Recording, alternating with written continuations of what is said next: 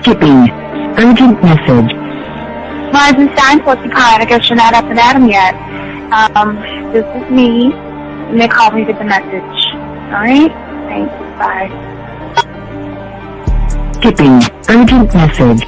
Trying to get a line to call you. It's been, so problematic for some reason tonight. I can't get a dial tone to call you. So this is my fourth location, and the phone went through. I couldn't talk about it because it was right there. So if you haven't gone this week, call me back. Thanks. Bye. Just wanted to say goodnight anyway. Alright,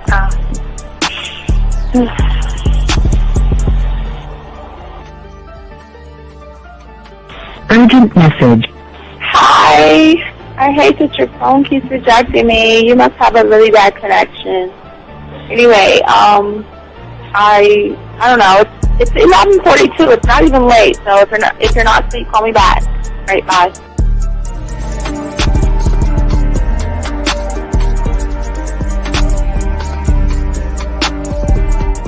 Skipping. Urgent message. This is Bree. Please give me a call when you get this message. It's just not even about being negative right now. It's about sorting out some very serious feelings that I had for you, and not being able to reach out and touch you and talk to you when I think it's necessary, when I deem it, emotionally necessary to talk. Not being able to do those things, I was not ready to subject myself to that type of, and I was not able to endure it. And I think the way you're responding is just making it even worse for me. So I need to talk to you with regards to that, and just, maybe the talk you suppose that we should be having, that needs to take place then, obviously. I don't know. Your reaction to everything is really disappointing. And I need to talk to you. So call me, and don't be acting like that towards me. That's probably the situation, how you normally deal with it, but that's just not going to work. So formulate your thoughts, processing, and all that, whatever you need to do, and call me, because I want to talk to you. I'm so falling in love, and it's not a good thing, because I know that this is ultimately not going to end. It's not going to happen. So I need to talk that through with you. I need to express that to you, okay?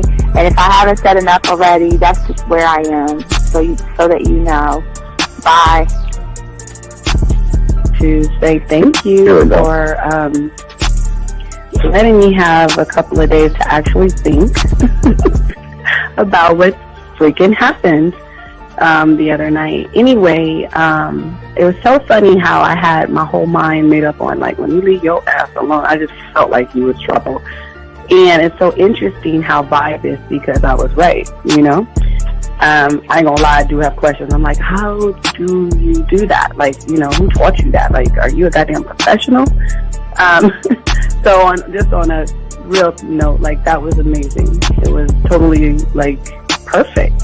If I were to vision what I want my man to be sexually, you would be that person, hands down. Am I mad at you? Hell yeah, because you know that you got those skills. So for you to do that to me, that was not nice at all. Because I was getting to know you in a whole different way, and it was cool too. That other way was also nice, So I don't know. It makes me more curious about who you are and what you're really about. I won't lie, But again, I keep feeling that vibe of how you gonna do me like that? That is not nice. So you definitely, at some point, will have to give me that explanation, because I'm just real curious. But that's it. I'm not, in any way meaning anything else. I think I'm okay. I'm staying away from you. I'm still gonna stick to that one. But I definitely want to know. I'm dude, are you on TV? Robert Frank and you're listening to the manmindset.com dating help for men with your host, Steve the Dean Williams.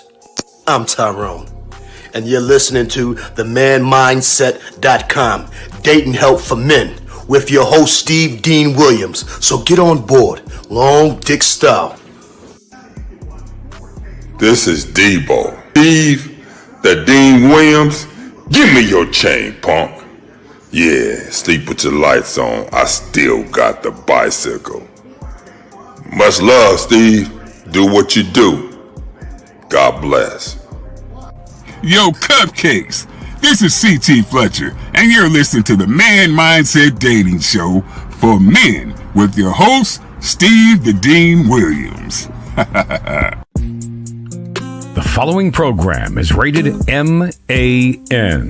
It contains real game, learning your value as a man, original ways to have her face in the pillow and her ass up in the air.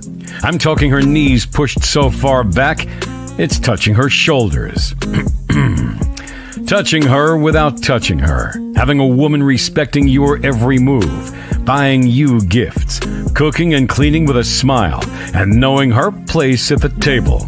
So, for all you human males, cupcakes, surface dwellers, and grass-eating lions, your discretion is advised. Meaning, if you don't like the truth, then go find a show that helps you cuddle, complain, and cry about women. Just get the fuck out of here. It is game time! We have come to the most critical area of masculine behavior. What? Tune in, is it time yet? I got more maneuvers than a Heimlich. Spit a verse as good as any rhyme get. Cause to be the man, it's a mindset. What's a mindset? You know mindset. It's the attitude from the thoughts of your mind. Proof that we all come from something divine. That's why you will always be one of a kind. You got the power, you wanna be winning. But in the beginning, you never was taught. You really already got everything needed inside you to get you whatever you want. But what do you want? What do you need? The women, the power, the money, the fame. Mentally, all of us one and the same. A student in life and I study the game. Take them to school, ooh, that was the move. See all these mean feelings, trying to be cool, true, that's what it do. With Steve the Dean Williams, he put the flavor up into my ear. Like damn, how I play myself again. Building up confidence if we all stop and just get up on this dating help for men. Cause a happy bride and a sad groom leaves a broken heart with a stab wound. That's why I get more ass than a toilet seat in the female bathroom. It's a mindset. It's a mindset. It's a mindset. Can't be the man with no mindset. It's a mindset. It's a mindset. It's a mindset. That's why I'm the man with a mindset.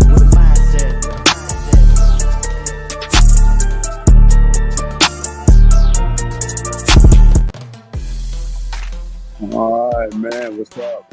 Yo, what's up, guys? How y'all guys doing, man? It's your boy, the Dean, class in session, guys. Just want to let y'all know the core classes are out. If y'all ready to start to learn the game, give y'all guys all a shout out, guys. How is everybody doing today? Gentlemen, again, like we always say, man, unlike a lot of these shows out there that regurgitate information, we keep everything in-house. So we just want to let you guys know, one thought, one mind, one way. All information we talk about is in-house stuff that no one talks about on the internet. And we just want to say what's up to all you guys out there. Don't forget, later on tonight, for all my guys overseas, what time? 4 East. 4 East. We're gonna be doing a ride with the Dean 4 in the morning. So we definitely gonna chop it up and gentlemen, have a good time. Do have a few text messages to show you guys as well.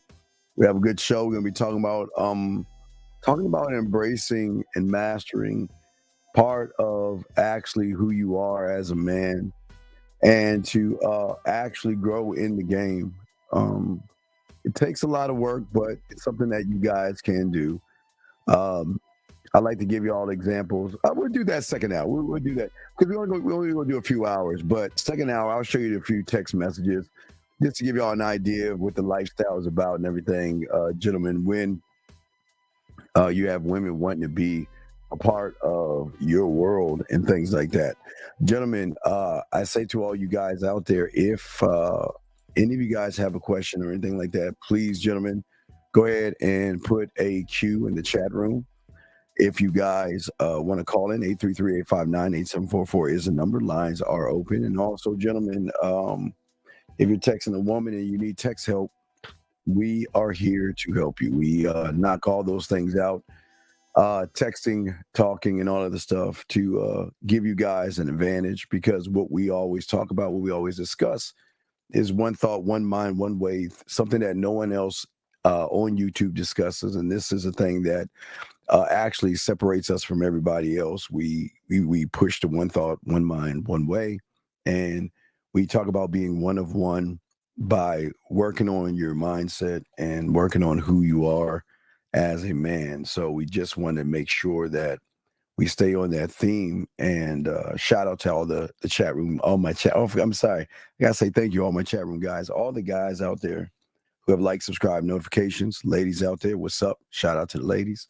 And definitely just want to say thank you, you guys. But we're going to get into it because we got to understand, as we are pushing towards the core and pushing towards working on ourselves, a lot of people are having trouble having understanding of actually who they are. And the thing about the game itself, gentlemen, it gives you the ability, and this is the beautiful thing about having game, and it's crazy how all these well, you can always tell those who don't have game, whatever, but the beautiful thing about the game that you will learn is that it will give you an ability to effectively perceive, control, and actually evaluate yourself while you draw in the emotions from a woman. I think one of the biggest problems that we're having is that we're allowing women to draw in our emotions and how we feel, how we think, and how we move. So we want to make sure that we give you guys information to change the narrative of how you're moving. There's just so much nervousness with you guys when it comes to women, when it comes to the game, and all those things. And we want to make sure that as we are learning these things and as we're growing and getting more understanding, is that the thing about learning about being one of one, it really relieves stress, anxiety, because you're moving from an area in which you don't even know actually exists, and that's actually your core. And when you are connected with the core, it changes a lot of things up, because what it does is it allows you to really connect with yourself. And connecting with yourself on the levels in which we're talking about, not just the conscious or subconscious, we're talking about on a deeper level that women are not even used to. And these are the things that draw women to men. When you have you guys right now don't understand that you can break your stereotype. And the stereotype is that a lot of you guys are just nice guys who are scared of women. But those that have game break the stereotype because they're not trying to conform to a woman's expectations. Remember, guys, women have expectations, but their expectations have nothing to do with those who actually have game. It doesn't. And the thing that women love about men is that how you move for yourself, okay? And the society in which one creates is a society, but that society is actually what we call a society of one, okay? That means you are no longer comparing yourself to other people. You're no longer comparing yourself with situations and things like this. But in this, it will create a side of you where it's going to be kind of hard to relate to other people because you're so busy working and building and creating and crafting and sculpting who you are. You're not really going to relate to other people based upon your flexibility.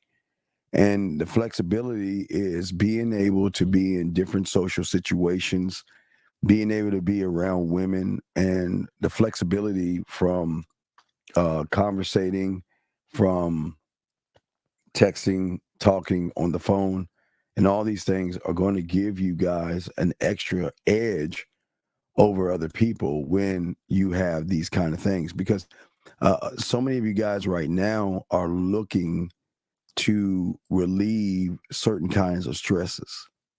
And if you look at your stress right now, the stress is based off of the experiences that you have. It is when you get in a situation that you don't know anything about that makes you it overwhelms you. And not only does it overwhelm you, it stems from, or it's rooted from, a lack of control. And it's not even that. It's basically how you feel. And there lies the problem. You should not feel anything when you see a woman. You should already say, okay, this is what I have to do. Just like you opening a door, just like you flipping on a light switch. Okay. But for a lot of you guys out there, it can be an awful feeling. And it can be so awful and so bad that you run away from the stress, or run away from the woman, or run away from the situations. And that's something that we'll definitely talk about. And gentlemen, if you have a question, please put a Q. If you want to call in, we got you covered. But we want to talk about these things. But we also want you guys to understand that all you guys, and again, this is the beautiful thing about being one of one. Most of you, or I would say the majority of you guys, have been born with this gift. You have the gift. We just have to show you how to unearth that gift. Okay. And what happens is when you start to listen to people who don't know what they're talking about, it really flips and destroys most of the knowledge that you actually have.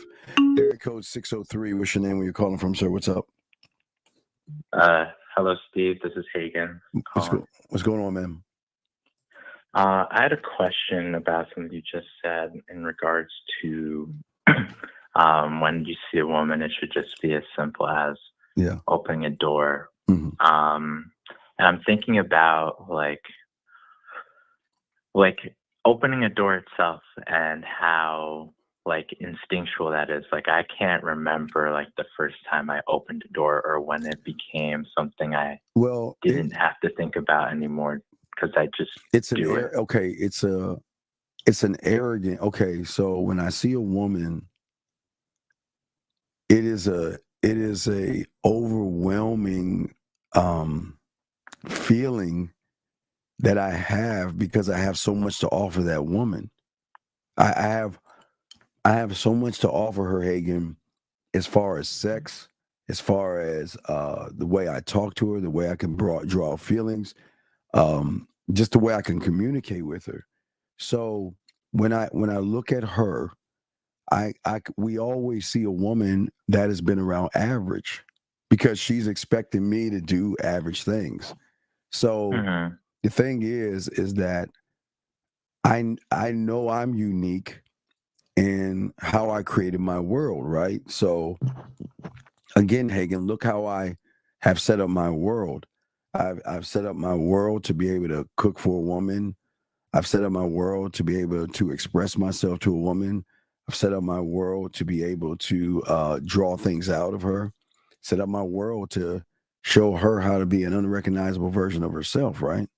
So it's just an insatiable desire that I have to conquer, right? It's just to me, the conquering and wanting land over sex, to me, is just for me, it's a thrill. It should be something exciting for you. You know what I mean? It should be something where, okay, you see it, right?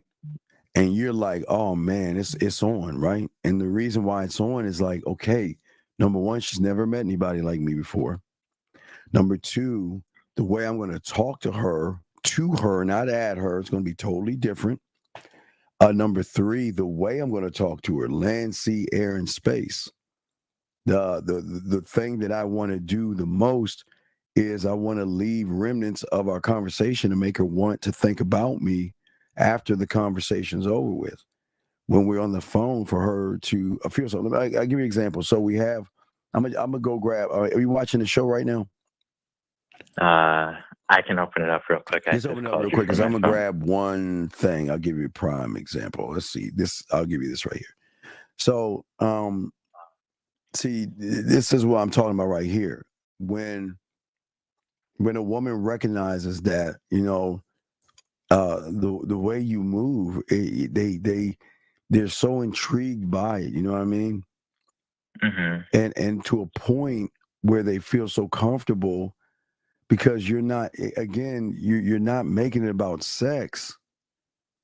You're not making it anything about sex, but you're drawing things out of her in an emotional way to drive her behavior through the first time. Hagen, do you know how good it feels to give women free will, to say that you can decide what you want, and whatever you choose to decide has no meaning in my world. But if you want to fuck with me, that I'm going to go ahead and I'm going to fuck with you on a whole different level. And what I'm saying, Hagen, is that you know this. I mean, you know that, I mean, I've got the Sexoween. I've got the Easter thing. I've got all these remarkable ideas, the violin, the guitar strings, the clockwork, all these things.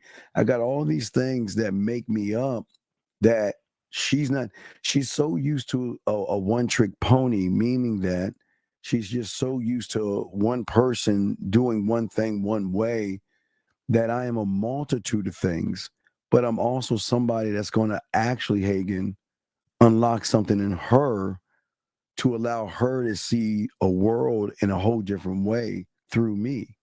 So why would I be nervous about that?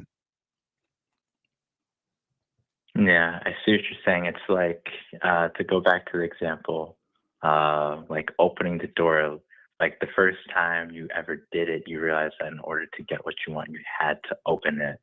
In the same way, just thinking, like when we learn like our letters and alphabets, we don't think about each letter that we write out or spell, because it's learning those that allowed us to go after what we want arrogantly enough to communicate ourselves. So like these are the things I need to say or use to get my point across. Well, yeah, because all I'm doing, Hagen, if you think about it, is just expressing me. I'm saying that I am not like anybody else. I can't be. There's nothing that I can do to be like somebody else. I'm just saying that I'm not going to force you. I'm not going to force you to do it. But the way we interact with each other is going to draw you to want to know more about me, because you're not used to just. But look at the behaviors. Think about the arrogance that we have as well. I mean, she just can't get her way with us, right? We're not going to sit around and kiss her ass, are we? We're not going to run behind her or anything like that, right? Which is something that she's not used to that. She's not used to, exactly. So if she's not used to, and again, we don't, excuse me, I'm not trying to be, you see what I'm saying? I'm always going to be me, but me is a multitude of me. It's like a multiverse of me. So every part of me is different depending on what me I like to show her. I can show her a million me's, right? From just listening. But again, another thing is that she never met a man that actually listens. She's never met a man that can actually talk to her. Never met a man that can take information. Never met a man that can actually hold a conversation without wondering, oh my God, if I say something wrong, she's not going to like it, right? So the thing is, now watch this, I am myself regardless, meaning that I'm not trying to find a combination code to get her pussy. I'm not trying to get her to want to be with me. You know what I mean? I'm not right. I'm not trying to do anything. The connection I have with myself is I just understand me, right? But in understanding me, I do understand where the majority of guys go wrong. They're so pussy based. You see what I'm saying? They're so I want to fuck, which is not bad, okay? But what's behind that door? I mean, women love sex, yes, but women want to feel or have some kind of a, and I'm not going to say a romantic connection or anything, because she doesn't have to have a romantic connection, but I'm saying that she's got to be able to connect to you in some kind of a way that's, I mean, because, okay, Hagen, think about it. Think about how many guys daily try to get at a woman. I mean, think about it in every way they possibly can, right? Uh-huh. And if they're trying to get at her every way they possibly can, then what's the separation? What is the one thing that is going to separate you? Now, one can say my height can separate me from someone, and someone can say my job can separate me from someone. But at the end of the day, I'm not my height and I'm not my job. I'm me. Yeah, I see what you're saying. Yeah, so it's you should never, it should never be nerve-wracking. That going and talking to women should be now I know it's gonna sound really cocky and fucked up. Yeah, I know it's going. I just want to warn you, I was really fucking cocky and fucked up. But it should be an honor for you to meet someone like me. And I know that sounds really fucked up, but think about it. Think about what I can do for you on such a mental and emotional level without even putting my hands on you. So it should be an honor to meet me. So why would I be nervous to give someone an opportunity to fuck with me? I mean, and that's the only way you can have to think about this. You cannot go into this thing saying to yourself that she's the opportunity. I've got to get on her level and I've got to please her. Why would you say that shit? Yeah, I see. Yeah, that the whole thinking that way is flawed because you're not focused on the right thing. You're focused on her when it should be what you bring. Well, but Hagen, what people don't know, the thinking is built in to be flawed. You are trained to fail, and that's what you don't understand. You're trained to lose because you are trained to realize you don't have any value unless you have a piece of pussy wrapped around your arms, or you have a woman that is interested in you, and you're trained to feel that my self-worth is based upon a woman. And if then what does that do? That puts a lot of pressure on you. You see what I'm saying?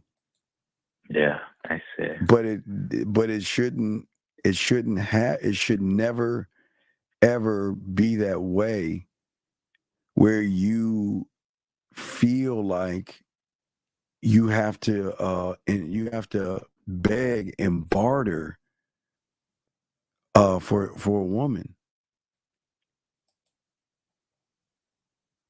Because every decision that you make, Hagen, is going to tell her the story or show her the experience in which you operate in.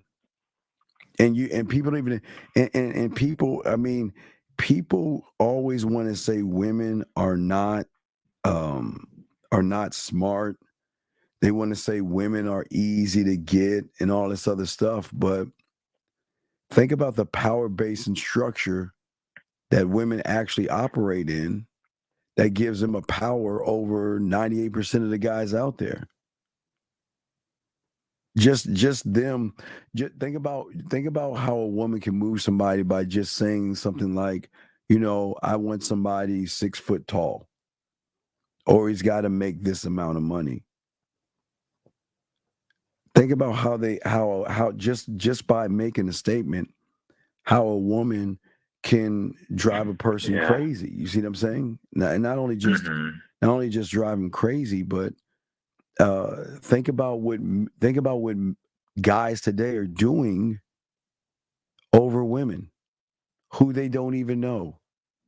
And again, think about this. They don't even know. They're saying that, you know what, I'm going to go in the gym and I'm going to work out and I'm going to work out for a woman I don't even know. And I'm going to wear all these nice clothes and I'm going to work hard to get these nice clothes for a woman I don't even know. And when I meet a woman I don't even know, I don't even know what to say to her because I'm so caught up in her beauty. I don't even know what to do.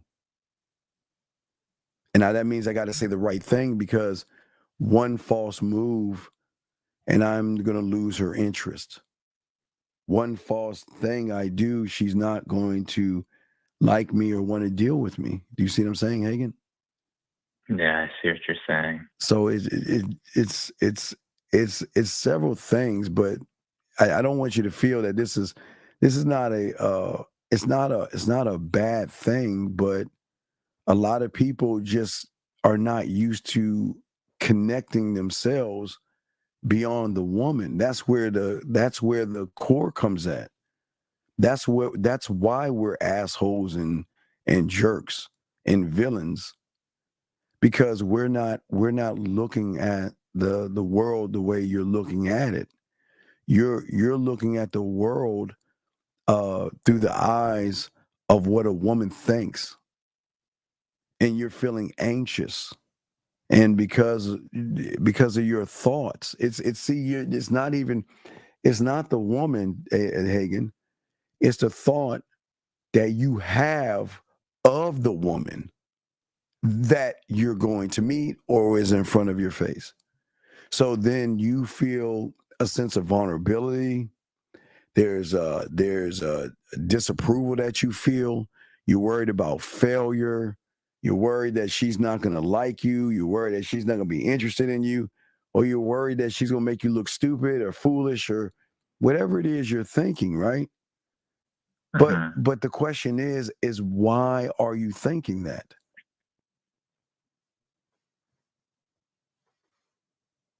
Does that go back to the fact that we were like set up to fail based on we made the choice to set up to fail, because what we decided on doing was the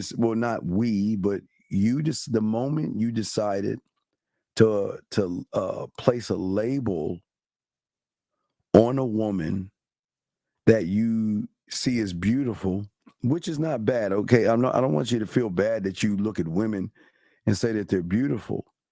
But your problem is once you put that label and then you see something that you see as beautiful, and it shifts everything.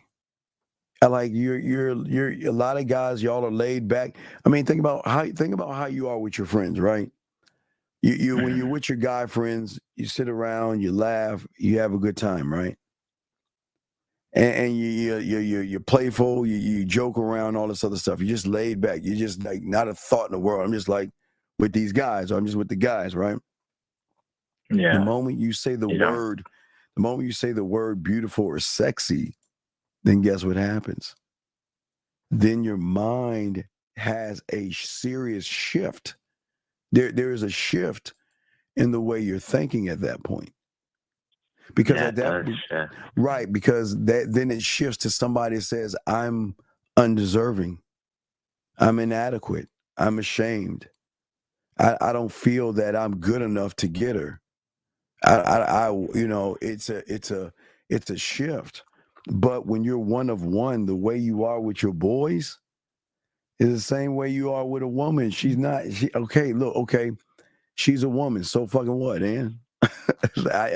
But again, it makes you the villain to think this way, but the villains are the ones that women actually need versus want.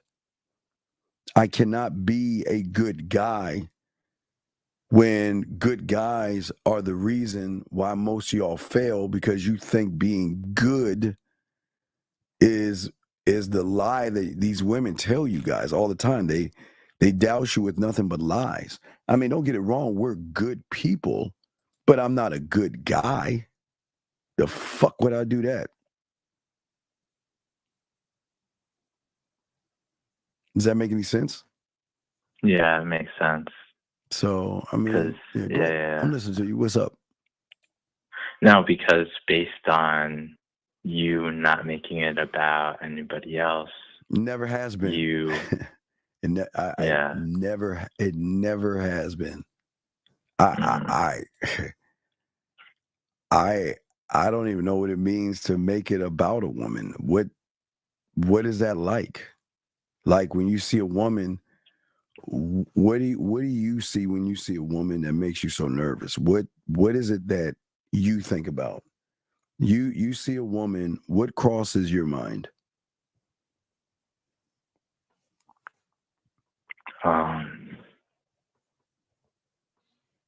It could be something as along the lines of whether she's too occupied or she's doing something. Where okay, that's fine. But where's the proof of the assumption? There's no proof until you find out. So then, if there's no proof, why make the assumption? So what I'm saying is, if you think about it, okay, so I see a woman. I'm not making assumptions. I'm looking at the facts. The fact is, she never met me. The fact is, I'm 1-on-1. The fact is that I'm a bad motherfucker. The fact is that she gets to be a part of my music park if she's worthy enough of me. Those are the fucking facts. But did I ever say anything about her? No. Why though? Because you're looking at you and not her. I'm always looking at, again, I'm always looking at me. Why would I look at her? Why should I? Why should I look at her and not look at me? There's nothing wrong with looking at her. I like to look at her in the shower, and I like to look at her undressed, and I like to look at her body. Don't get it wrong. I like to look at her, but I don't want to look at her if it's going to do something to me. But what I have is this thing, a drive from my core that says, listen, no matter what happens, you left it all on the floor at the end of the day with her. You have given her and positioned yourself to give her the opportunity to change her fucking world and to change her life. For the first time, she's going to be with someone that she is going to be connected with on a level that she's always wanted to be on. Bridges of Madison County, right? Yeah. So if I know I'm like that Clint character on Bridges of Madison County, what do I have to be afraid of? Nothing. Because you bring everything. I bring everything, but I also, we like Fifth and Zag and I were talking about yesterday. But even though I go up to you, doesn't mean you're still worthy, because once I realize you're either a waste of my time, right? You're either a waste of my time or you're not worthy of me, I move on. I'm not, you've got to have a kind of a relationship with you to say that just because she wants to fuck with me doesn't mean she's worthy of me, worthy of my time or anything. All women are not going to be worthy of the king, right? Yeah. But how is she going to find that out if you're making her God by putting her on this pedestal or this throne? You can't find out. You can never find out, because that's saying that I'm unworthy, you're worthy. So what do I have to say or do to get you to connect with me? And that's what makes you an asshole. I mean, we're not mean to women, but I'm not running behind a fucking woman, dog. I'll never do that shit. I don't even know how to start. I don't even know what direction to run in. How does that even work? That's why, again, people don't understand. Women don't want to like do dinners with us. They don't want to do the traditional things. What is a traditional thing?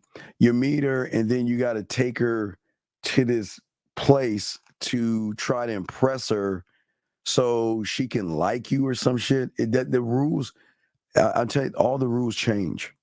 They're never the same. The rules in which we operate in, you're rarely going on dates. You're just spending time together. It's not even a date. It's like you're like just spending time with each other. But but in your mind, Hagen, you're saying that, well, I want to take her out because I want to show her why she should like me or something. I mean, you have your reason, but I hope that makes sense to you. Yeah, it makes sense. All right. So do you have any other questions or anything other than that, or a statement on that? No, that makes sense. I'm starting to connect a few more things now. So yeah. Right. So you got the first core class, right?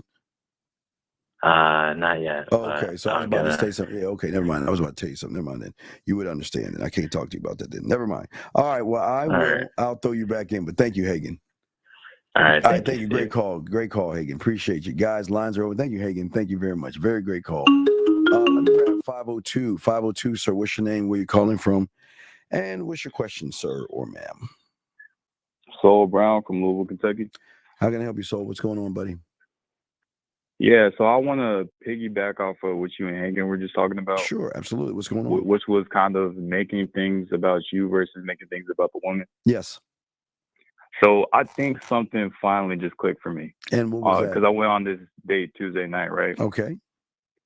And I want you to just give me some clarity, all right? Sure. So you know how you talk about algorithms? Yes, but I want to bend the reality and break her algorithm. Yes. So I kind of want to talk about my algorithm to see if this makes sense, right? All right, what's your algorithm? So every date that I went on before I got the pathway, right? Yes. Operated on this algorithm of what should I say to her? Well, and wait. Okay. Choosing those. Wait. Okay, let's take one thing. Why is that bad? Yeah, that's exactly what I want to talk about because I don't think about what I should say. I'm just going to be. See, okay. Okay, so I'll let you finish, but. So you know how you talk about doors. So what I was thinking was like, what's behind the door of what should I? And behind that door is I'm not good enough, right? Well, yeah, that's what I'm saying. When the moment you're saying you're not good enough, everything that you say out of your mouth is coming from a position of I'm not good enough. So yeah. So I'll give you. Let me show you another thing. Okay. So here's another thing right now. So let's look at the message that she's saying. Again, this is women reaching out. Good morning, sexy. Had so much fun with you last night. You're really a blast. You see what I'm saying with the emojis. Yeah. So what I'm saying is that when you know how to express yourself, it is a fun, exciting time for a woman because for the first time she actually gets to enjoy a man. Because she should have, and this is the problem. You guys are not giving women butterflies. But go ahead. What was you saying? So you were saying to yourself, go ahead, sir. I'm listening. Yeah. So I was saying, so this algorithm of what should I say? What I'm figuring out is that algorithm produced these things called feelings, right? And then what I did was label those feelings. Yes. Fear, anxiety, nervousness, right? Yes, sir. So something changed recently, right? Okay. Because I went on this date on Tuesday. Okay. Yeah, so what was different was the algorithm that I was operating on. Because for the first time, even before the day even happened, all I was thinking about is what do I want versus what should I, right? Well, what do you want? So what is it that you wanted? From the day. So Yes. that's sort of No, I'm the just question I was trying to Right, answer. but I ask you, what did you want? I wanted to figure out if she's worth my time. There you go. So you didn't want the sex. You just wanted to see if she was worth your time. Yeah. So okay. you know, usually when I go on these dates, right? Yes. I'm thinking about what do I say, what should I say, what do I do, right? And it creates all this anxiety. But for the first time, I got there early and I wasn't really thinking about anything. Does that make sense? I'm listening to you. So when she shows up, I was just moving. And this is the first time I moved this way, right? So it was just weird to me because what you and Hagen were just talking about was not having to feel anything, right? Right. So this kind of leads me to my question. Why is it that I'm making things about me now? And why wasn't I able to think this way before? Well, because you weren't a student, but you weren't a student of the game, though. Yeah. So remember, your concept came from, and if you think about it, before me, there had to be some manosphere red pill people, right? Right? Yeah, definitely. Right. So let's look at your mindset. You were following people that were teaching you to hate women. Yeah. So part of you was, okay, women bad. But your algorithm and your reality was women weren't bad. It was just I can't get women, so I need to come up with something to make me feel better about myself, knowing that it's really I'm the problem. So what you started to do was you started to run away from the problem versus looking in the mirror. And then when you started fucking with the real ones over here, you started changing and started focusing in the mirror and started taking accountability. Yeah. Because up until now, it felt like I'm gonna be honest. I just started thinking this way after this date, right? That's kind of where all the stuff I've been trying to study has come together, right? Yes. So I feel as if I'm not even gonna say I'm in the game now, but I feel like I still wasn't, even though I was studying the pathway, I wasn't even in the game because I was still making it about her up until now. Does that make sense? Right. When you don't have, or when you're not rooted in yourself, what happens for a lot of young men is that they're going to make it about women. You just have to, because you have to focus. You have, no matter what happens, there has to be a focus on something. Your mind has to concentrate and line up on something. So when you're all over the place and you don't know who you are, you will always focus on women. But also the thing is that the problem is that there are parts of you that you're kind of like ashamed about and you don't want people to see, right? So you're trying to cover those up. But someone that has game is, I'm saying, I'm going to show you everything. I'm going to show you everything. Why? Because I want you to have the free will to make a motherfucking decision off of a motherfucker keeping it 100 with you. I'm going to keep it 100 with you, and I'm going to let you do that. But when you're ashamed of it, what you'll do is you'll try to cover it up with your muscles, your clothes, your cars, or anything like that. But a lot of people don't understand that. They have things that they're worried about. A lot of people worry. They're saying, well, I might not be her type because I'm too short, or I'm too fat, or I'm too ugly. So you're focusing on the wrong thing. So the thing is about the game in your core, it's the thing that's going to have all your hidden talents and your abilities. But what you have done is because you don't believe in yourself, you run away from those things, whereas a man runs towards those things, which makes him fucking arrogant as hell, like a prick, arrogant prick. Yeah, I feel you. It's so the reason I called in to ask that question is because, you know, when you first come into this, you say have an open mind, don't have any expectations. So wait, and just learn. walk me through when you saw her. What happened? You said what? When you saw her, what happened? What'd you do? I just moved. When I saw her, I took her hand, spun her around, told her that she looked good, that she smelled good, and brought her into the place that I was taking her to. And we just talked. We just talked for a while. Now, what did y'all talk about? Me. And we talked about me, and what I was trying to figure out how she could be worth my time, basically. And I didn't really I was just using like conversation courses and stuff, so I don't really know how to articulate that. Does that make sense? Yeah, it does. Yeah, but so this is what I'm trying to figure out, because you know how you said have an open mind about the game and just learn, right? Yes. So I came in thinking I was gonna learn truth, right? So from what you was gonna learn what truth? You said what? You say you're gonna learn truth? Like for example, it feels more like to me the truth was always there. Of course, but I just been believing in a bunch of lies. Does that make sense? Well, yeah, because you lied to yourself, lived lies, but you were trying to cover up what you felt were inadequacies in yourself. Yeah. See, the moment you say to yourself, I'm not good enough, that creates the lie. Because you actually are good enough.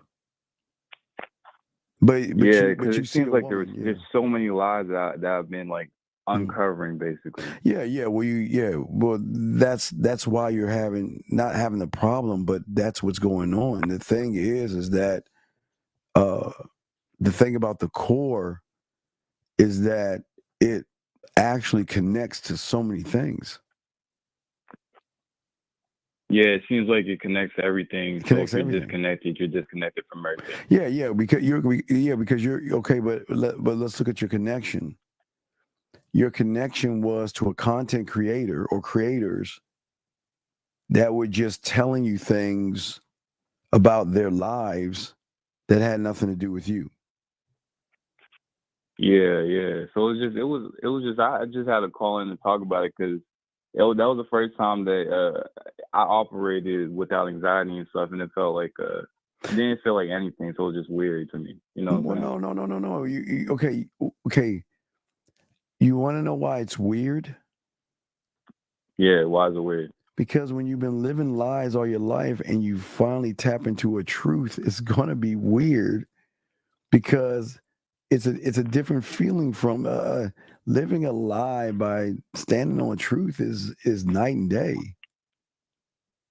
Yeah, because it feels like it was always there. It's always been there. It's always been there. Nobody wants to tell you that. It's always been there. But again, your mind is only going to let you have access to what it believes you should have access to. Yeah, I see. But that, to be honest, man, that pretty much answers all my questions. I got some other questions about the date, but I'm gonna call on the back end. That's fine. Okay. Well, if you want to ask one, I can answer it. But if not, you can do it on the back end. It's your call. All right, I'm gonna ask one real quick. All right. Sure. So I'm kind of confused about how women react to you when you move this way. Okay. Because I was using some of your texts. I was using the conversation courses. Yes. So on the date, the way that she was reacting, she was kind of I don't know what the word is, like maybe really intrigued by me, basically. Well, and that's a bad thing, right? That's a bad thing. No, it's not a bad thing, right? But this is where I got confused, because you know how you talk about the end game? Yes. So since my end game changed from just wanting to fuck, right? Yes. I couldn't this is my question. Do women have their own end game when they're in front of a man? Well, here's your answer. I don't give a fuck whether they do or they don't. Yeah. I figured that's what you would answer. Right. So when you're saying she was enamored, what was she doing to show you that she was enamored by you or intrigued by you? Her body language, what was she doing? The way she was looking directly at me. She's like full. Okay, so when she looked, okay, wait. When she did that, what did you do? I said, because I said something, and she was blushing. I was like, "Are you blushing?" Because I couldn't tell she had blush on or she was actually blushing, but she was really blushing. But I'm showing you, what did you do? I took my hands and I put my hand on her face. I told her that was cute and that I liked that. And I asked her, what was it that I said that made her blush? Okay, stop. There, you fucked up. Yeah. Don't ask someone why they're blushing. Enhance the blush by letting her know how sexy she looks in the moment of blushing. To let her know that you're free to blush and smile around me. And I'm going to recognize those things in you. But when you're saying, see, the problem is you were trying to seek validation. You kind of fucked up. If a woman is blushing and smiling, don't ask why are you blushing and smiling? Because at that point you're trying to seek validation. They're gonna blush around you, and they're going to do all that stuff. You see what I'm saying? Yeah. I definitely made little mistakes like that a couple times because I just didn't I was just not used to that sort of reaction. But you gotta get used to that. That's part of the game. They're gonna blush. Like, I'll give y'all another one more thing. They're gonna blush. Like they're going to say things to you and let you know that, you know what, I'm fucking with you. Okay, I'm down for you. So what I'm saying is, she said a bunch of things that threw me off guard. To be honest, tell me one thing she said. One of the things that she said was, so we were just making eye contact, and she says a statement. She says, "You want to make love to me." Okay, she said, "I want to make love to you," right? I would have got. She said, "No." She said, "You want to make love to me." She said, "You want to make love to me." She said that to you, right? Yes. Yeah. Okay, and what did you say? I said, "What makes you think that?" Okay, again, you're asking questions. Yeah. So if a woman's saying to me, "Do you want to make love to me?" I got it in my head. This unscripted. I'm gonna slide over to her and I'm gonna get in her ear and I'm gonna let her know that, you know what, baby, I'm already making love to you. You just don't know it. Every smile and every look that you're giving me is one piece mentally that you're taking off. And no, listen, and by no means am I trying to make love to you. I'm just trying to give you an idea or a sample of what it's going to be like when you decide that you want to take it to that point. But until then, allow me to have samples of you to enjoy you. Let me have another sample of the way you blush, the way you smile. I mean, oh my goodness, look how you know what? I need to back up a little bit because I'm gonna say something I shouldn't be saying right now. You see what I'm saying? Yeah, she was saying other stuff like that. I just feel like tell me something else. Tell me something else. What else? Tell me something else she said. What was another thing she said? Yeah, so after she said that, after I asked that question, she says, "Because you already are." I could have did something with that. She said you already are, and say, listen. Say, no, I'm not. Say, listen. The thing is, don't get me wrong. You are absolutely gorgeous. You're sexy. I love everything that you're doing. I love this moment right here. But I'm not here to make moments. I'm here to make memories. So allow me to keep peeling back those layers and learning more about you. All that other stuff will come in this time. But right now, I want to just make some time to show you for the first time you're around somebody that's actually trying to really see what's behind that door of yours. And that blush is giving me access to you. Give me something else that she said. So she was looking at my eyes and then she started saying statements about my eyes. So she looks at my eyes and she says, "You know what? Actually, you know what she said? She likes poetry, right?" So she said she wanted to talk poetry. Okay, what did she say? Okay. All right. So I said, "Okay, talk poetry to me. Tell me something." Okay, what did she say? Was like, so she said, okay, I wasn't going to do this at first, but she said, "So because she was staring at her drink and she was thinking about something. I was like, okay, what are you thinking about? And she says, I'm thinking about poetry, right? So this is what she says. Okay. She says, wait. I have my Okay, glass in my pause. hand. Pause. Let me show you this. She's I'm thinking poetry. She has a drink, right? I don't mean to interrupt you, but I got a poem in my head right now, and I've got a dirty confession to make. I'm looking at you. I'm looking at you, looking at that drink, and what I'm saying to myself is, you know what? I don't know. Wait, what was she drinking? What was she drinking? She was drinking a sangria. With Sangria. Okay, so I kind of know what a sangria tastes like, but the poetry I'm thinking about is the poetic thing of you tasting that sangria and let me taste in your lips so I can see how that sangria is going to taste off your lips. To be able to take a moment and slowly connect with you, touch you, and kiss you, and see, is it the sangria that is intoxicating me, or is it that your soft lips and your skin is drawing me closer to you on a different level, where I want to give you a sample and an intoxication of what I have, my liquor, my drink, me. But I'm just saying, I mean, you can go there. I'm just saying, but that's another level. But I'm saying, so she's saying that to you. Okay. All right, she has a drink in her hand, right? Right. Yeah, but you said she wanted to talk about it. But you said she looked down at the drink, right? Right? Yeah. So basically, she said she was going. I said talk poetry. Oh wait, no, wait. She looked down at the drink. All right, the curve. All right, you always talk about this curve right here. The moment she looked down at the drink, you take your curved thing, put it right near her chin, and bring her up to you and say, "Baby, I'm right here." I'm not down there. I'm right here. Yeah, I feel you. And you look right at her motherfucking ass. All right, but what else did she say? So she says, this is what she says after I tell her to talk poetry. So she's looking at her drink. Mm-hmm. She takes the straw and she has her drink and she's stirring her drink. And she says, what I'm thinking about right now is this drink that I'm drinking and how it's making me feel. And I have my hand around her. Okay, you're stirring the drink, how it's making me feel. Yeah. What should be the reply? Come on, I want you to think on top of your head. Stirring the drink, how it make you feel. And so wait, I wasn't. So let me go on. So my hands around her back, and I'm slowly grazing her back while she's talking to me, right? No, wait. So I don't know. How were you grazing?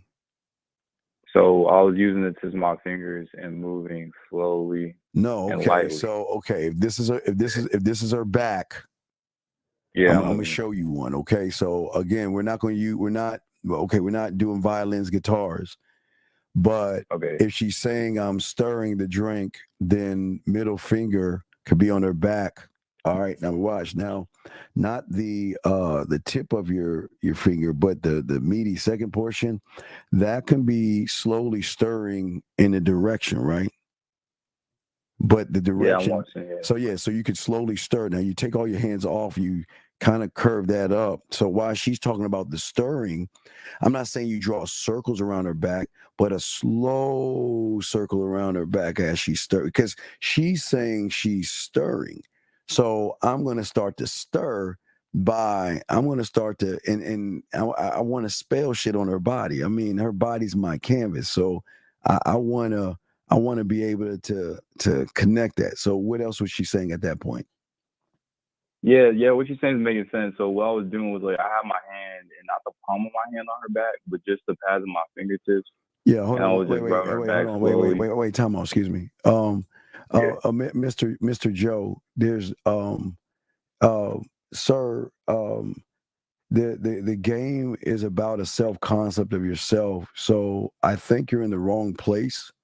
So I'm gonna go ahead and let you out, but this is not for you, dog. You're a fucked up individual, so you gotta get the fuck out of here. But anyway, I'm sorry. So go ahead. So what else were you saying to her? Yeah, so this is where I said I messed up, because what she did was she took what was happening and turned it into poetry. Okay. Because I was rubbing her back and she talked about the and drink. then what happened then? I just listened to what she said. What did she say? Okay, but what did she say? She says, what I'm thinking about right now is how it feels with your fingertips rubbing my back and how it feels on my skin. Okay. And how it's making me feel. She says this is what she said. She says, how it's making me feel warm inside. All right. Now, okay. So I would have scribed that. I would have left her a voice message or a video the next morning, or let her know. Again, the confession. I was thinking about what you were telling me about how it's make you feel warm inside. Well, I'd like to go ahead and continue this again this weekend, maybe at your place or my place. Yeah, I see what you're saying, but you gotta lead that shit, dog. Man, there was a bunch. Man, Steve, there was a bunch of little things she said I could use, but it's just I don't know. I think I need to more just work on like poetry and stuff. Yeah, you gotta work on your game, dog. It's all game, though, man. You just gotta work on it. Yeah, but respect that. I'm gonna call back in a little bit. All right. Thank you. I'll throw you back in, guys. The man mindset. That thing, good call. Appreciate the call, guys. Lines are open. I go ahead and answer a few questions. But gentlemen, as I said before, y'all, you guys have to understand that a lot of young men who are blind to think game is dated. Game has no date. It has no color. It has no religion or political affiliation.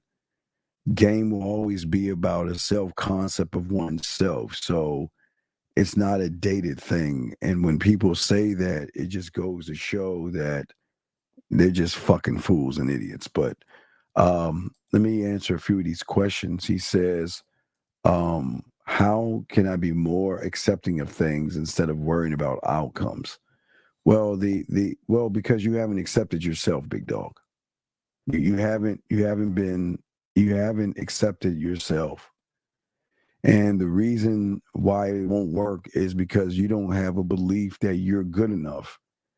So your outcome, well, let me grab this call right here. 443, sir. What's your name? What's your question? What's up? Yo, what's going on? This is Tim from Maryland. How can I help you, sir? What's up? I just wanted to say I appreciate you, man, because you remember the analogy that you always give with Wanted, of like Morgan Freeman saying that I don't remember the other actor's name. Yeah, the line inside of you. Yes, sir. Yeah, man, and like I'm starting to like catch myself. You know that moment, like you don't know, but I'm saying the moment where you, the moment where you're, it's like you can. I'm starting to catch when I hold back, and I'm starting to fix it, and like. I wanted to say I appreciate you for like. Well, no, it's not about appreciate. You don't have to appreciate. I mean, I appreciate you appreciate me, but the game is not about appreciation. And I listen. No knock on what you're saying, but yeah, you got to keep moving forward. You see what I'm saying? Always. Yeah, right. Okay, but no, I'm listening. Did you have a question though? I wanted to ask you. So, I know I asked you before, but like for the core, right? Am I picking this up where, like, let's say if I'm on FMA 3, Conversation 3, do I pick up all the way up to, like, for my core classes, do I catch up 1, 2, 3, and then catch up with all my 3s so that way I'm leveled out? You can do it that way, but remember the core is the base of everything. So I start with the core. Well, you can start where, remember all roads lead to the same place. So you can start and add that into the pathway. Yes. Yes, sir. Okay. Well, just throw me back in. I appreciate you. All right. Thank you, sir. Great call. Thank you, sir. We'll throw you back in. Thank you. So let's get back to this question right here. So again, you're just not accepting yourself. And until you actually accept who you are, you'll never be able to move a woman the way actually a man can move a woman. Question right here, he asks, why would a woman hit me up after 8 years? Co-nesting? Co-nest? I don't understand what is he saying? I don't understand what you mean by what you're asking. I don't understand what you mean. Y'all, why do you care? I guess I don't know. I don't know that. I don't know why would you care what a woman's doing? Yeah, Peach, I don't know what that means. I have no idea what it means. So, guys, I have another question to ask. I have no idea what that means. Anonymous, what's your name? Where you calling from, sir or ma'am?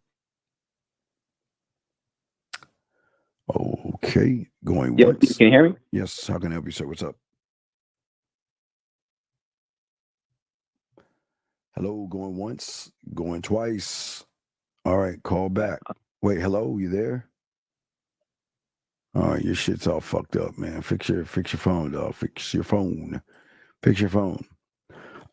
But also, what I want to talk to you about as far as connecting with yourselves, gentlemen, is also one of the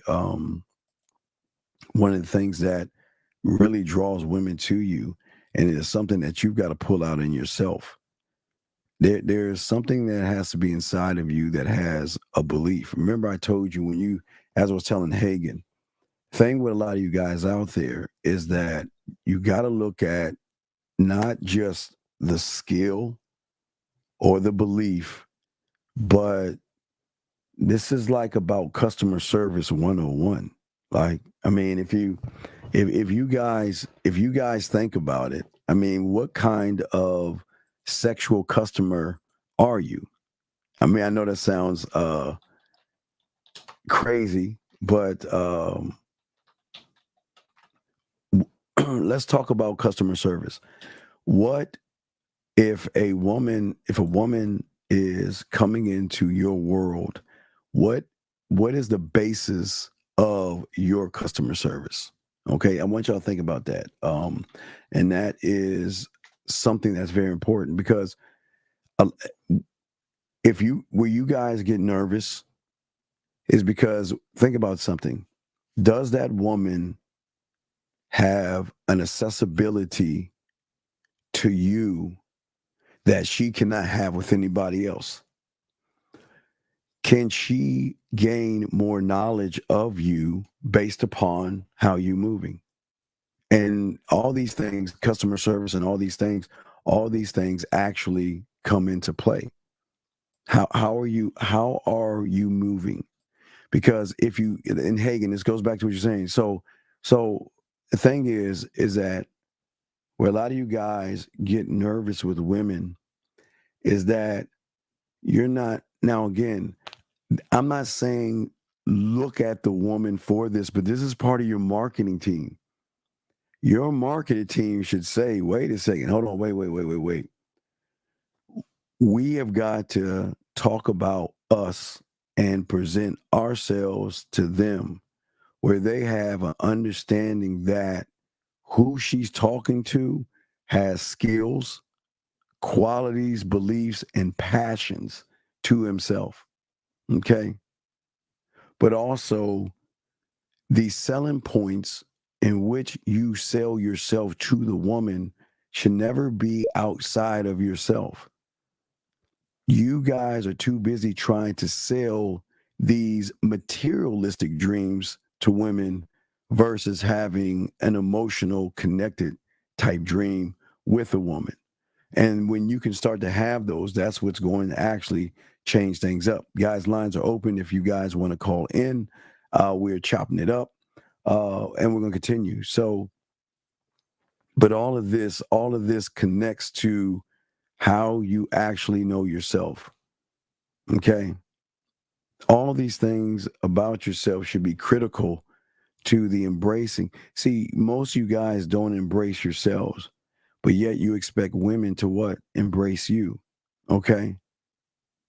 The thing is that the most important thing that you have to be is authentic.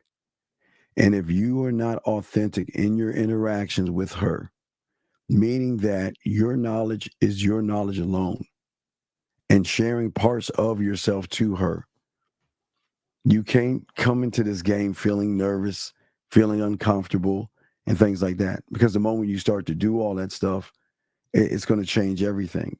It's going to absolutely flip everything. It's going to turn everything upside down.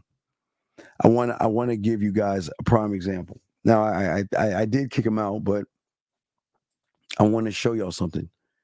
This is what I'm saying. So when you have a person that worships women and doesn't know about women, what he is going to do is he's got to come up with a story in his head about how women are to him. And what that guy did, I still have it. I just want to show you because he's gone now, but I want to show you this. See, he's saying old 70s Game. As I told you guys, Game doesn't have a time limit. Game will never have. But gentlemen, why does Game? Why? I want you to understand something. Why doesn't Game have a time limit?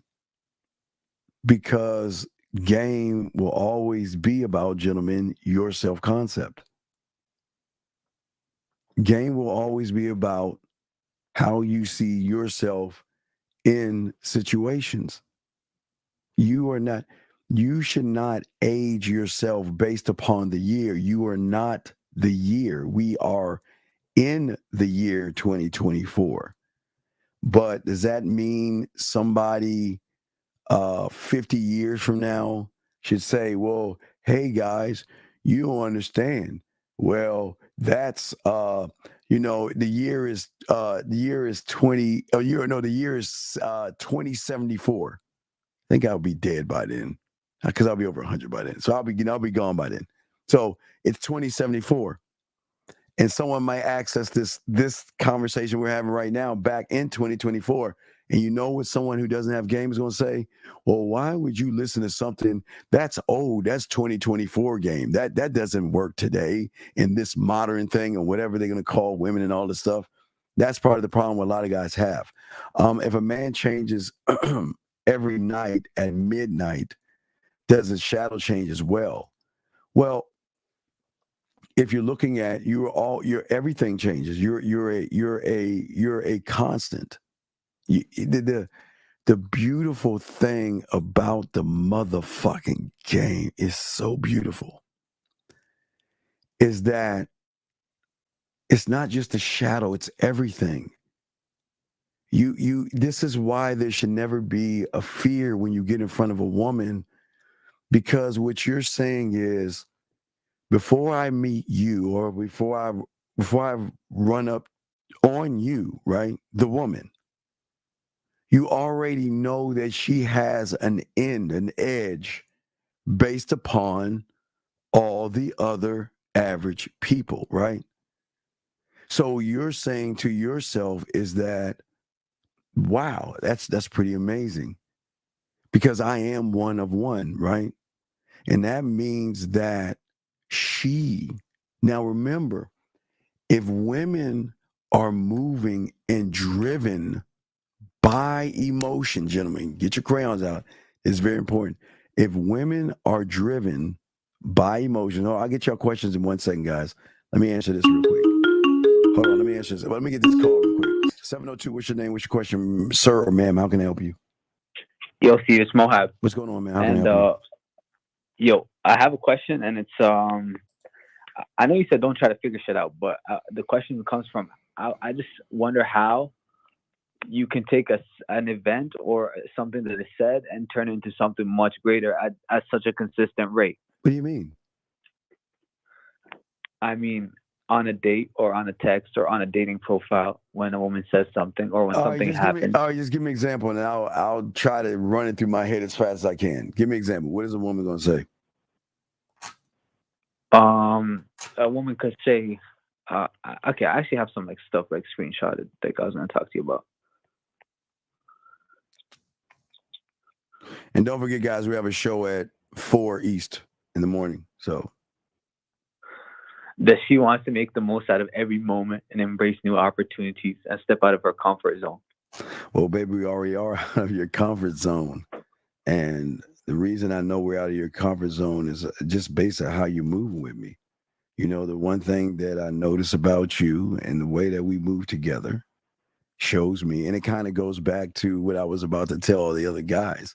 The thing that I'm noticing about you that I enjoy so much about you is that I know. No, wait, watch the moment. Before I even say what I'm saying, I want you to see, because it's going to kind of connect to what I'm saying. So, what a lot of people don't know and don't understand about women, okay, is that the majority of women out there, because I don't want to fucking generalize, but the majority of women, when it comes to their emotions, are repressed feelings, desires, and all that. They're repressed based upon average guys, right? They're repressed. So I'm not the key to unlocking the door.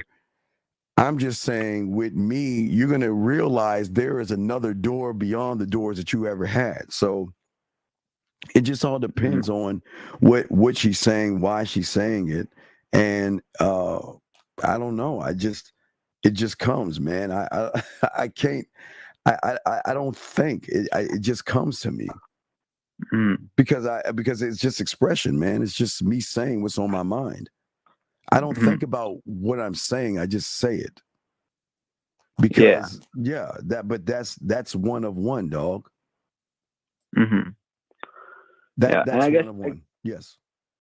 I guess you're just at such a high level because right. I feel like right, but okay, it's at such a high level because these women are okay because they're repressed on their emotions. I'm saying that allow me to get a little land. I just want some land in your mind.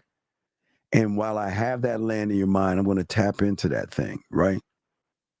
And what I'm saying is that I'm trying to release what is suppressed by letting you know with me, you can be not only what you want to be, but what you don't even know you can be. Remember, we elevate and educate, right? Yeah. So if I'm one of one, I'm saying with her is that I'm not trying to change you. I'm just trying to appreciate. I can see things about you don't see in yourself because of the level we're at, right? So you have a woman that's emotionally repressed. I mean, think about it.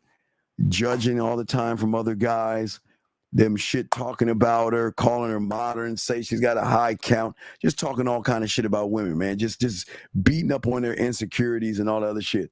Why the fuck would I want to do that when I can unlock it? I want to unlock it. Because because what I'm saying is that I'm going to accept the unrecognizable version of you. I just got to get you to that point so you can accept yourself, so you can have more clarity over a world that you don't even know about, but realize that motherfucker across from you, he's the real deal. He's that motherfucker. You see what I'm saying? Yeah. So I'm saying that I want to tap into, I want land because I'm trying to show you that what you think of yourself, that's fine. But I see you more than what you see yourself. If I'm fucking with you. Now, hold on, wait. I want to say, now I got to be fucking with you because I'm picky. I'm not fucking, every woman can't get this shit. So if I'm fucking with you, what I'm saying is that for the first time, I'm saying that I know you have a mask on that you have to portray to everybody because of an insecurity or the emotions are being repressed or locked in. I'm saying it's okay. You can take the mask down because I'm going to accept you for what they don't accept you for. Because I ain't trying to fuck. Yeah, you told. See, I'm not. I don't need to get the pussy. You know what I mean? So it's a little bit different. But we got a call here. Anonymous, your name, your question. What's up? Yo, Steve, I think. Okay, shit. Yeah. Okay. So I'm just saying that there is an emotional side to a woman that I'm not trying to be emotional with her. I'm not trying to be emotional with her. I'm just saying that I want to unlock the emotion where she has an emotional feeling to be, say, and do for the first time without judgment at all. Mm-hmm. Okay.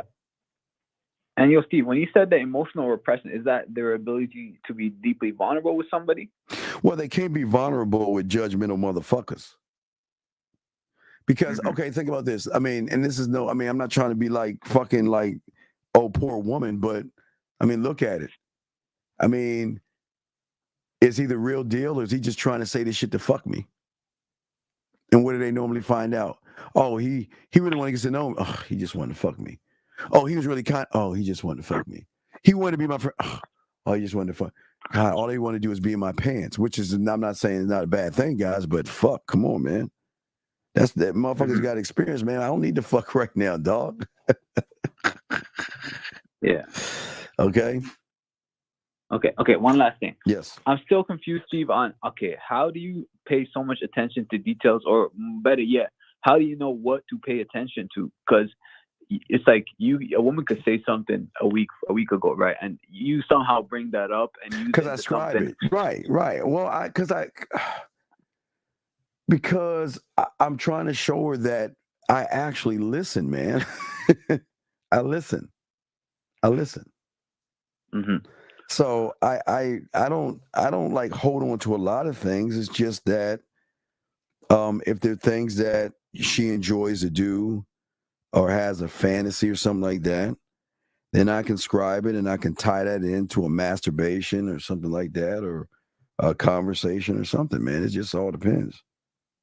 Mm-hmm. And that just comes from being highly attentive or being a really great listener. No, it becomes from being in your core, from 1 to 1, dog. That's all I'm operating from. Mm-hmm.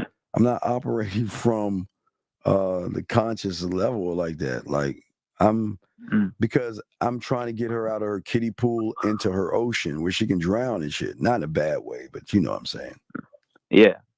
Core classes are so fire, by the way, Steve. What's that? But well, yeah, I said core classes are so fire. Well, yeah, that's what I'm saying. So you got the first one, but it starts from the homework assignment. Yeah. I've already right.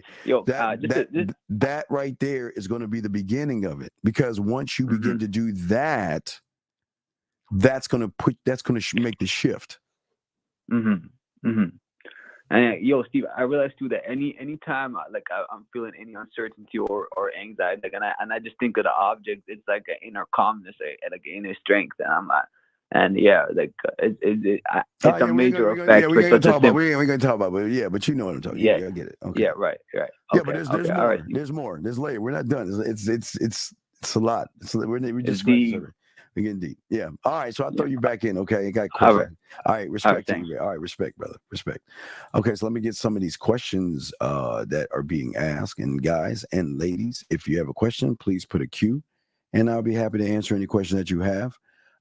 We are going to do probably another hour, maybe or so. So then, gentlemen, 4:00 in the morning, we'll do a riding with the dean. 4 a.m. So,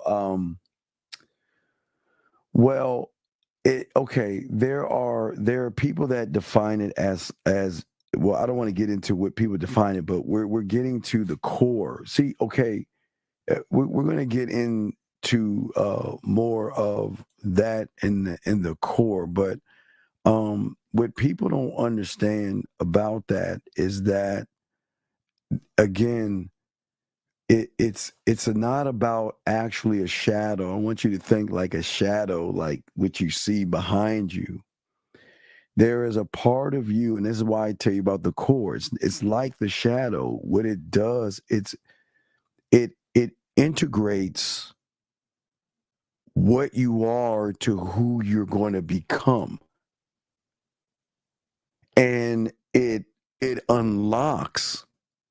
See, you guys are prisoners you're prisoners of your emotions, your fears, and your hunger and thirst and desire. Okay. But with the core, the thing is that it doesn't suppress, it guides you. It's more of a guide. Your core is the guiding system. It's the root of all things. It's everything. It's everything. Well, you can't recognize what you're not, Iverson. You're not a student. Okay, gentlemen. You have to understand that what I'm talking about is for a few, not the many. This will never be for the many. This is only for a few of those who are students of the game, who are learning game, and who are understanding themselves. You cannot recognize what you don't know. It doesn't work, brother. It doesn't work that way. You will never recognize what you don't know. And that's the problem. See, the thing about the core when you're a student of the game and you're going towards connecting to that, it is going to have a great impact on yourself, okay? Because you're going to start to realize that I am not what I am today. I'm not. I am more than the sum total of what I thought I actually was when I am learning the game. So if you're not learning the game, you're not going to do it. This ain't going to work, because you can always know when you're not a student of the game when you have anxiety, when you struggle, when you self-sabotage yourself. You can't. There's no magical pill to this. Okay, I think they gave you the information. Let me see if there's any other questions, guys. Lines are open if you have a question. Limitless, I got you, dog. Let's see what you got here, sir. How do you think about position yourself without thinking about it when you should say the next thing you just say it? Well, so my well, my positions.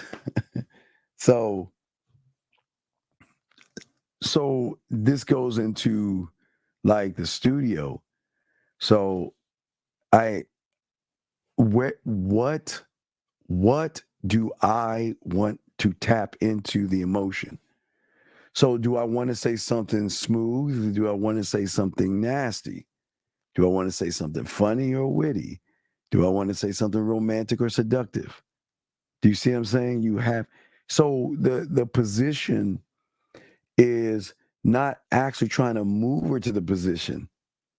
It's just it's a connection. You just want to connect it. It's it's when you're connected. It's very easy, gentlemen. This is not something that is actually hard to do. You see what I'm saying? It's not hard to do, but you shouldn't. The problem is you're too busy thinking about trying to impress somebody versus just doing it. You see what I'm saying? You're too busy. You're too busy thinking about it. So what I'm saying is that, okay, so all right, so I'm saying, okay, so I want to market myself, but it's through it's through communication. Okay, so I'm saying to myself, all right, so if I'm talking, texting, voice message, video, or anything like that with the poetry. Oh, wait a second. Give me some answers. Question 502. What's your name? What's your question, sir? How can I help you? This is Soul. I want to see what you would say to something else that you said, well, on a date. What's that now? So, I want to see what you would say in response to what this woman said to me. Okay, what'd she say to you? What's up? And I got you in a second, Limitless. I got you. Go ahead. What's up? All right, so she's talking about how she's excited to move into her new apartment. So okay, I already got it in my head. But what are you gonna say? Yeah. What are you gonna say? I already got the answer. What are you saying? So I say, I'm walking into your bedroom. Tell me, what's the first thing that I see? Nope.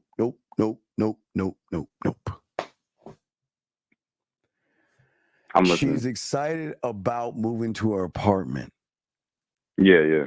So I would, again, congratulations.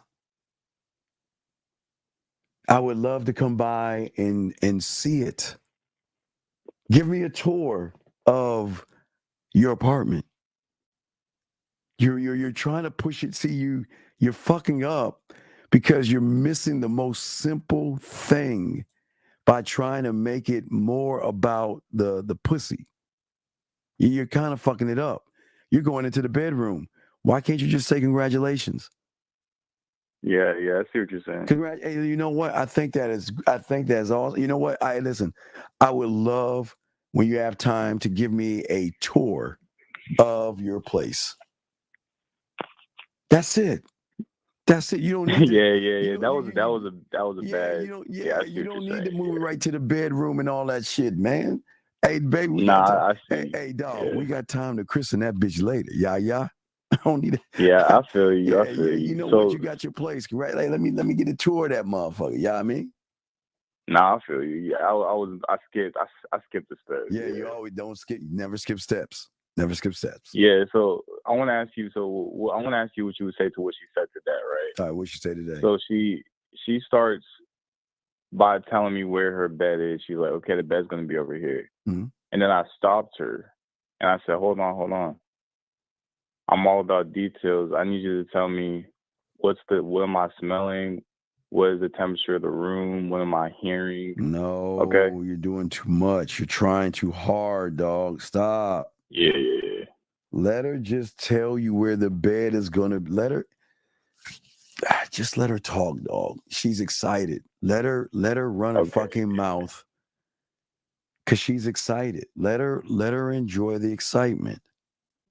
And then as I'm walking out the door, I just want to say, you know what? As I give her a hug and I give her a kiss, I just want to say, listen, I appreciate you sharing this with me. That's all. That's it. So, dog, lie. Yeah, I feel. You know what? I think listen, I'm not listening properly. You're not. Yeah. Yeah. I just want you. I just want to say thank you for sharing this part of you with me. And I want to say thank you. Yeah. All right, and I appreciate that. That's it. I feel you. I feel like I was interpreting instead of listening. Stop. You're not. You're doing too much. You're doing too much. You're doing way too much. Yeah. So I'm gonna tell you what she said to that, and then I'm just you can throw me back in. But after I said that, she says, I'm gonna feel the breeze because she's gonna have her balcony windows open, so I'll feel a breeze coming in. She just said it's gonna be cool. She says you're gonna hear a fountain because she's gonna have a water fountain, and she says it's gonna be. Then I would take her hand. Yeah. I'd take her out to the patio. I'd get right behind her. I'd take my hand and go around her ear, pull her hair back, get in her left side of her ear, and I'll get right behind her and I say, tell me about the breeze. Let me see what you see from this position right here. Yeah. That's all you have to do. And she also was talking about the scent. She said the scent is going to be lavender. And she says, because it's the smell of lovers. And then she was looking at me very, like, dead in my eyes for, like, because then I would have kissed her right there. Yeah. You need some work, so. Nah, I understand. I understand that. But you can throw me back in. I'm going to call in a little bit later. All right, man. I'll throw you back in. All right. Thank you for the call, brother. Lines are open, guys. Let me get back to the questions here. Let's see here. Where you at, dog? Okay, get back to your question right here.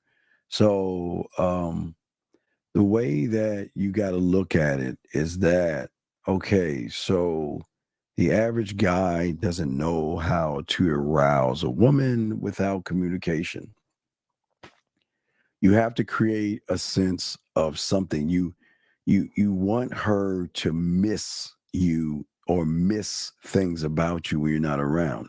So all of these things come into play when you're actually doing all these things, when you're actually interacting. So every interaction that you have to have is not actually going to be when the woman is with you. You should already have those things already lined up and then add the flavor to it based upon the situation. So let's get to the next question.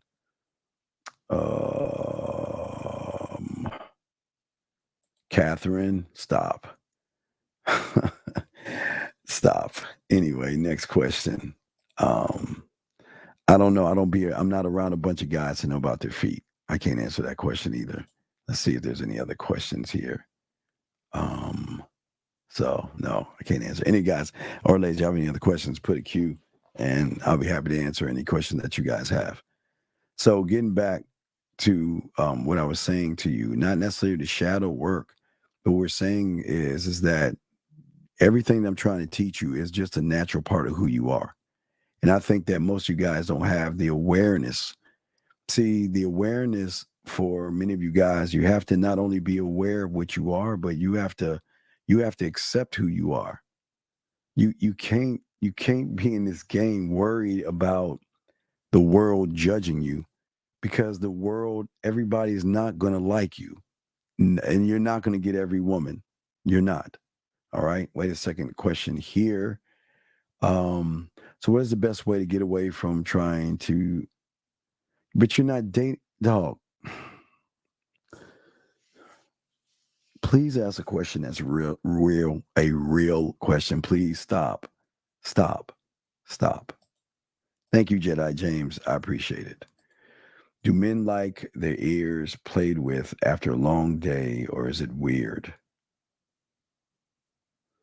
I guess I don't know. That actually that depends on the man. It just depends on the situation and the man. For me, I can only speak for me. There's nothing wrong with for you guys out there. So there's times where a woman's gonna straddle you guys, like you're on the couch. She's gonna straddle on top of you, and she's gonna start fucking touching your face, dude, and playing with you. Yes, she's gonna play with your ears. So I don't know. It's just something they like to do, guys. They want to touch all over you and all that stuff. So yeah, but just don't let them put their finger up your nose. But I guess that's just up to the man. I mean, every man is different, but yeah, so it just all depends. But if y'all guys have questions, I'll answer them. I'll answer the question. But what I was saying to all you guys out there, that you have to have more of a kindness to yourself than a judgment. Most of you guys, you've got to be able to accept yourself for what you are to yourself. Hold on one second. Area code 603, what's your name and what's your question, sir? Hi, Steve. It's Hagen. I'm calling back. Yes, sir. How can I help you, Hagen? What's up? I was calling because I just had a thought. I know how you always say that we should not, like, our goal should never be to seduce the woman because that's who we are. Well, yeah, you should be seduction. You should be. Yes. You should be, like, when Zach and I say we're sex, you should be, that's part of the subsidiary of your building of sex, seduction. You should already be, not try to be. Okay.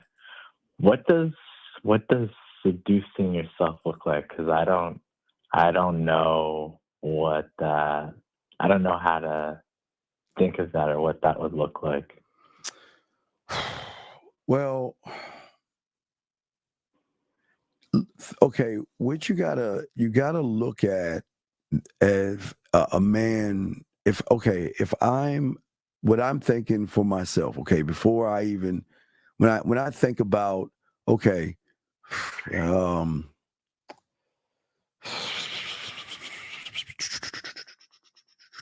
okay, all right, so, all right. I got these things for my throat, right? I got these things for my throat, right? These lozenges for my throat, right?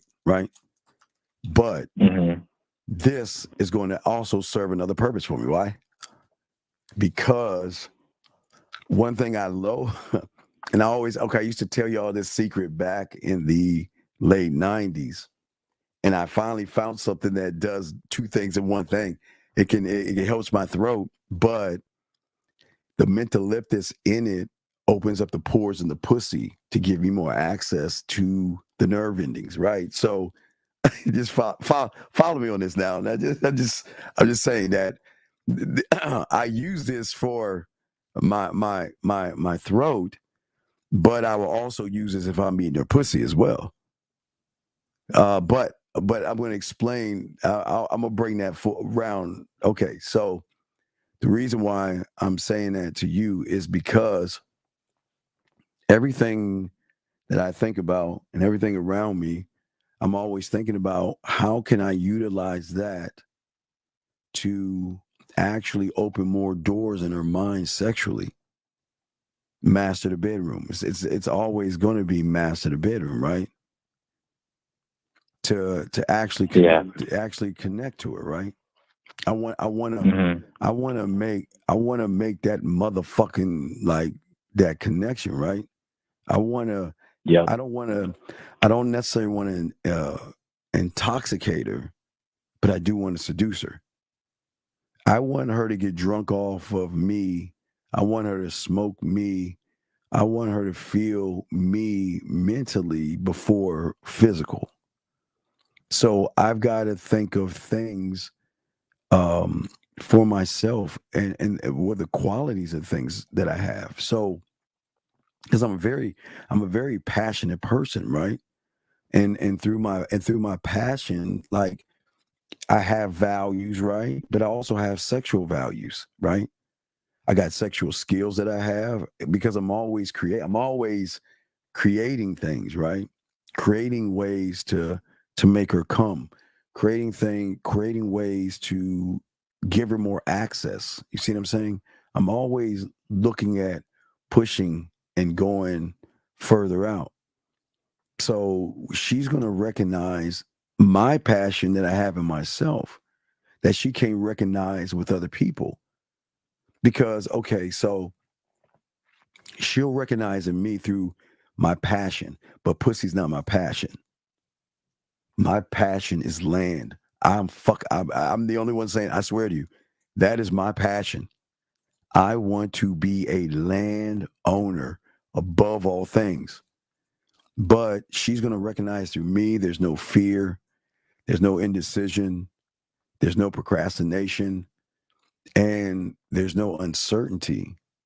But when she has uncertainty, I can guide her out of that fog to give her certainty of an unknown that she doesn't even know about, because I'm creating it. See, I've built and created my amusement park for my specifications. Does that make any sense? Yeah, that makes sense. No, I didn't. I got your questions. I did not skip that question of yours. I got it. You just ask your questions. I'll line them up. I'm on the phone right now. I'll answer your question. But no, what I'm saying is, why are you asking that question? No, the reason I'm asking that question is because I'm thinking to myself, like, what does that look like for me? But what I'm getting from what you're saying is that it comes. Wait. What do you mean? What does it look like? Tell me? What does it look like for you? That's what I don't know that I'm trying to figure out. What do you mean? What do you mean? I don't understand. What do you mean you don't know what it looks like? I'm trying to figure out, like, what does seducing myself look like? And from what you're telling me, it's not that you're. It's not. Go ahead, finish. I'll finish. It's not what?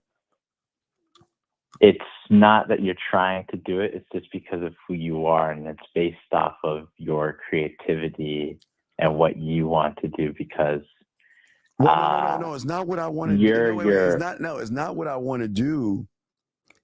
Is what I want her to do based upon the sexual trust she has in me. I want her to come in different ways. I want her to touch herself in different ways. I want to experience her in different ways. I want to experience her voice. I want to experience her on video. I want to experience, like say Hagen, I want to experience her in the shower. I want to experience her masturbating. I want to experience her looking at me while she's masturbating. I want to experience her touching herself and showing me how she's masturbating. So then I can take that and then what? Appreciate that moment that she's sharing with me that she's not going to share with anybody else. Mm-hmm. I'm always trying. It also gives you the opportunity to elevate, right? Right, because I'm always trying to push I'm trying to push her boundaries to let her know that I'm not just my dick or my tongue. Now, I got good dick tongue, but I'm not my tongue. I'm not my fingers. And I'm not the nasty thoughts that I have in my mind. I'm not those things, right? I'm more than those things. But I'm trying to show her. I want her to recognize. I want her to recognize. I told you, Remnant, dog. I swear. It's. You want her waking up. You want her waking up with you on the mind.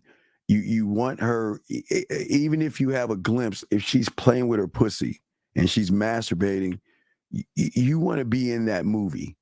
Like if there's a movie called Her Playing with Her Pussy, excuse me, ladies, excuse me, but if there's a movie called Her Playing with Her Pussy, you want to headline that bitch. You're the feature. You want to be the feature. You want to starring Hagen. You see what I'm saying? You want to be the headline motherfucker, right? You want to be the headline guy. So. First one in the credits. But yeah, in the credits too, Ryan. You want to be the one directing it, the key grip, the lighting. You want to be that motherfucker, right? That's what I'm saying. Yeah, I'm dead serious. I want to be all those things. I want to be all those things. Yeah. But question is how do you build up to be all those things? You've got to build those things up by showing her that, listen, I don't want to overwhelm her, because you can become overwhelming, because the mind, okay, the only time her mind can process sexuality is when she is one with her mind as she's playing with herself, because she can push the boundaries herself of how far she wants to go. Now put it with a grassy motherfucker.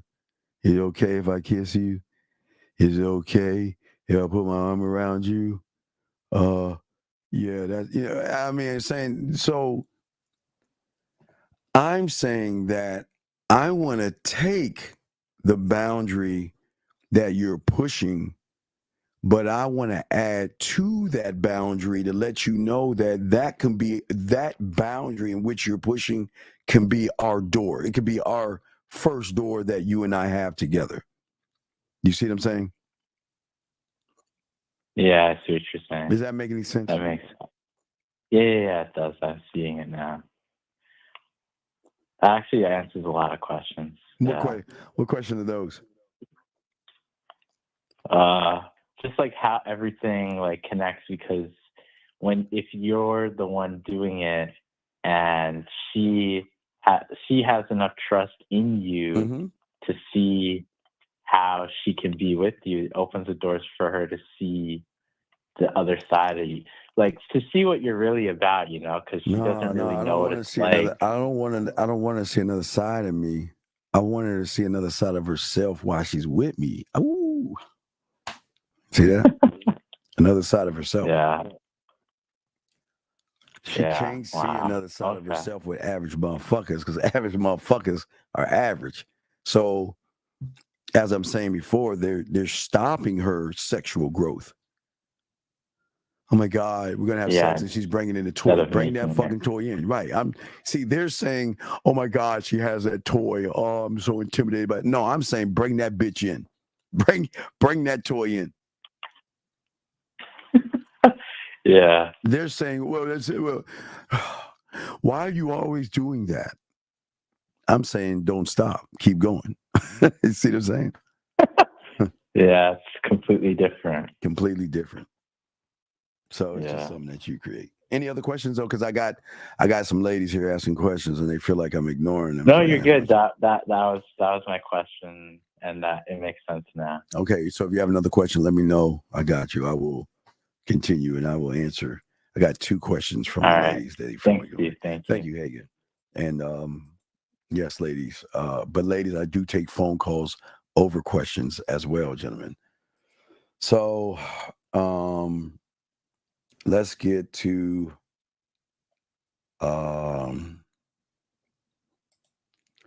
question right here. So when playing with their ear, teach me now how to advance it with your creative mind.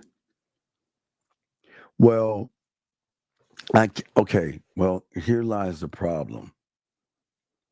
I can't teach you how to touch a guy, but I can teach you guys how to touch a woman. So I can't I don't understand what you mean by that. How to advance or what? I can't tell you what to do with it to a guy.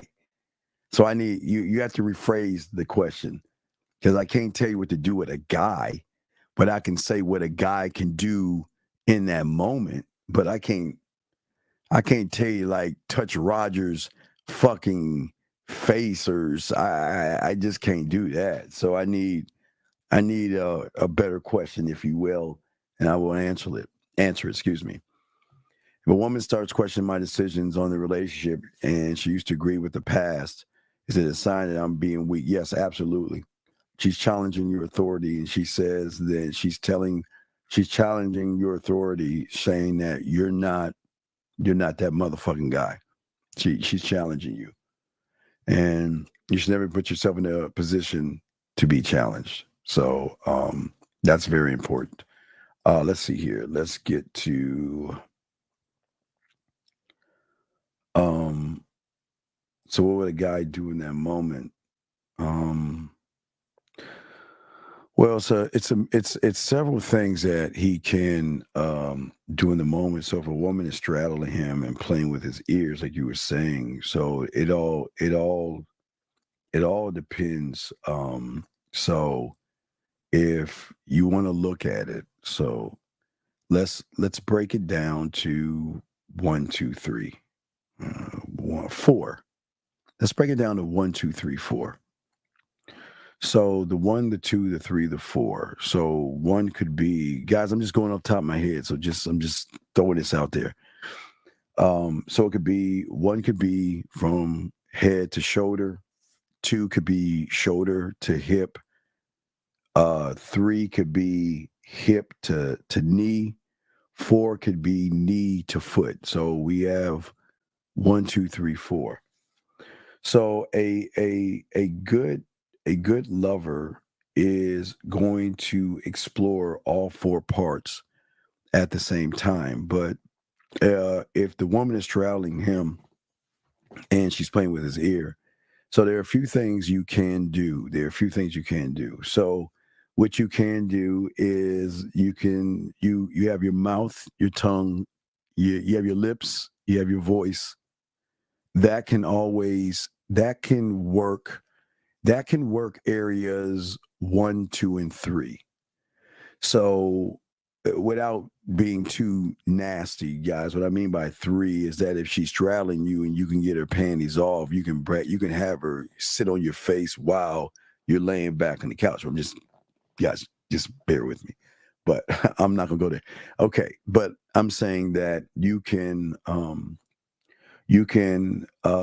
be in section 1 with your mouth and your lips and the way you talk and the way you kiss her. You can go from to section 2, which is shoulder to hips with either your right hand.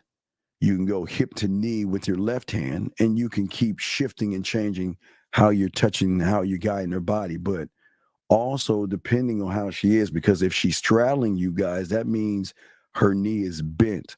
So if her knee is actually bent in that situation, even switching from a kiss, gentlemen. Now we got to go kind of like an upside down knee. Let's upside down it from the 3 to the 4.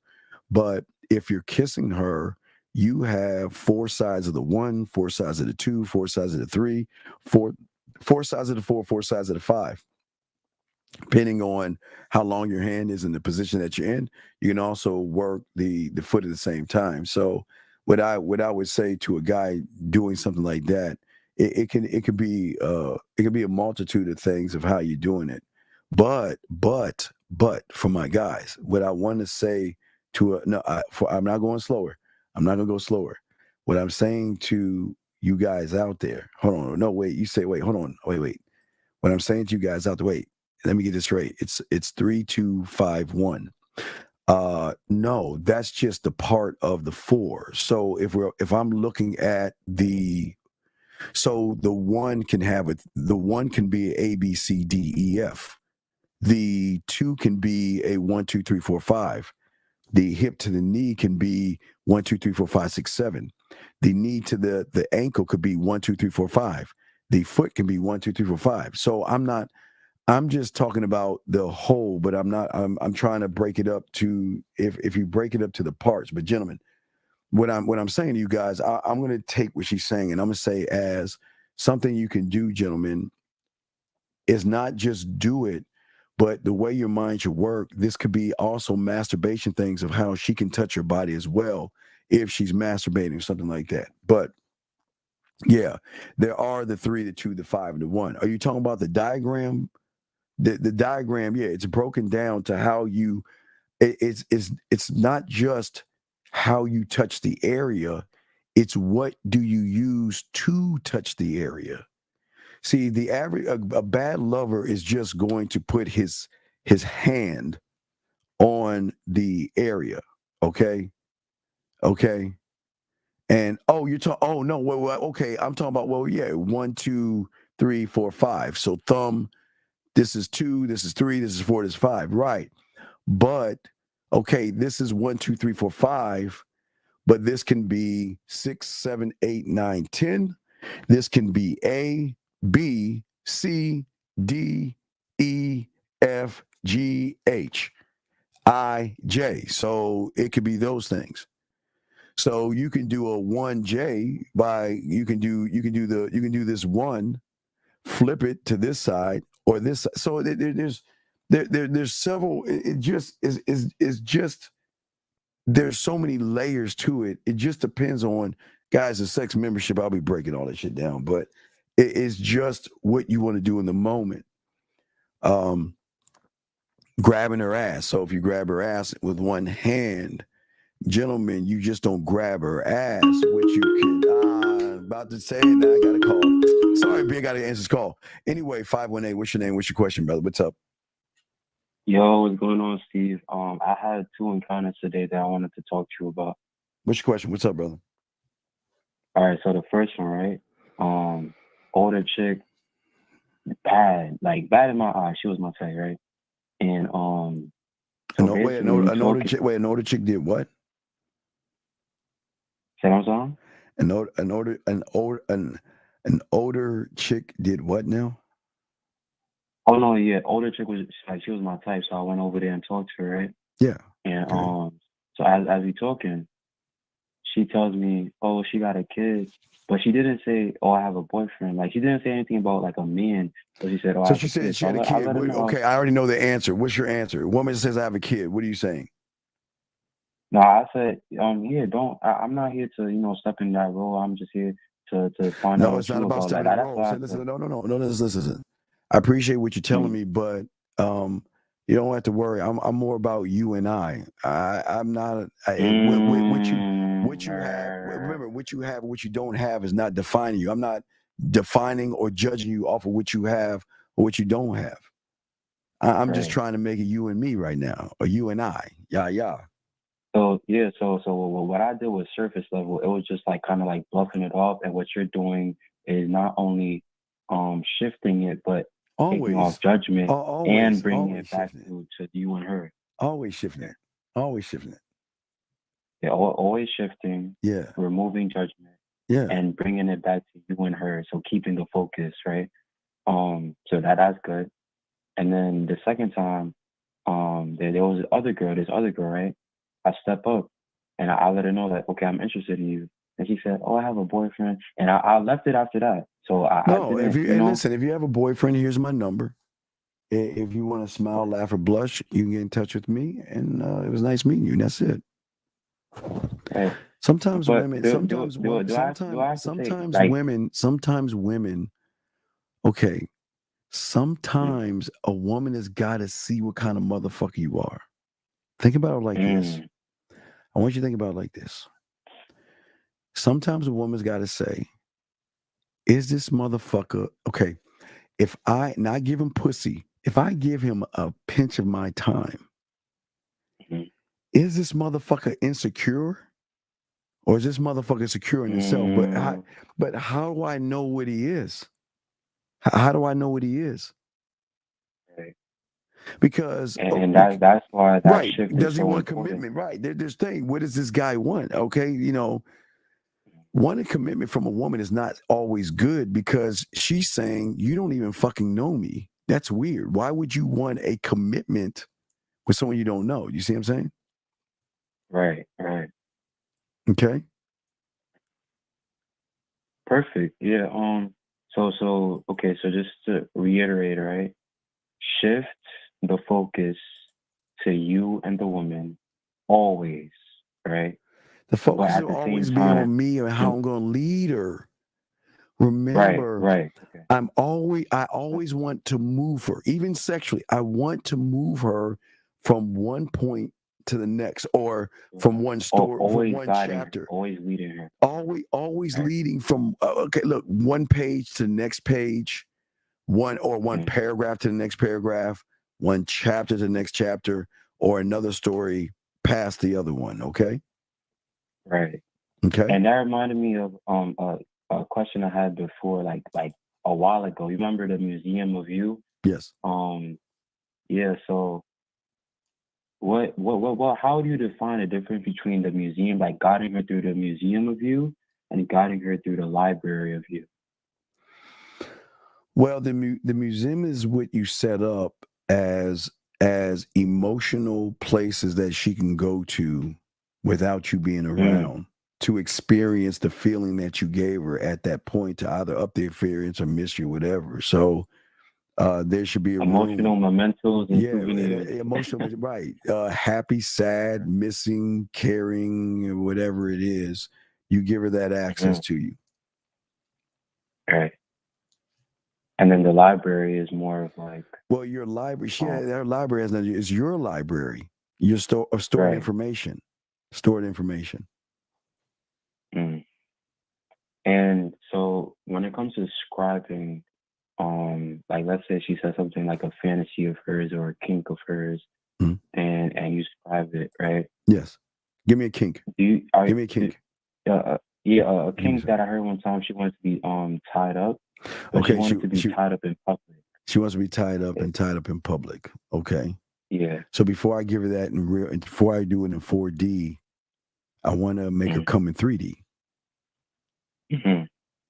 I want her to come off of the thought or the picture I'm going to paint of me taking her and having her tied up and having her, I guess, on the hood of my car in the middle of nowhere eating her pussy at nighttime or whatever you want to do, whatever, right? Right. I want to get that orgasm because think about how the mind works. See, a lot of guys think, okay, well, I'm just going to talk shit about shit and make her come. Yeah, that's good, but we're sex, right? So what happens when you take something from the mind and make that a reality? That changes everything because the mind's processing that, okay, that was a good nut, right? That was a good fucking me playing with myself. I enjoy that. But wait a second, this can actually happen? The mind can't process that because their women aren't used to motherfuckers doing that kind of shit. Okay. Right. Okay. I think I have one more question. It was on the tip of my tongue. What was it? I think it'll come back to me. But I appreciate the call. I appreciate that, Steve. Okay, wait. I might call back in like 5 minutes. That's fine. So do I need to answer this one, the index finger and the thumb? Okay, you can hang up. I'm trying to see this. All right. You said forget the numbers. We wasting time. Get to the 40-yard dash and let me know we reach the bottom. I don't even know what the fuck does that even mean. I don't know what that means. I just want to make sure I got another question. You got questions? Let me see. I think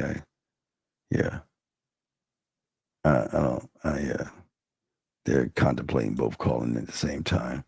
Let me do this. Let's see. I understand I should not put myself in a position to be challenged, but since I did, charge that shit to the motherfucking game. Yeah. Charge it to the game. But I'll take the index. I'll take because I don't know what other question you have. I don't know about the 40-yard dash thing. Okay, guys. Okay, so index and thumb, gentlemen. Index and thumb. So what can we do with the index and thumb with a woman? the index of the thumb, depending on where you want to place it, gentlemen. Several things that you can place. Now, gentlemen, gentlemen, as I was saying, like rubbing her ass, you can do a slide up the leg, rub the ass, and come underneath. Guys, there is a way that as you have her on top of you and you're bringing her closer to you, she's kind of lifting her ass up. So at that point, you want to go from the edge of her knee all the way up the side, around her ass, and right underneath. Gentlemen, it can be a slide under and come under with your index and your thumb. That can be an underneath. Oh, wait, got a phone call. Sorry, too late. 518, what's your question? What's up, brother? Or ma'am? Sorry, ma'am. This is Track. Yeah, this is Track again. Yes. And I remember the question. So with 4D, right? Because it was crazy because I was reading something today and it reminded me exactly what we were talking about. 4D imagination. So all ways that you can think, and you're pulling from all ways that you can think in order to think the best way or a way that I'm making her come 3D. But I'm gonna make that orgasm not a mental, it's gonna be a physical reality. That means it's gonna move from her mind to reality at that point.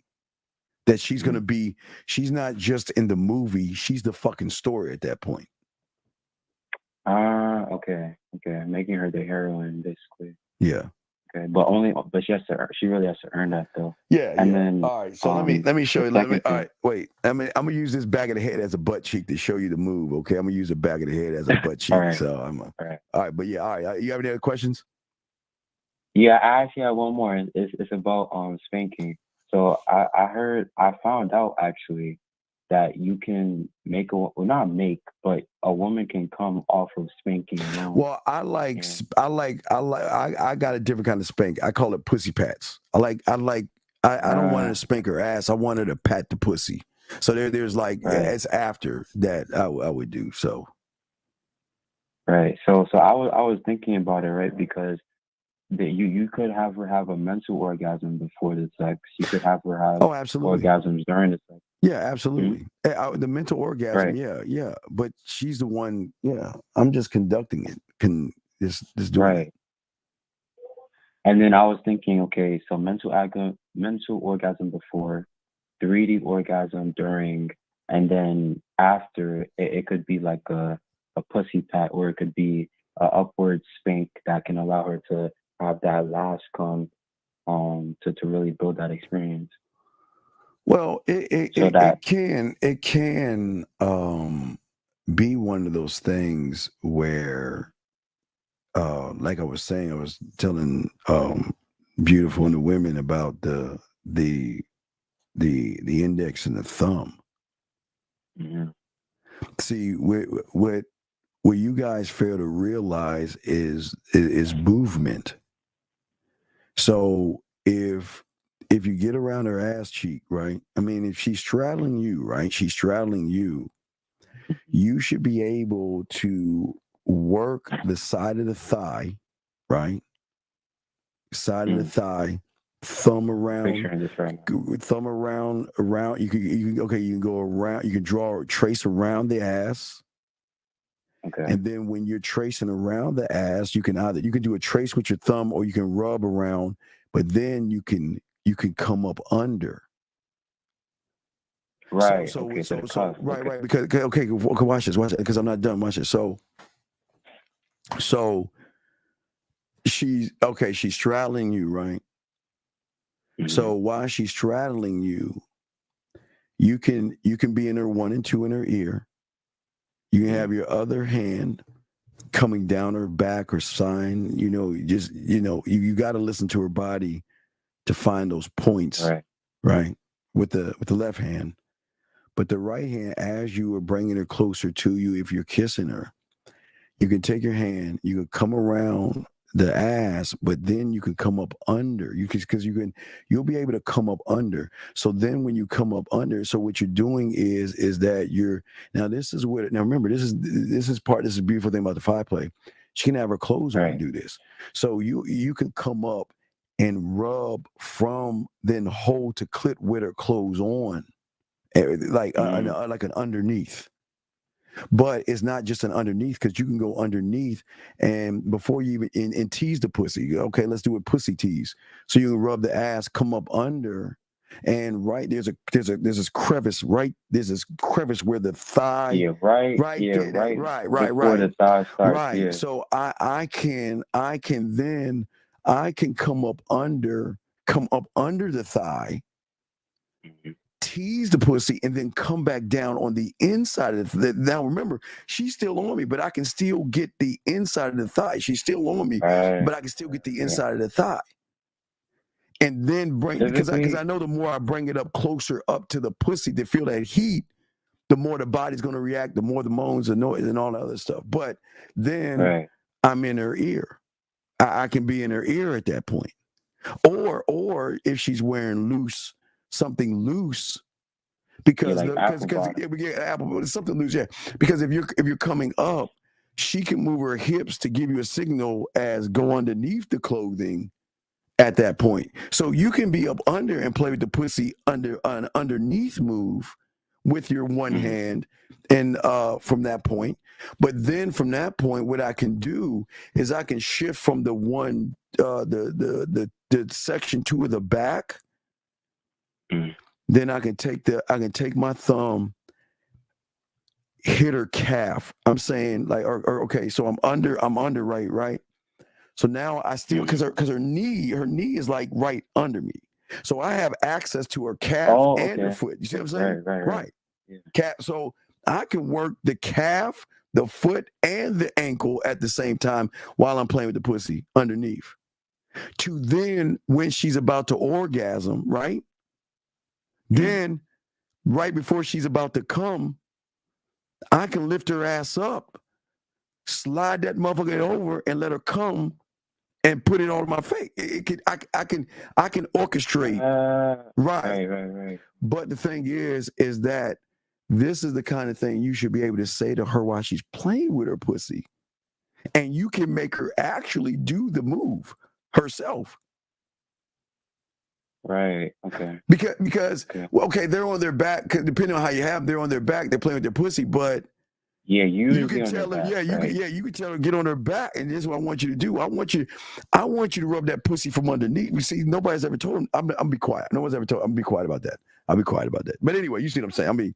I ain't gonna talk about that, guys. I'm sorry. I got caught up in that. Okay, so I remember. No, there was this one girl. I think she had a man in her life because she told me to do that same thing. But another thing that I was thinking about is like a spiral touch. So like, you know how like when you're working the back and then you might be using your middle finger or your thumb and you go down the spinal cord, but instead of doing like a circular like motion, it's like a spiral. So but what if I put on my Freddy Krueger claws? What if I put them over? Where is that at? I don't even know if I have that around. What if I wait, do I have that shit? Let me see if I have it right here. I gotta move my thing. Well, what if I have my now remember, what if I have my mints, right? So wait, watch this. So I have my mints, right, for my throat, but what happens when I could do the dentine ice? Yeah, exactly, right. So if her pussy's already wet, what happens when she puts and she cool and damn? Because okay. So I'm not just saying I want the orgasm. I want to hold. Okay, people don't understand about holding an orgasm. Guys are just satisfied of a motherfucking orgasm. I want to hold the orgasm. So I want the orgasm to be like this. Wait. I want the orgasm to be like this, and then hold it, and draw it out here that it slightly comes down, and I can bring that bitch right back up again. So you know what that reminds me of? So I remember I don't believe in like chakras or anything like that, but it's true that you can take sexual energy and like push it upward. Well, I'm not trying to push it up. I'm just trying because I'm trying to hold it. Right. And because when she's coming. And it feels better, yeah. Right. When she's coming, I'm not just talking about when she can come in my face. While she's still coming, I can then quickly flip her ass around where her back is to me while she's coming, right? So now, while she's coming, now I then can work my hands on the insides of her thighs while she's coming because I'm still in her ear. Right.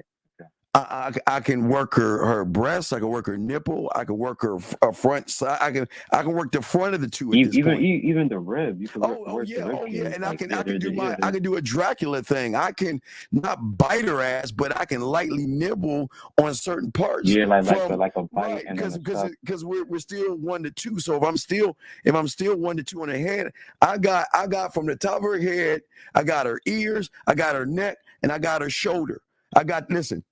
Motherfucker, I got the back of her arm. I've got the inside of her arm. I've got her elbow. Dog, I got so many things that I can do while she's to hold it, because at that point, because her body is already talking to me, showing me, telling me how to explore her. Once she has the orgasm, that's when I'm going to hit the unrecognizable parts of her body. See, unrecognizable of her body. So if she's having the okay. So if I'm French kissing, sucking, and blowing, I don't want to get that away. But let's say the inside from her elbow, between her elbow and her shoulder, right there, right. And I'm getting some kind of movement from her where she's real fit. She's feeling it because so when she has the orgasm, it's not actually touching the nipple or the pussy that normally will give her the orgasm. I want to maintain it because I can then touch the unrecognizable parts of her body, no matter what that is. Mm-hmm. Even if she's in front of me, I got a choice. I can still put her on her back, and then I can go underneath the knee. I can suck on the foot. I can go I can get right there's a spot like where a hip and like back where I'm just saying. I'm saying that I can hold it and maintain it because you want to carry the orgasm over to another level and then as it tapers, then I'm back in her ear again. So one thing I would add on to that is to tell her to clench, because the tighter she clenches, it's gonna be real. She's holding it even harder, but it's gonna be real sensitive after she finishes it, and then you go back in her ear, and then. Yeah, I'm gonna teach you how to hold the orgasm. I'm gonna teach you how to hold it, dog. I can't talk about that. I'm gonna teach you how to hold and maintain it. You can stretch it out. And Steve, you could push it to her head, like you could literally push the orgasm up, I'm pushing that bitch up, left, right, down, and everything in between, though. I'm not right. I'm bending the orgasm. Shit, I'm a nasty motherfucker. Right. All right, man. So I'll throw you back in. You got a question? Let me know, okay, brother. All right, thank you, guys. Y'all got lines are open. Y'all can call in if y'all got a question. We got y'all, okay? So when I'm saying, I mean, we're talking orgasm here, but y'all got other questions. I got you, but we'll have so many questions. Yeah. So I'm just saying that, gentlemen, that we got the sex, but I'm just saying I don't know how we got here, but I'm just saying that if y'all have questions, just put a queue. I'll answer any of y'all questions. I had to add area code 832. What's your name and what's your question, sir or ma'am? What's up, Steve? This is Jeremy from Houston. How can I help you, sir? What's up? Yeah, I sent you an email. I just want you to critique my text game. All right. Let's see what you have right here. All right, hold on a second. Let me grab it, sir. Let me grab it. Let me see here.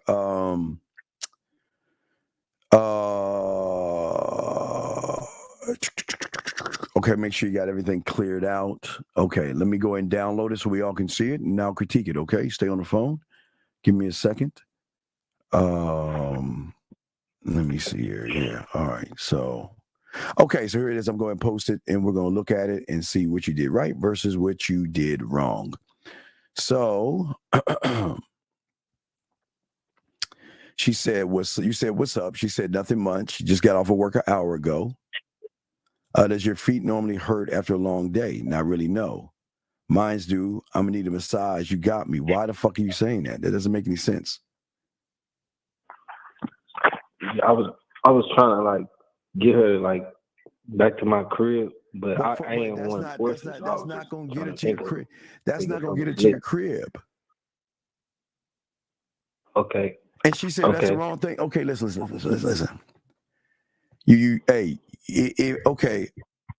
Okay. This is where y'all guys go wrong. Slow down. If she is feeling you, she's going to let you know I had a long day, back's hurting, foot's hurting, legs hurting, or I'm just relaxing. How long have you known this woman for? I got her number like last week, like the Valentine's Day. So why are you so fucking thirsty?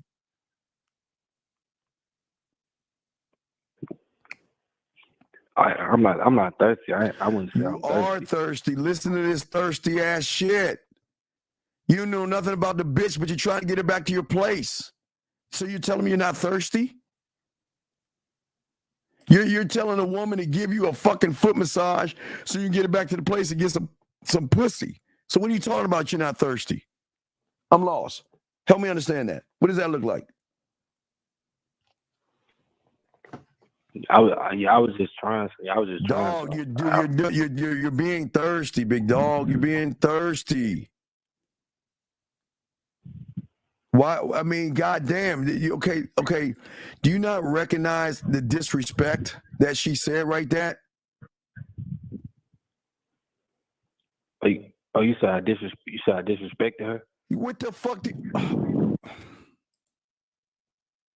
I ain't mean to it. I'm just trying to see. You did mean to, man. How long have you been listening to me? Like, I've been watching for like 6 months. So in 6 months, what is the number one law, rule, and code on every fucking woman you meet? What's the law, rule, and code? It is the law. It is the law that I teach you. What is it? It is the law that never is going to change. And it is across the board. Whatever. I'm going to generalize that rule. What is the number one rule when it comes to every woman that you walk into? What is that? I'm not sure. Because you ain't paying the fuck attention, and that's why you fucking up. Had you known the number one rule, you wouldn't have the problem. The number one rule, ignorant ass, is every fucking woman you meet has a belief system, judgments, morals, values, and she doesn't fucking trust you. Period. Across the board. No matter who you meet, across the board. So what does that mean when you, who doesn't know shit about her and her nothing about you, saying, come over and rub my feet? What the fuck are you saying about her?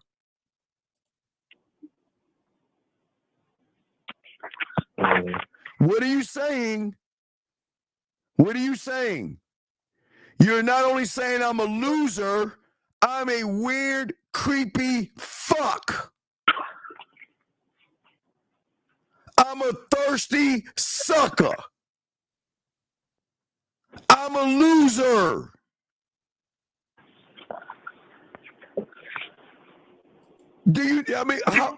How ignorant can you be to think that when did life become porn for a motherfucker with no game, sir?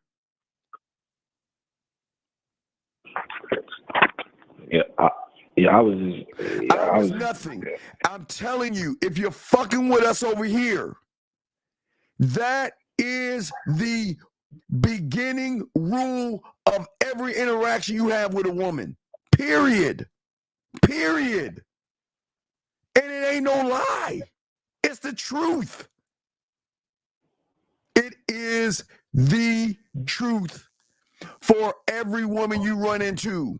Everyone. They don't know you. They don't trust you. They have their own belief systems. Do you not understand that? Y'all have got to be the dumbest motherfuckers on the block to think that a woman that I don't fucking know is going to come over and rub your fucking crusty ass feet, motherfucker. All right, I'm going to hang up on you now because I'm done with you. Go, please carry on. Guys, lines are open.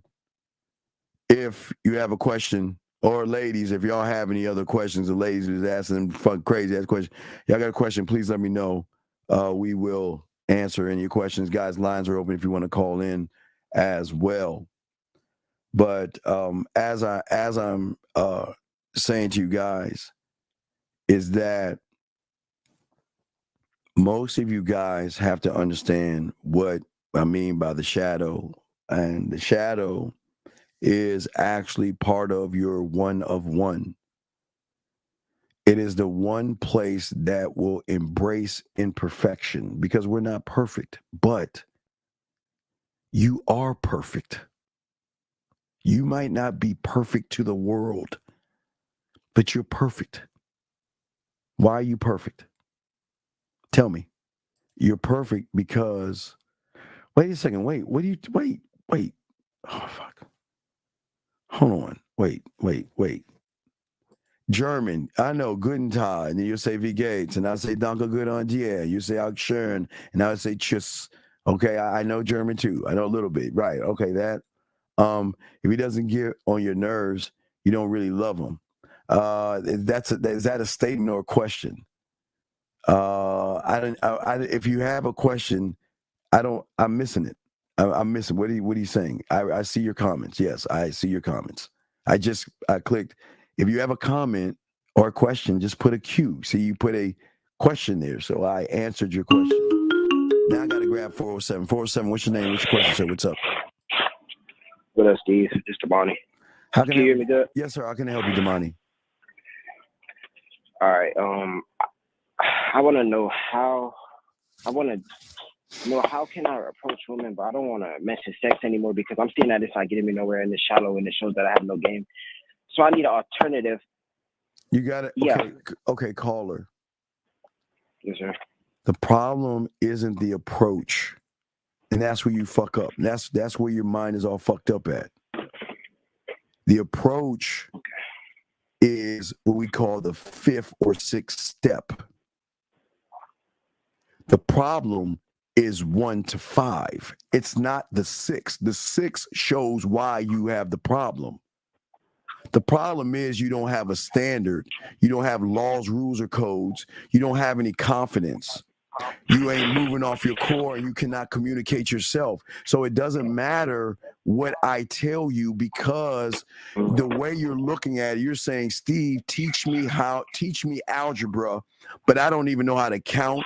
I don't know how to add, subtract, multiply, divide, do division of fractions or decimals, but I want to know algebra. You can't do that. That's the problem. You're looking at the game the wrong way.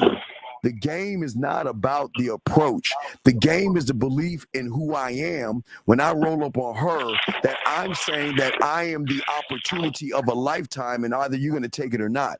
But you don't see yourself like that because you don't believe in yourself that way.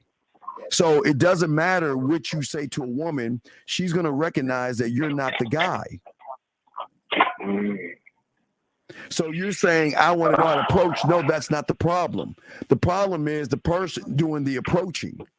The problem is the motherfucker doing the approaching doesn't believe in himself. He has no understanding of understanding. He has no mouthpiece, no direction. He's not smooth. He's not clear. He's not concise. He's not impactful. He doesn't make good decisions. He cannot lead or influence. So what does it matter if you approach a woman?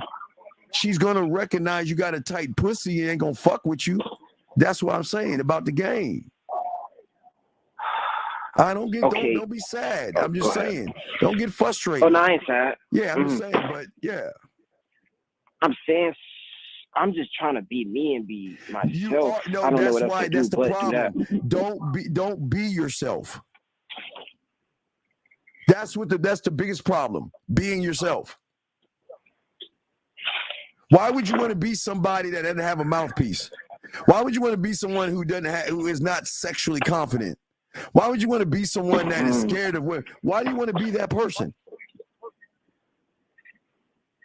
I keep telling myself I'm not. I don't listen to my thoughts. I just. Oh my God, dude! Please stop lying to yourself. All right, call it. Just get some coaching in the back end, get your pathway, and I got you. Okay, buddy. All right, Steve. It's all respect. Great call, sir. Thank you very much. Thank you for the call, gentlemen. Lines are open. If you guys have a question, please put a Q. I'll be happy to answer any questions that you have, no matter how nasty or dirty they are from the ladies out there. But guys, if y'all have any questions, I will answer those things for you guys out there. And what I'm saying for most of you guys out there to learn and have an understanding of the game is that, as I was saying, the shadow or your core that you have, the greatest problem that you guys don't see is, I was saying, the uniqueness. You are not. There's nothing wrong with you. Okay. Wait. What was the one comment I missed? What are you talking about? I answered the comment. Oh, okay. Okay, I got your comment. All right. Okay. All right. So, okay. You asked to drop a link. Catherine, she didn't ask. If she asked if she wants one, she'll let me know. If she wants, or she wants a call, she can, but it's up to her. But what I'm saying for you guys out there, most of you feel like you're not perfect, but you are. But before I say this, don't take this as motivation. Take it as a truth. You are perfect because there is only one you. There will never be another one like you. There will never be another you in this lifetime, period. But you don't see that. You see imperfection. You see a person that is not strong or whatever. Well, the line is open. You can call in. The line's open. If you guys you want to call in, the line is open. Call in if you want. If you got a question, call in. But what I'm saying to you guys out here is that you guys don't know what matters most. And what matters most is how you build your kingdom, how you build your core, how you build your life, and how you live a life beyond what most people of the expectation that people have of you. You build it, you create it, and you live by it and move by it. You don't ever stop moving because you think someone wants you to stop moving. You got to have a love, drive, and compassion for yourself, gentlemen. That's what I say for all you guys out here. There's got to be an acceptance. Hold on, grab his call. Area code 204. What's your name and what's your question, sir or ma'am? Oh, hello. This is Shane calling. I've been texting you. I mean, I've been emailing you throughout the day. It was just I guess I got. Let me ask you a question. You got the 6 text messages, yes? Yes. And did I not show you how game works? Did we not get her to show her, do all the things and move her where she said to you that this is a different side of you? Yes? Yes. But that's game, brother. So you got to learn the game. I'm telling you, I can. Look, if you want me to keep talking to her, I can. It's up to you on the back end. I understand. Thank you. I've been texting her a little bit here, and I was hoping to send you some screenshots. Send me a screenshot of what you're saying. I'm going to tell you if you fucking up or not. Perfect. Just send me a screenshot and I'll tell you if you're fucking up or not. I have a feeling you are and shit, but let's see. 4, 3, 2, 1. I'm pretty sure I got this all set to go. Just send me one. We want to look at. Just send me one and we'll look at it. Frick, come on. I'm sorry. I saved it in the drafts here. Here, I'm just gonna see if I can hit this button here. Yeah, let's send it. Okay, sending. Send. Hopefully that shows up. All right, let me look. And all my dogs out there, we got a live show 4 East in the morning. 4 East this morning. Don't forget. Let me see if I got it. And no, I have not got it yet. You gotta send it again. I did not get it. Wait, I think I got it. Wait. No, awesome. That's no. That's from Jordan. That's from somebody else. No, here we go. I got it. Sweet.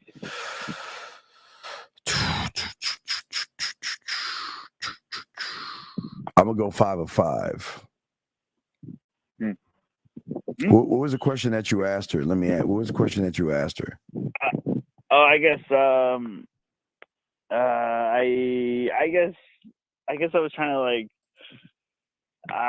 hint at the whole. Okay. So I'm outside right now and I've got a fire going, and I've got this rainbow shit. You throw it on the fire, and it changes colors.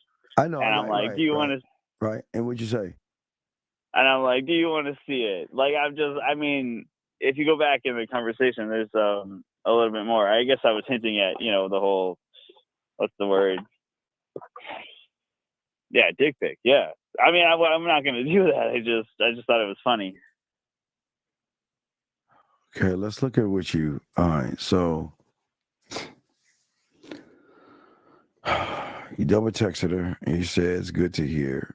Is it the rainbow stuff? I never tried it. Haven't used that stuff in a long time. It's cool. How? Do you want to see it? What's the question? This is terrible. What are you asking? Or what do you want to know?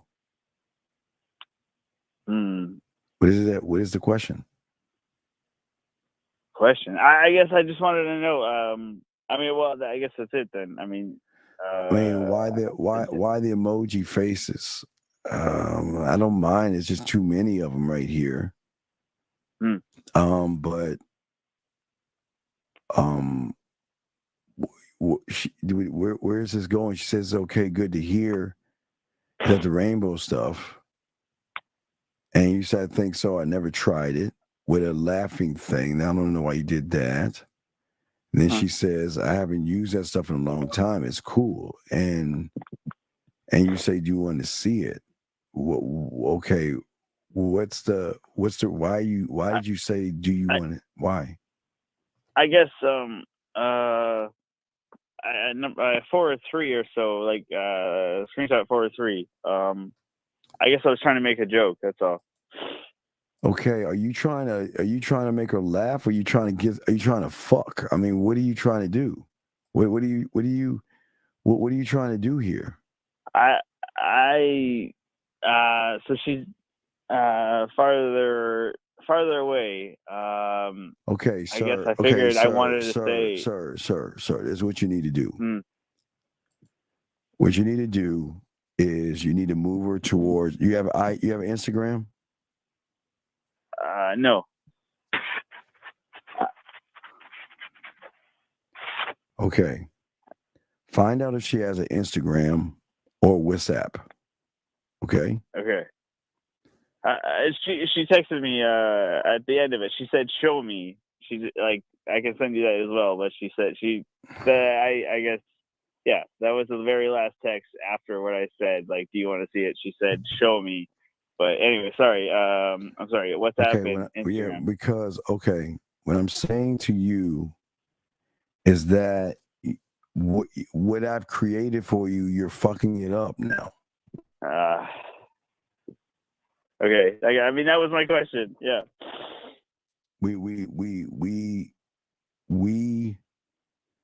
built it up. She said you're acting different. She's intrigued by how you are, but now you're talking about colored flames and do you want to see it with all these emojis? Why are you doing that? I guess I think I'm just, backtracking a little bit here. Yes, you are. You're backtracking. I'm trying to, I guess. You can't try to be what you're not, dog. That's why you hired me. I got you to the point where she was intrigued by you. She was excited to hear from you, and she was ready for the next thing that you're saying. And then you took that and just started, or you just crumbled it, dog. So like, but I mean, where does it go after the last thing you sent me? But you gotta. This is what you gotta. Okay, listen, sir. You gotta learn this in the same process while I'm helping you. She's fallen in love with my words, but I'm trying to help you out and put you in a position where I had you in a perfect position. But you can't take a woman, a grown-ass woman that's like really now she want to flirt a little bit, and you're talking like you're a third grade kid.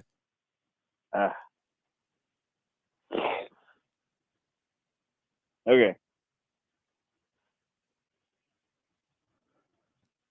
So I'll just get some coach or whatever, and I'll get you on the back end. Okay. Okay. Thank you, sir. Okay. All right. Okay. No.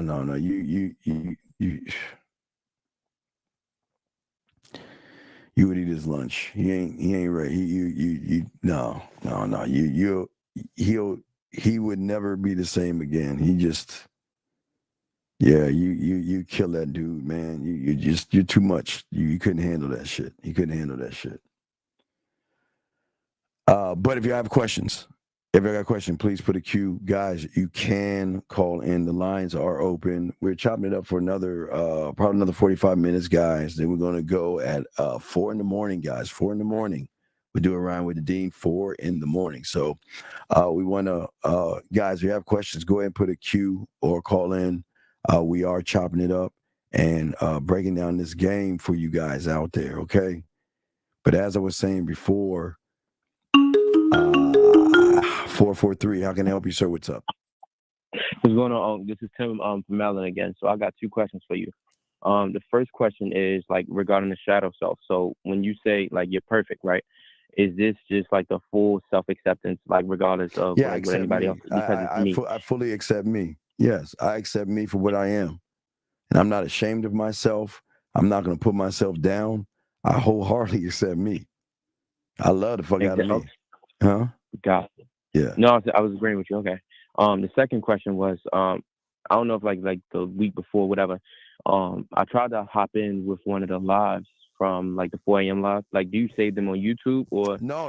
Is that just it's special. Something special. I just give the guys for an hour, and then I let that joint go. So no. It's something I do something special for the guys. All right. Okay. Say no more. All right. Say less. Okay. Appreciate you. All right, no doubt. Throw you back in there. All right, there you go. It's all good. Now, guys, got a question? Go ahead and call. If you have questions, go ahead and call. We got you covered. But the thing that I'm trying to get all you guys to understand and see in this process of the game. Okay, it's a process, but again, there's so much trauma that has happened to yourself. And I'm trying to get you in the process of understanding yourself through the core. The core will always guide you the right way. The core is going to make you the villain. The core is going to make you an asshole. And the core is going to draw women in because you're unrecognizable.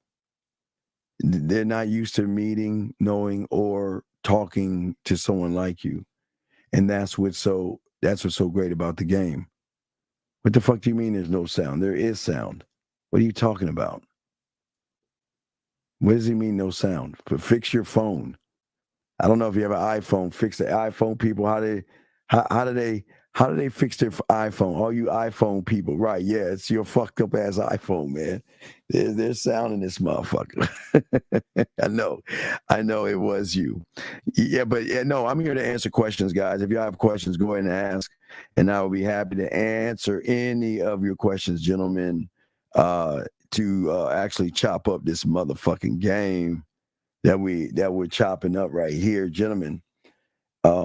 It's very, very important to learn the essence of who you are, because it is in the essence of who you are, you will become this weird thing of being self-sufficient. You are not going to be afraid to take risks. And here's the thing, is it a risk to talk to a woman? It becomes a risk when you worry about a reply that does not line up to what you want it to be. I risk it all, right? I have a gambling addiction, right? So I risk it all. I push all the chips to the middle of the table. I risk it all. And the reason why I risk it all is because I believe in me, because I'm moving from the core. Gentlemen, until you unearth, gentlemen, I didn't say find, unearth the thing that is there. It's there. It is there in damn near every aspect of your life, except when it comes to relationships. You chop that shit off. You should be, when you see a woman, man, it should be fun. Guys, it should be exciting. You should never doubt yourself, put yourself down, or worry. But where are you operating from?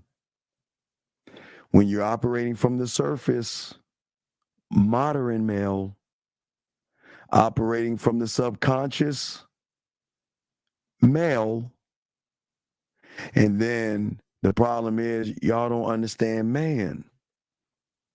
It's how we operate. It's how we move.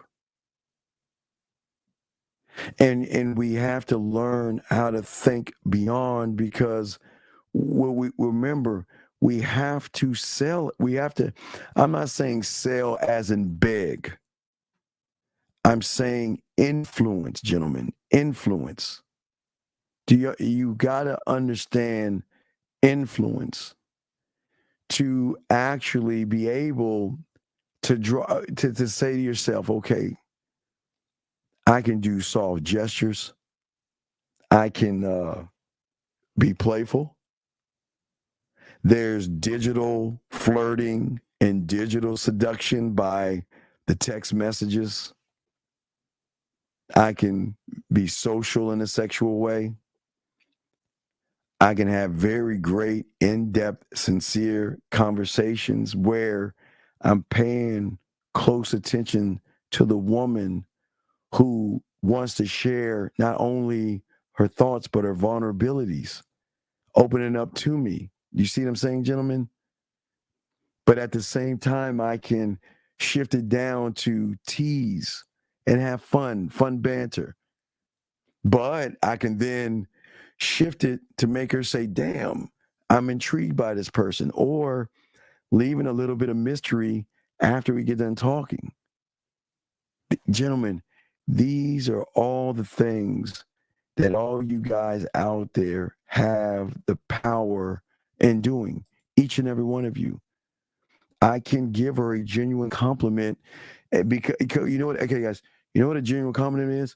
A genuine compliment is complimenting a woman not for the purposes of pussy. I don't look at her appearance. I look at her personality. I look at her characteristics. I look at the things that she moves and how she achieves things. That's why we always tell you, if you fucking with someone that ain't doing shit, y'all better leave them ain't shit bitches alone. But also, I can shift down to be playful. Okay? I understand timing and pace. I understand the right time to make the right move, and at what pace do I want to do it. Do I want to slow cook it? Do I want to do it a little bit faster? How do I want to do it? But without being, gentlemen, the most important thing, get your crayons out, without being emotional, I can build an emotional connection that will supersede the physical, the suits, the cars, the degrees, and the dinners. That means the emotional connection that we have is that she loves to share things behind the door, personal stories, personal experiences, personal feelings. And the more she connects that way, gentlemen, y'all don't understand, at the end of the day, this is where you got to go. Let me get this anonymous call. Anonymous, what's your name, sir or ma'am, and how can I help you? Hey, what's going on, Steve? This is Nick. What? I'm sorry, this is who? Nick. Nick, how can I help you, sir? What's up? Not much, man. Hope your evening is going well. I just had I wanted you to critique a date I went on recently and the conversation we were having. Where'd you take her on a date? Where'd you take her on a date? To dinner. Why? First time hanging. You failed. Why? Oh, I thought that's just always kind of. Wait, how old are you? How old are you? How old are you? 27. Okay, it's all good. So, you know what kind of dinner I want to take her on? Yeah, tell me. One where she eats from my words and my thoughts and not just a fucking meal. Okay, brother. When you take a woman out to dinner, you're telling her I have no experience. You're saying to her that I don't know what I'm doing and I've got to fucking feed you to get you to be interested in me. Fuck that. Because see, listen, a dinner is not going to show you her character. Because I'm going to show you why that dinner is all fucked up. So you went to dinner and y'all sat down, and what was the conversation? I mean, it was cool. We were having a conversation, though. That about what? Wait. About what? About what?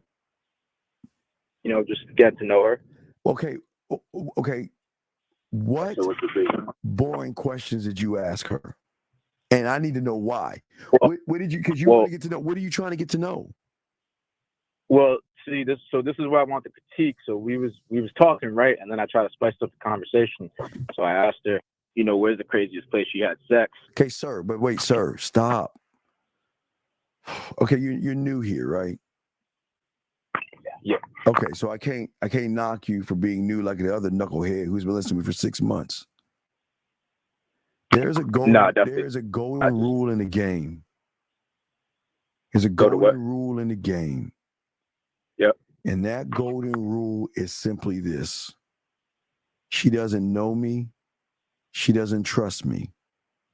She doesn't know me. She's not going to share personal information. She doesn't know me. And she has a belief in how she sees the world and how she sees dates. She has a moral compass. And she has a judgmental compass, which means that she feels that she has value and she feels that she is special, which she's allowed to feel. So that means when you say something like that, on top of taking her to a date, which shows you have lack of experience, you just reinforce to her why you don't know what you're doing. Why are you talking about sex to a complete stranger who doesn't even know anything about you? And that's none of your business anyway. So why would you ask for that kind of information from a woman that you don't even know? Well, I'm just very sexually attracted to her. And Then you're being okay. Well, then you're being disingenuous now. Now you're lying to her. How so? Okay, if all you want to do is fuck, why not just ask her what you wanted instead of lying and making her think you want a relationship with her when at the back end, all you wanted was some pussy. So the dinner was being disingenuous. The dinner was the lie. You used the dinner as a lie, which means that's what's fucked up about you guys. there's nothing wrong, big dog, with you wanting to fuck. I'm not knocking for that, all right? If that's what you want to do, that's what you want to do. But I'm going to say why the reason why you want to do that is why you'll never get any pussy at the rate men who are not making about pussy get it at. Because all you're saying is that I don't have any experience in the bedroom. I'm thirsty, needy, and desperate. And I will do whatever it takes to manipulate a situation for her to give me pussy. Because you didn't want to take her to dinner. You didn't care about what she does for a living and all that shit you probably asked. Because you wanted some pussy. And that's why I'm just asking you, if all you wanted to do was fuck, why didn't you just say, let's go fuck and get it out the way where you don't waste your money, you don't waste your time, and you don't waste your words with someone you really don't give a fuck about anyway? Yeah, you're right. I'm just not gamed up like that. So, well, no, wait, big dog. That's not the game. That's just common sense. That's not the game. I'm just saying to you, my brother, listen, I know you want pussy. I get it. I'm not knocking you. But the reason why women would, that woman you're talking to, you want to know why she would fuck me faster? Because number one, I'm not taking her to dinner. Number two, I know how to hold a great conversation without us even going to dinner. And number three, she's going to be intrigued to wonder why I'm not you. Why aren't you trying to fuck me? Because she already has in her head that all you guys are trying to do is cloak your intentions by taking them out and acting like you want a relationship. Me, on the other hand, I can't give you a relationship because I don't know you well enough to give you that.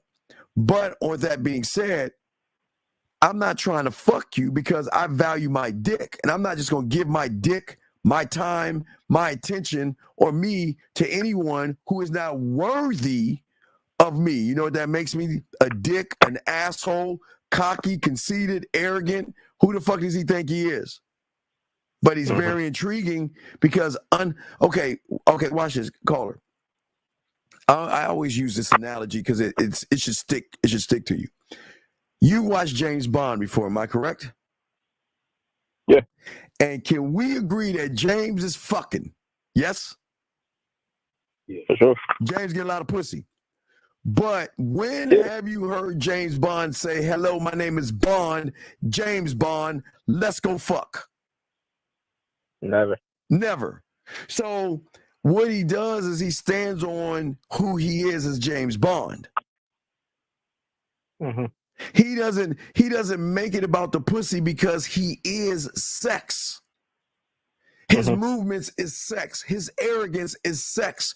The way he talks is sex. So James is saying, I don't need to ask for something you're going to want to give me when you realize I'm not like the average motherfuckers that you're dealing with. So critiquing what you were saying in your conversation, big dog, is not the problem. The problem is the lie. You're lying and being disingenuous, brother. And I hate the fact that you wasted your money on a date and you wasted your time on a date and you wasted your work. I'm trying to prevent that shit, dog.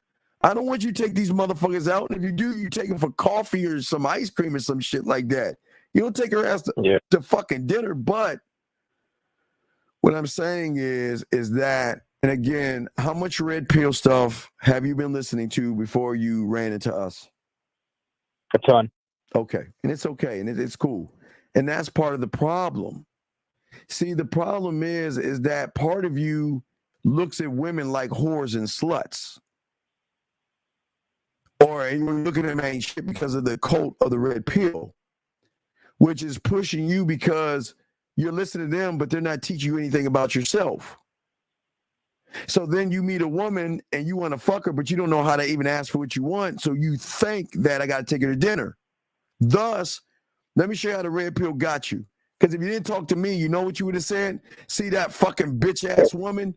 That bitch, see, I took her to dinner and she ain't even fuck me. That's fucked up. That modern ass woman or whatever, her hypergamous name, whatever these fucking guys have inwoven your head. I'm saying to you is that the game is not about pussy.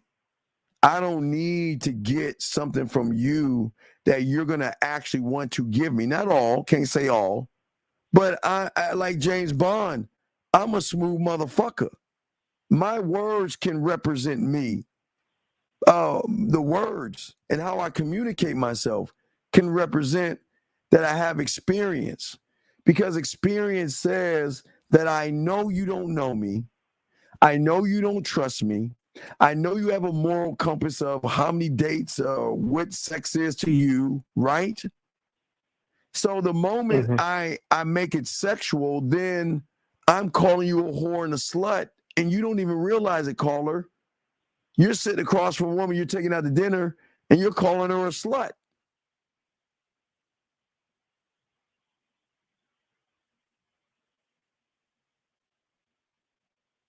Does that make any sense? Yeah. It does. I'm just it's just about processing. It's just processing new you're information right, because we're not red pill, and we were men over here. And listen. I am not knocking you for wanting pussy. Please understand that. I'm glad you like women. Thank God you like women. That's not the problem. The problem is you're not presenting yourself like it's like you going on an interview with your clothes off. Would you do that? Would you go to an interview at a Fortune 500 company knowing you get a corner office? Would you walk in that motherfucker butt ass naked? Nah. Why? Tell me why. Because I ain't gonna get the job. Because in order to get the job, you got to be presentable, and your resume should talk for you. Okay. So, but what you're doing is you're going on a date with this woman, already undressing her, trying to get the pussy, and you don't even know if that bitch is worth your time.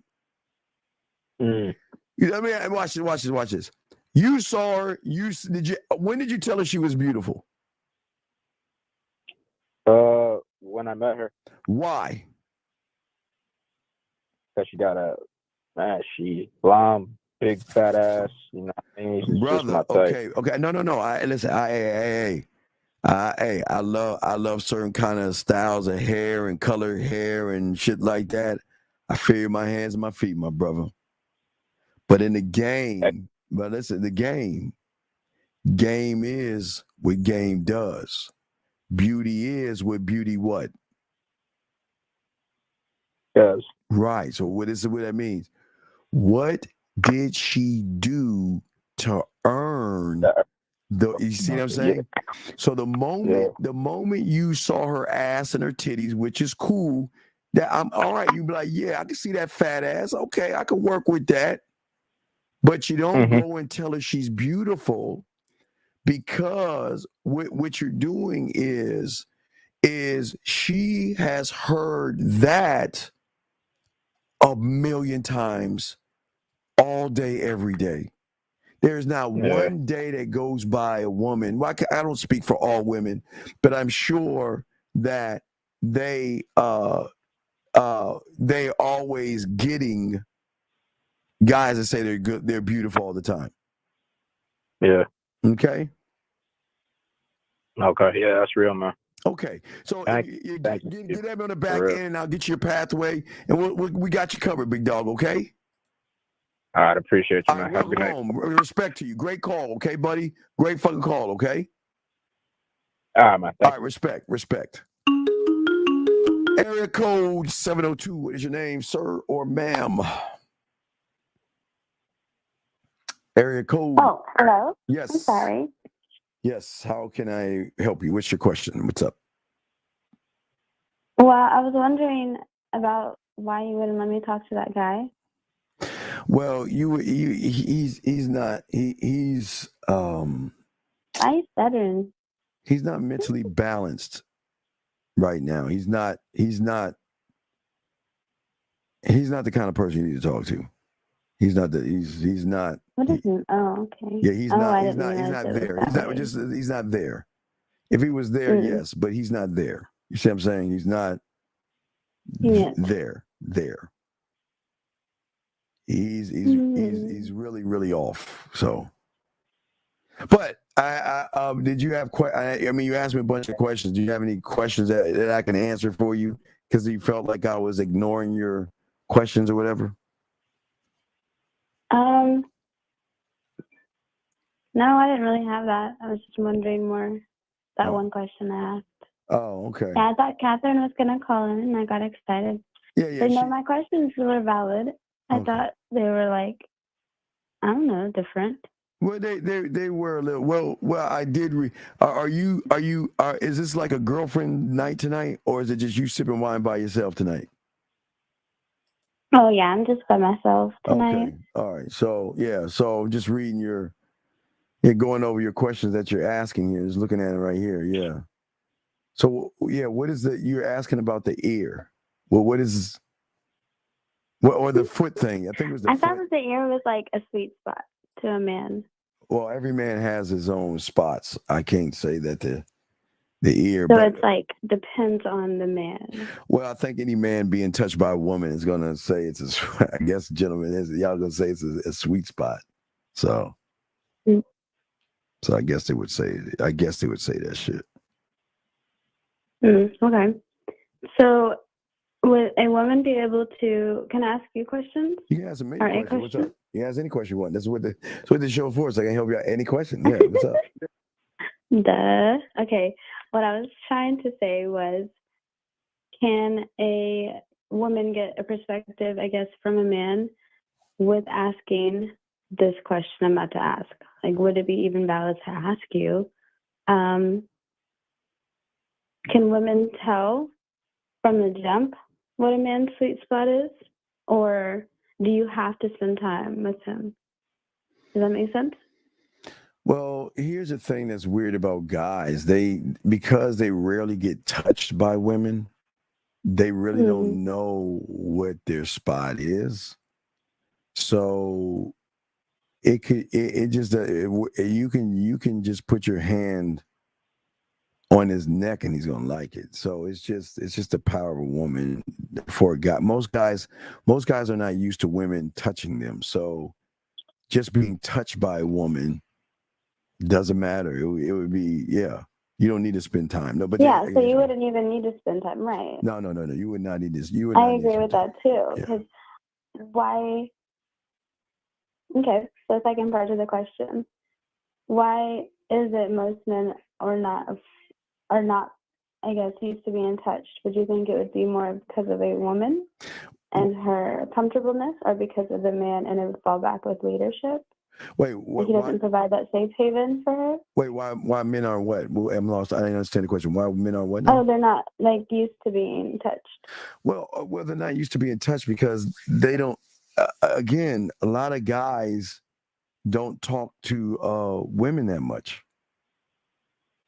And if they talk to a woman, it's just hard to find because nowadays it's hard to, I guess, fully believe. I don't know, just because. I'm not saying they're doing a good job at it, but I think they are talking to him because dating apps are popular now. Social media is popular. Okay, yeah, but okay. People stream now. Okay, you can say a bunch of nothing though. Yeah, they're still talking to them. Yeah, but okay, but they're talking at them, not to them. Right. So exactly. So if you're talking at, I'm just picking their brains. I'm sorry. No, pick it. I'm fine. I'm just picking their brain. Pick it. Pick away. Okay. So then, if it's about talking at them, correct?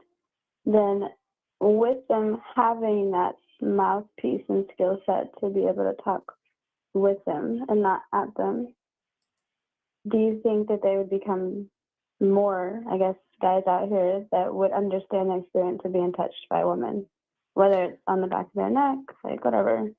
Well, yeah, but okay, but that depends on the lover, because think about okay, so Zach and I, we see there's those that would preach to let the woman kiss all over you. Zach and I preach being an unselfish lover. So we don't even make it about us. it's pleasuring her and taking her places. So so it just depends. That actually Right. Let's depends. say you meet a woman that enjoys pleasuring her man, right? And she tells you that from the jump. I'm a very affectionate woman. That'll be a bump heads for Zag and I, because our pleasure is pleasuring the woman, and if the woman wants to pleasure us, then we're like bumping heads, because I mean we get the pleasure out of her in pleasure or having pleasure. Wait, like actually bumping heads, like you like to wrestle, or you're talking like you would argue and be problematic? No. It's not. It won't be no arguing or anything like that. I mean, yeah. I mean, if a woman wants to kiss all on you and do all that stuff, we're not going to say no. I mean, if that's what you like to do, yes. But I mean, you're talking about right, like unselfish she love. actually enjoys it. So would you receive it? Well, or yeah. is that not men in your perspective? A man would never. Okay, there's no man on this planet that would not mind a woman touching and kissing all over his body. Okay. All right. That's good enough. So it's not like a feminine trait to want to just be enjoyed. So why would you be bumping heads then? Wait, why would be what now? Oh, I said, why would you be bumping heads? Well, the bumping heads is because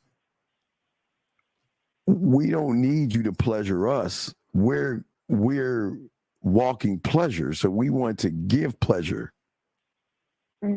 Okay. Doors behind doors behind doors behind doors.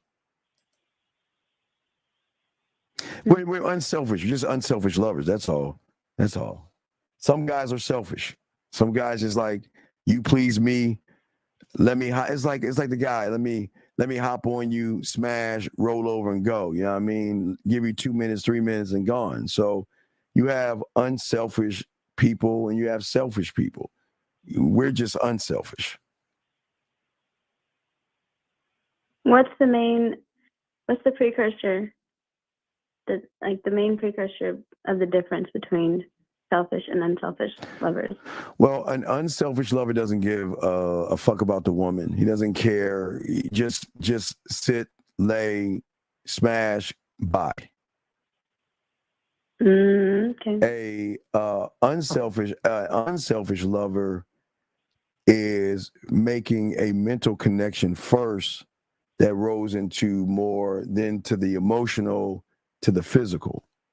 It's like a pop quiz. Like, this is all the stuff that, like, this is the basics. Everything that we're talking about right now is really the basics. Well, it's not really basic to average guys, though. They don't understand. Like, they don't understand. I know. I'm talking about those that call in game time. This is the level of, like, the natural, like, me asking the question and wanting to pick his brain, and Steven, having like a response off top of your head. Like, these are the basics. There's nothing you can't ask me that I won't have a response to. I mean, you can try, test me, but I'm just saying. I'm just saying that's how it should be. I mean, I don't know. I'm not stuttering what I'm saying to you. I'm being dead ass. So, but yeah. No, it's good. No, I know. I'm just picking your brain. Any other picks of the brain that you'd like to have that I can answer? Guys, I can answer anything. Yeah, what is this hygiene? Like, apparently somebody put in the chat. Well, hygiene process? The hygiene that I always tell guys a few things. I tell them, okay, what I want them to do is bring in peroxide, scope outlast, toothbrush, the water. I like to use a water, fucking, what is that shit called? I can't forget. Now I'm stunned because I can't even remember what it was called. The jet thing they use to get between your teeth, whatever, water flosser.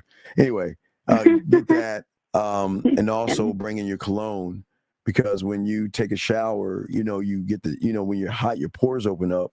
So I want, take your favorite cologne. Hold on, wait. Are you watching the screen right now? No, I can. All right, wait, watch the screen. Let me grab something. Hold on. Give me a second. Okay, I'm watching. Okay, so, all right. So I was showing my guys this. I was about to show the guys this. I'm glad they said so. So I am, guys. Y'all know me. I'm an allure kind of guy. So instead of Your signal is like choppy. That Android over there is, I think, giving out on you. Okay, wait. You can see me now. Am I better? Am I choppy? Okay. Oh yeah. Okay. So guys, I'm an Allure guy. Y'all know that. So I don't have to take my Allure cologne and put it into my my soap. So this is what I have right here. I've got the body wash. I got the Allure body wash. So this is one thing I have right here. So guys, so I would tell them to take the body wash and wash their body to put the cologne in the pores. So if y'all are smashing and you're sweating, you're going to smell good versus just smell sweaty. So that's kind of like some hygiene things we have for the guys.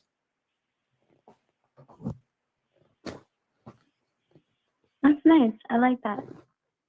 Because we can pick up on that stuff. And honestly, like, yeah, it also is the things that you talked about, right? Talking with them and not at them. But there's, like, so many different things, too. You could talk with me and have bad hygiene, and I definitely wouldn't I wouldn't want to touch you, nevertheless let you touch me. Well, there won't be, and the reason, it doesn't matter. Okay, hygiene, but it's connection. It's got to be based off connection. I'm sorry, I didn't mean to interrupt you. Go ahead. I'm sorry. What were you saying? No, I was just saying that, but if you already know the skills to talk with her, more than likely you should have the other things worked out. Well, but the problem is a lot of guys don't have everything worked out because a lot of guys, they're just not used to talking. No, I meant like the hygiene should be there. Like you having your own style should already be there. Well, that should already be there if you're gonna talk with her. Yes, you should have your own style, of how you kiss, how you touch, you have to have your own style, because if you're trying to duplicate other people, women gonna recognize that bullshit. 100%, really fast. So I love that. Okay, well, speaking of that too, Josh, he's picking my brain right now, so that just go ahead. I'm sorry. But with that too, then What? What's that? What's the pause? What's the question? Like, why, if you can think of all these things, right, and a lot of women can think of all these things of good hygiene, why are there more amount of males that think it's okay to be out here just lazy and careless and carefree when it comes to today? Okay, everybody it's game. This is game. Not everybody's not gamed up. Goes back to the game.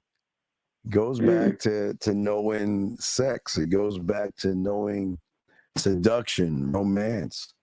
It goes back into connecting with a woman and triggering things in her without making it about sex. Excuse me, I'll be disrespectful. I want to say, so, yeah, but it's not about. And like, yeah. No, the shadow.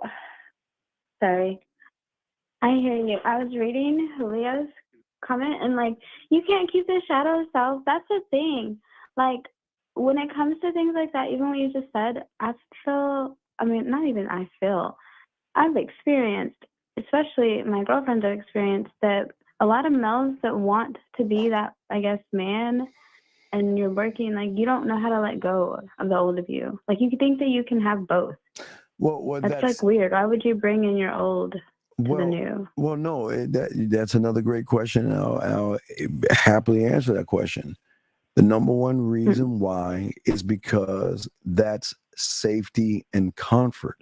So when one steps out of the unrecognizable or steps out of the recognizable into the unrecognizable, and they're not rooted in themselves, they're going to run back. Okay, think about it. Okay, I'm an average guy. I meet you, right, and I all of a sudden get the balls to talk to you, and you're down.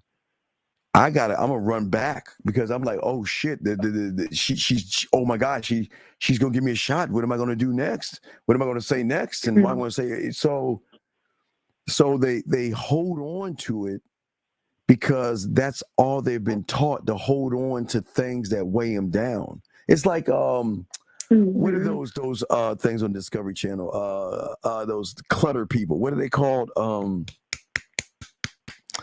We have a bunch of trash. Wait, what was the question? The pack. What do they call when they have a bunch of trash and stuff? They clutter. What are they called? You know those TV shows. Oh, hoarders. Hoarders. Thank you. God damn it. Okay, thank you. Yeah, okay. So they're hoarding. Seriously, they're hoarding on to things that they should let go of.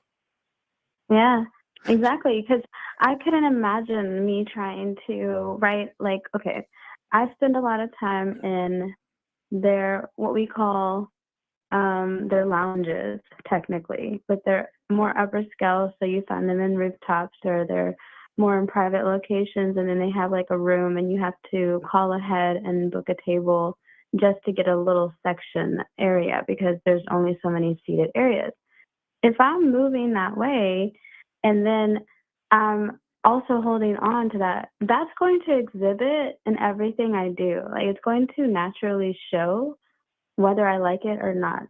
So if I'm fully going to move into who I am and why I'm walking in that, like, I have to fully let that go. Like, I don't need any parts of it trying to peek out. Well, okay, that's not your problem. Their problem, their problem, and that's where we always laugh. Zag always says, this is why you got to share us. Zag makes those jokes. Is that? Oh my gosh. Is that? No, I'm gonna answer the question off the no stuttering. Is that the people, the males that you surround yourself with, only look at book? They look at their world as in books. So they have the money, they have the status, they worked hard, they studied. So but then what do you put in the books? Once you have all these degrees and you have all these books and you have all these money, assets, and bonds, what are you getting out of it? Well, what's the point of cluttering up if you're not going to use it for yourself? You can't use books to define your personality. So they're looking at you for validation. I'm saying your validation. So if your validation, then what can I do to get an A from her? I gotta please her. All right, you're at that fancy pants upper echelon lounge upstairs in the rooftop and all the other shit, right? So all these guys are with their fine little suits and all that and all this stuff, stick up their ass motherfuckers gonna come up to you. Boring. Because all they have to offer you is basic book smart conversations. The villains, on the other hand, the ones that's not up on the rooftop, those are the ones that's going to do something for you versus them. They can only take you places. Oh, wait, yeah, take you on a helicopter ride. Oh, gosh. Anyways. That was fun, too. You know, but the crazy thing is, regardless how high he may have gotten me, he never hit the bottom. So does it really matter? Well, there you go. There you go. That's what it is. So it doesn't really matter how high you, like, yeah, when you take care of yourself, that's attractive, of course. And that doesn't look with just physical, it's internal as well. But yeah, that's true. And taking care of yourself, that's you can be out of shape, guys. But it doesn't matter if you have nothing to show for it. Like, if there's nothing to back up what your words say and how you actually move and can hold weight, then it doesn't matter how high you are on this, economic society. Well, because I've met a lot of bougie or upper societal men that because you bougie yourself, didn't have a mouthpiece at all. You probably bougie yourself, so yeah. So of course you don't meet him, of course, and I'm sure your girlfriends meet him too. So it's just what it is. Oh my gosh, they never met him actually. Never met who? Bougie people? No, the helicopter guy. Oh, yeah. Yeah, but yes, bougie is not the word. It's more, I think it's suave for men. It's a very smooth there's a presence about you, like you demand the room without even demanding it with words. Yeah, I agree. That's to me is like upper that's what a high societal man, like not what I wouldn't like to say that the world looks at it like. It's more of that you demand it, you handle your business, you don't complain. Like, yeah, but you can get that from a security. You can get that from a security guard too. Oh my gosh, yeah, but because if I was a security guard, I know I could pull some no, you women. didn't, Steven. I'm just saying, if I was a security guard, no, I'm just saying, I don't want people to feel that they gotta have be a certain type of guys. I'll bag groceries and pull. Yeah, I mean, so y'all just gotta have that. Y'all just gotta have that game. It doesn't matter. Shit. You have to have. You gotta have your friends together in your life. Guys. Hold on, but wait a minute, because trash men, look, they make money. So. Yeah, but I'm just saying, it's not about the job; it's the person. So Exactly. Yeah. Exactly. That's what I was getting at until you over here. I'm sorry. You're picking my brain, so I'm sorry. Please continue. Yeah, I don't know, because this is showing me things too, and I think it's good to hear out loud. What is it for the class? What is it showing you? Do what? I said, what is it showing you? Oh, it's showing me that there's a reason why a lot of males and like most guys can never actually meet someone that will naturally submit to them. Like, it's a constant work every day, and there's more of it of males tapping out because it's complex. You have to wear a lot of different hats, and they want these women that we wear a lot of different hats. So you're going to have to either step up and do what you do on a natural level, because if I see it's forced, I'm going to feel like I'm controlling you. I'm going to feel like I'm, having to guide you. It's just not going to be a good look. What is force? You're going to basically put me backwards. What is force? What does it mean to be forced? What does that look like? Wait, what? Oh, like forced as in, him or me? What do you mean? Him. You said when you recognize it being forced. What is it? Oh, yeah, like, what does that look like? With him being like, basically, it's not naturally how you carry yourself. Like I just said, it's not about the job, it's about the person. So there's things as in like the way that you balance certain things in your life. What are your priorities? Are you good at actually, I'm my own wholeheartedly? Guys. I'm the priority. I'm just telling you guys, I'm the priority. But I'm listening. Okay, but you asked me a question. No, I'm just telling you guys, send Dave's comment. Dave, my granny penny colors are none of your business. They are granny penny colors. Thank you. Granny pennies. But that's not the point. I was just saying more like his priorities, right? If he's forcing it, he meets an upper class woman and she's on her stuff, as in she has things that she's handling and handled. So as in she's already has things lined up in her career that's already done, and now she's already on to other goals. So if you're not walking, like when she's doing the things she needs to do and you're not in her peripheral doing similar things, and I'm not talking about like what we do. It's not the tasks. It's the principle, the way you do it, structure behind it. Yeah, if it's not similar and aligned, that she's more than likely going to peep it faster. Don't get intimidated because it's going to look forced. Guys, don't get intimidated by what she's saying. What are you talking about? You say, yeah, man. I'm trying to tell them to be very, very, very mindful and cautious if you try to.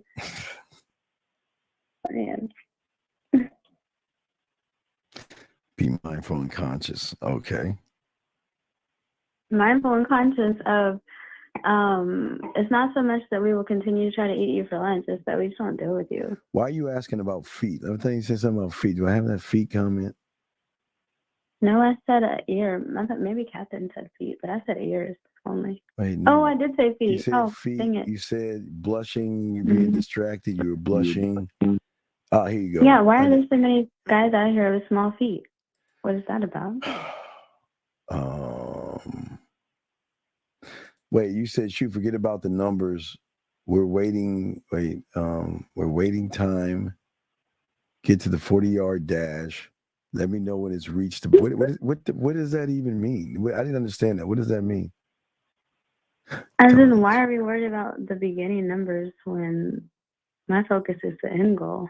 Well, that's your problem. You don't have. I knew you were gonna say that. Yeah, of course. If I'm not enjoying the process, I get it. Process but everything. Look, you gotta come ready with me. You can't be out here having potential. I don't have time for the potential. What I look like trying to put potential in you. That's what I mean by that. Mean by what? 40-yard dash. That means you're ready. You think of a football field, 40-yard dash is past the 10-yard dash, right? So that means you already, oh my gosh. We're getting close to the touchdown, baby. The 40-yard dash means that I've already given some type of like trust and vulnerable to you. And I see that there's a lot of you that's him. So I'm like, all right, I'm rocking with this. I'm ready to go to 60. So I don't need you to meet me at the 10. If you meet me at the 10, that means that you're not ready. All right. Over your head. No. I'm just letting you explain to all these guys out there that need to know what it's Am I going to putting take. Rashad to sleep? Rashad Monroe, I've never seen you call in. I don't know why you're going to sleep. You need to be at the front of the class, sir. Real life, you should be next to the teacher. Next question. Am I boring, y'all? No, I thought I was asking good questions. You're asking good questions. I can ask one. I know you won't answer, but I think guys need to hear this. I think it's very important. What are things that women talk about to their friends about the person? Why do you always ask this? Because they need to hear this. I'm just saying, they need to know what women are saying about them. I'm sorry. Finish the question. I apologize. What are some of the things women talk to their girlfriends about when they're talking about another guy? What do they discuss? Guys, that's a good one. That's a good one, guys. We discussed the side of the feet, and we're very highly disappointed. All right. Anyway, all right. I skipped that. Okay. Did you? No, you wanted us to know. We discussed the side of the feet. We discussed. Next question. Clothing. Like, do they even have a style to them that makes them naturally who they are? We discussed hygiene. Did your man brush his teeth? Girl, does he have good hygiene? Like, does he shower? Like, all that. We talk about it all. When you say a higher class woman, what is it that makes her higher class? Oh, so brown. That's what I'm talking about. Listen, y'all need to get your crowns out because that question, what makes her higher class is the fact that she is indescribable, irresistible, right? But she doesn't care about any of that. She's focused on her and bettering herself. She has goals. She has things that she could lose that is worth it, that she's worked hard for. There's a certain fit that she keeps up about her. She's not out here just at the gym for attention. She's the one that's focused. She's probably made her homemade protein shake at home. She has a garden that she tends to on the weekends. And we take care of ourselves. So if you can't rock with that, we're not even going to look your way. And if you even try to mess us off of our grain, because we're going against the grain, we will literally block you. Like, you don't have time to mess up with us. Unless you're a man, guys. Men live different. We have different rules. She's talking about average guys. No. Oh my gosh. I knew you were going to say that. I got to. We don't play by those rules. That was a great question, Soul Brown. I don't give the letters. That's Steven's thing. 70%, sir. That's what I'm talking about. What is this? Let me see. Dave said B. Coach and B. Would you say beauty comes from the artist or the piece of art they create? Wait, is K a guy? What's a guy named K? But you know what? No, let me finish, Soul Brown, because you like to bring up the men point. The thing is, though, when a man, right, man, whatever, when men meet this upper class woman, she keeps him on his toes. She gets to show him a side of her that he didn't even realize that women were like this. Women that communicate, women that take accountability, women that hold themselves at a high value and that are not easily giving other people attention. Women that naturally want to submit. Like it's and on top of everything else that she has going for her that I just mentioned. That's sexy. And she can multitask that. A level of a very beautiful mixture of feminine with assertiveness in who she is. That's sexy. All right. Any other questions that you have? Nothing. Am I bothering you? No. If you would bother me, I'd get rid of you. I'm just asking you anything. I'm just asking if you're going to pick Well, can you check this? Why is the chat over here? Steve can't take it anymore.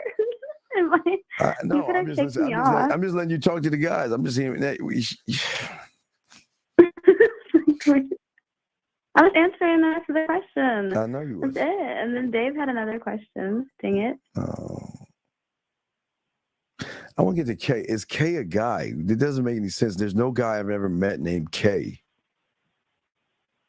And this is, I don't know why. What is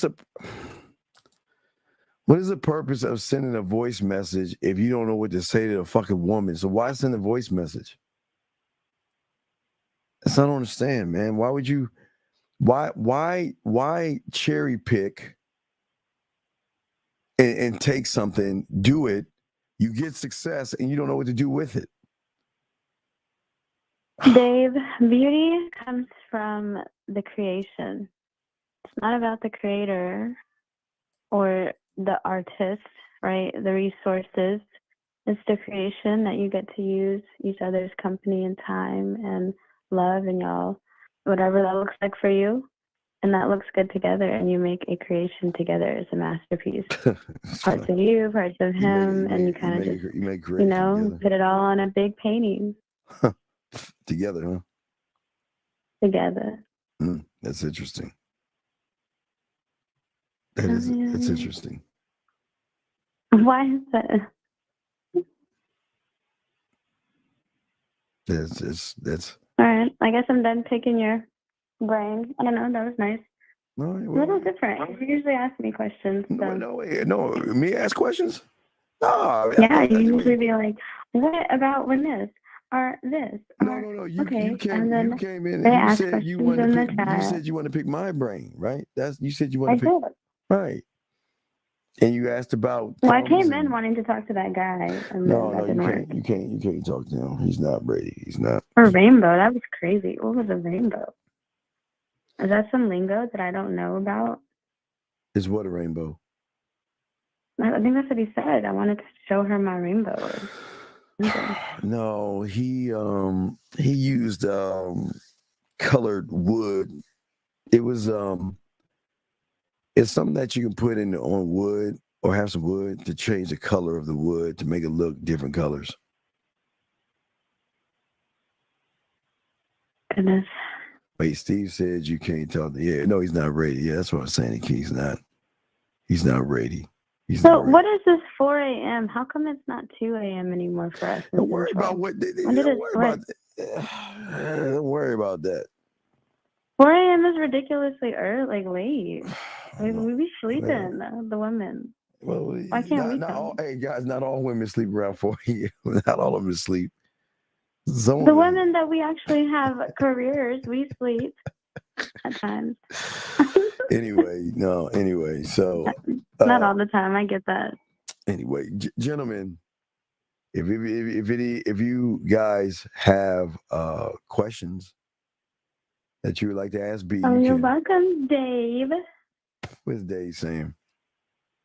Oh, I answered his question because you ignored it. Sorry, Dave. Dweller Steven. He ignored your whole question. I'm just reading what they're saying. Freaks come out at night. He said, that's what he asked. He said, goodness, anyways. He said, would you say beauty comes from the artist or the piece of art they create? That's how I answered what I answered. Wait, you said the piece of art they create, right? No, it's the creation that they work and do together. Me and you together. You got me, I got you. You see me, I see you. Yeah. I can kind of agree with that, but you're coming from a woman's perspective, though. Wait, the freaks come out at night? Oh no, I gotta get my beauty sleep.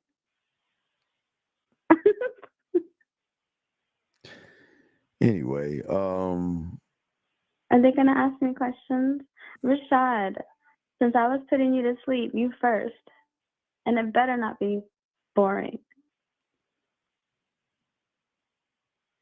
Mm-hmm.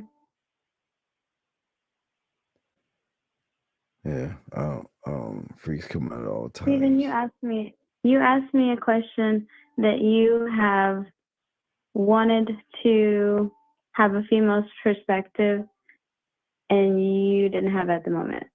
What? No, it's gotta be a question. What of a female's perspective? No, I guess sometimes when you're doing like the Pineapple Show and there's things that come up and you'll be like, oh, what do y'all think are ladies and this and that. What do you turn offs and I'm reading the chat room. I'm bypassing because I'm going to ask you a question. What are your turn ons and turn offs? What? Someone's asking, what are your turn ons and turn offs? Maybe we need to go eat gumbo first before I tell you that stuff. Oh. So she's not going to tell you this. Why she's not going to answer that question. You gotta earn that stuff. Come on now. I turn on and turn off. Why would I be telling you when I could show you? I don't need to tell you my turn ons. Definitely not tell you. But my turn offs, more than likely, if you do the turn offs, I would speak on it at the moment because I don't want to go into something already thinking I'm going to be turned off. Why would I waste my time then? Oh, man. That's fun. Man, that's crazy. All right. Yeah. What? No. Hey, I can't. It's your world. I can't knock that.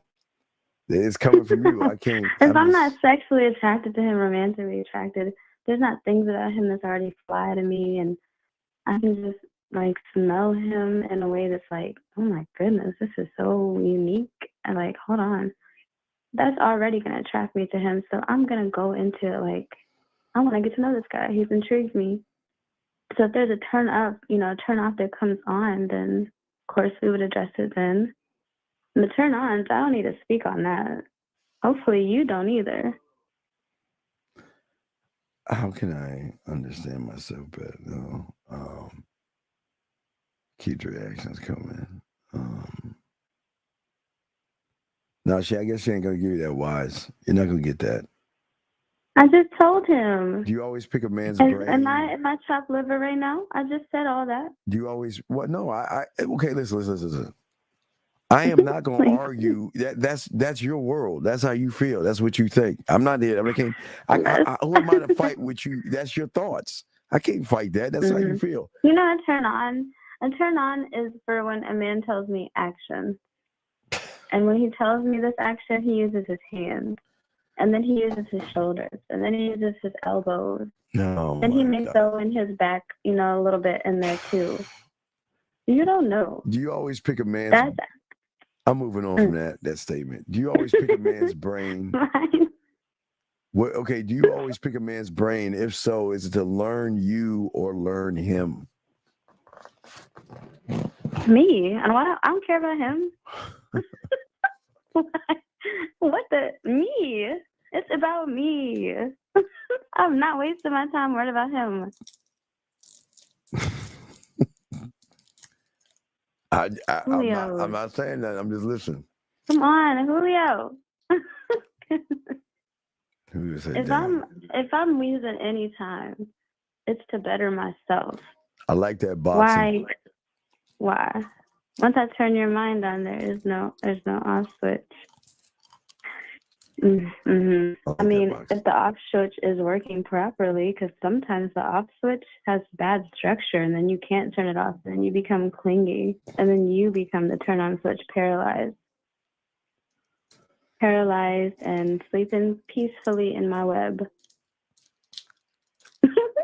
What is that? I'm getting that. Exactly.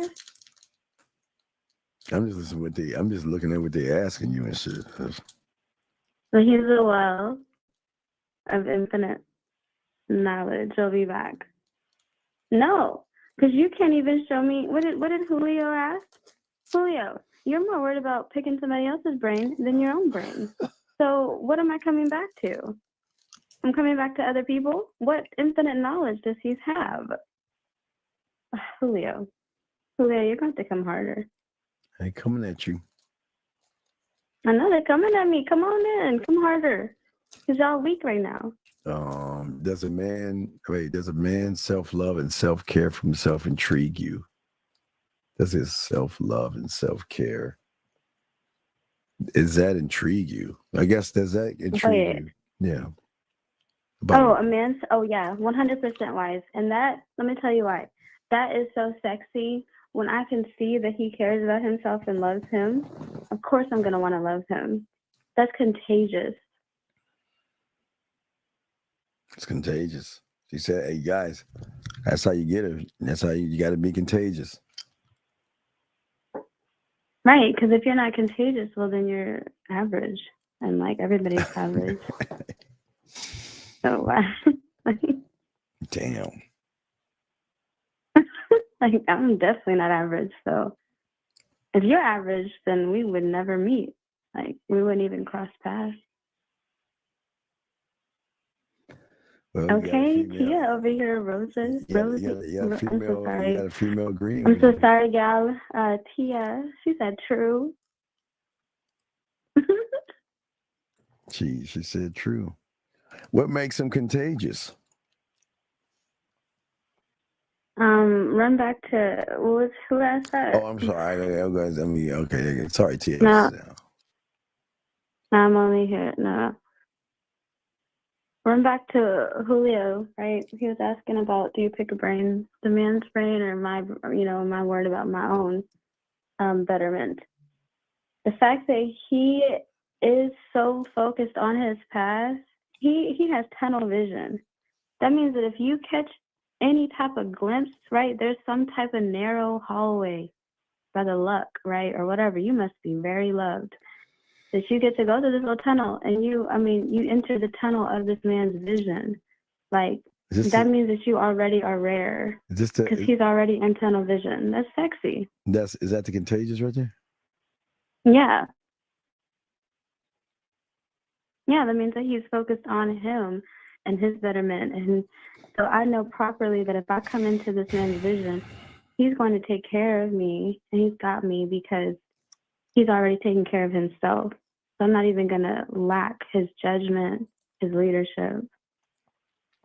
Oh, wait, I'm sorry. It's one for man, self-love, believe in himself, override insecurities.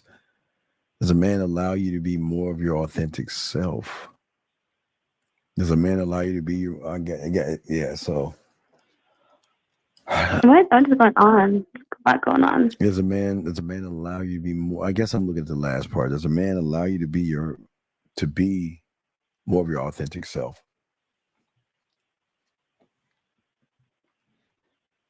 My authentic self? Then yeah, of course he would. Yes, if he's focused, right, he's back on tunnel vision. Man, this is off the dome. Do you see how I'm connecting all of these questions with these answers? Y'all better come harder. You're going off the dome. Anyways, back to what I was saying. You're going off the dome. Oh, sorry, Steven. No, go ahead. Go ahead. No, go ahead. Oh, the tunnel vision, right? To your question, Aaron. Wait a second. Wait. Yeah, wait, you're going back. Wait. We going on to the next question. Wait a second. I know. I'm answering this question. Oh, I'm about okay. to jump off of it. So you jump off. You're done with this question, right? Yeah, I'm done. I'm done with his. I'm on Aaron. Wait. What about Aaron? Wait, we want Aaron? Okay. The E guy. Yeah. No. I already done. No, wait a minute. I didn't get to answer one of the questions. That was Aaron.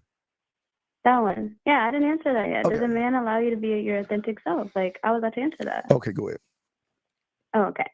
So, like, when he's in his tunnel vision and he's so focused on himself, doing him, loving on him, standing on his ground, he's going to push me to do things in a way that I'm not going to see just because he has gotten to see it. There's levels to what he sees to what I can't see.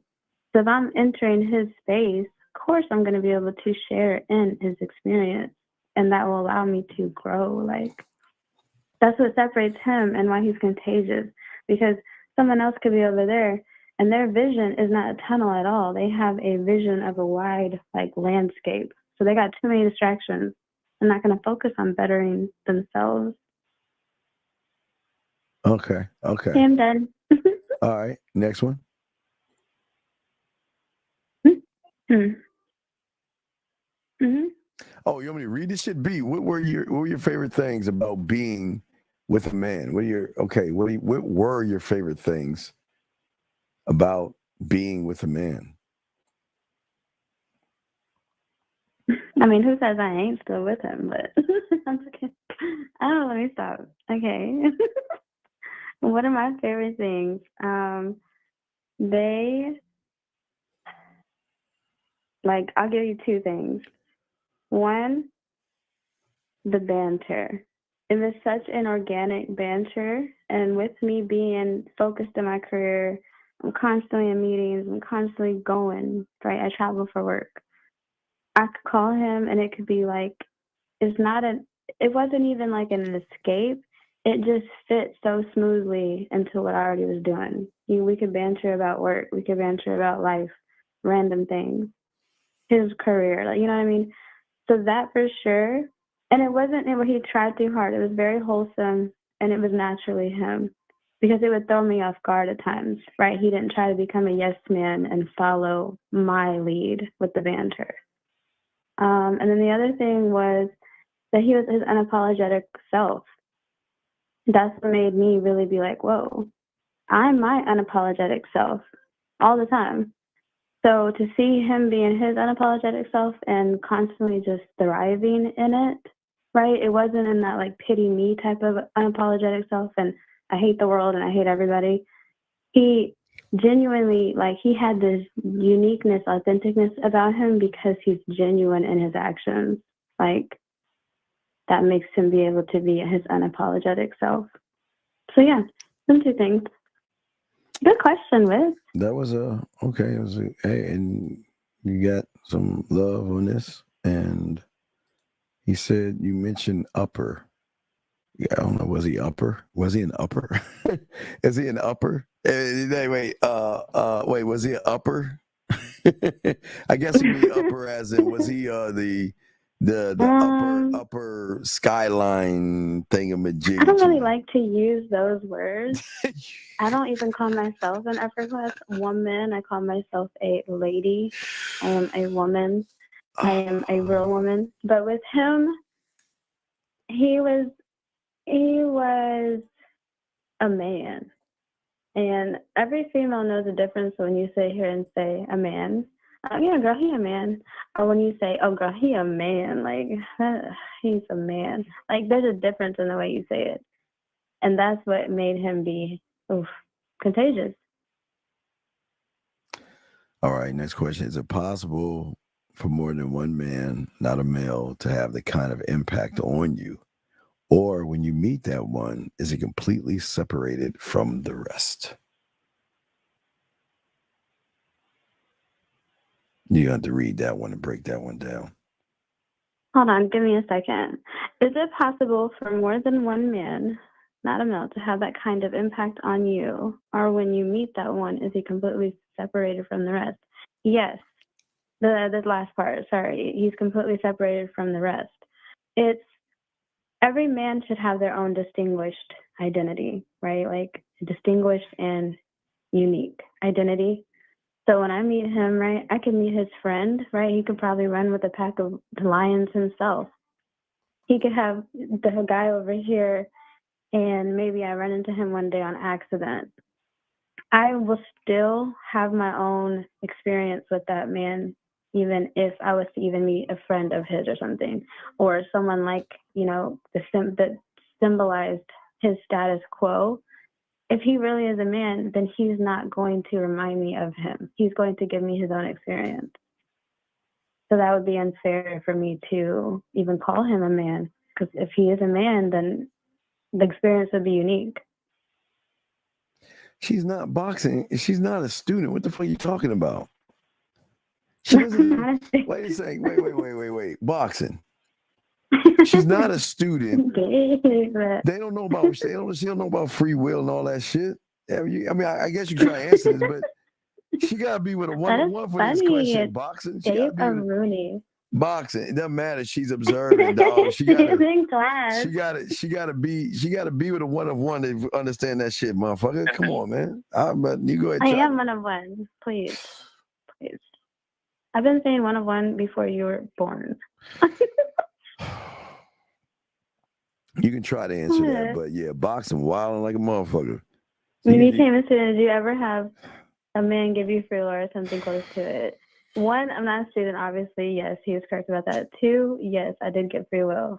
And it was, or something close. Yes, okay, I did, yes. It was weird, though, because it was like there was free will.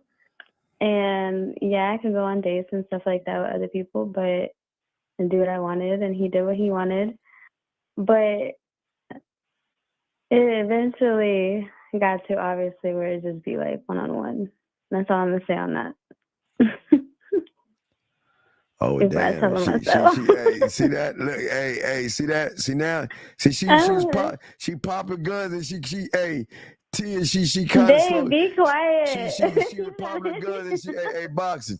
She said, I don't really want to say nothing on that. I know. Boxing. Be quiet, Steve. They heard. Boxing. You hit something, dog. Boxing. You keep digging deeper, dog. Boxing doesn't know what he's talking about. Boxing. She's like, I was at I don't want to talk about that. Anyway, all right. That's only because all right, fine. You know what? It's cool. All right, well, let's go back to my question. All right. Fuck. No, what happened was, this is what happened. There's a situation. Hold on one second. She's sipping her wine real quick, trying to put her words together. No, I was replying. You stop it, Steve. Okay. Basically, I got jealous. He would get jealous. We would butt heads a lot. So the free will thing, it worked, but it didn't work because we really did, we was very close. Very close. Okay, I guess that answers that question. The question right here. Whatever, I still answered it. I just still didn't get my business out. No. Nosy cat to you. Dweller opposes a man who is upper level. Wait. Is it easy for a dweller to pose as a man to fool you that he's upper level? I guess he's saying, have you ever been duped by a guy that posed to?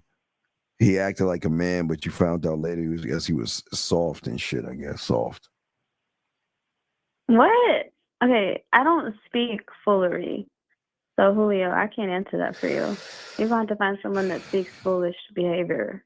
Does she speak positively about her man and want to see him win in life? Or is it important for the man to do the same for her?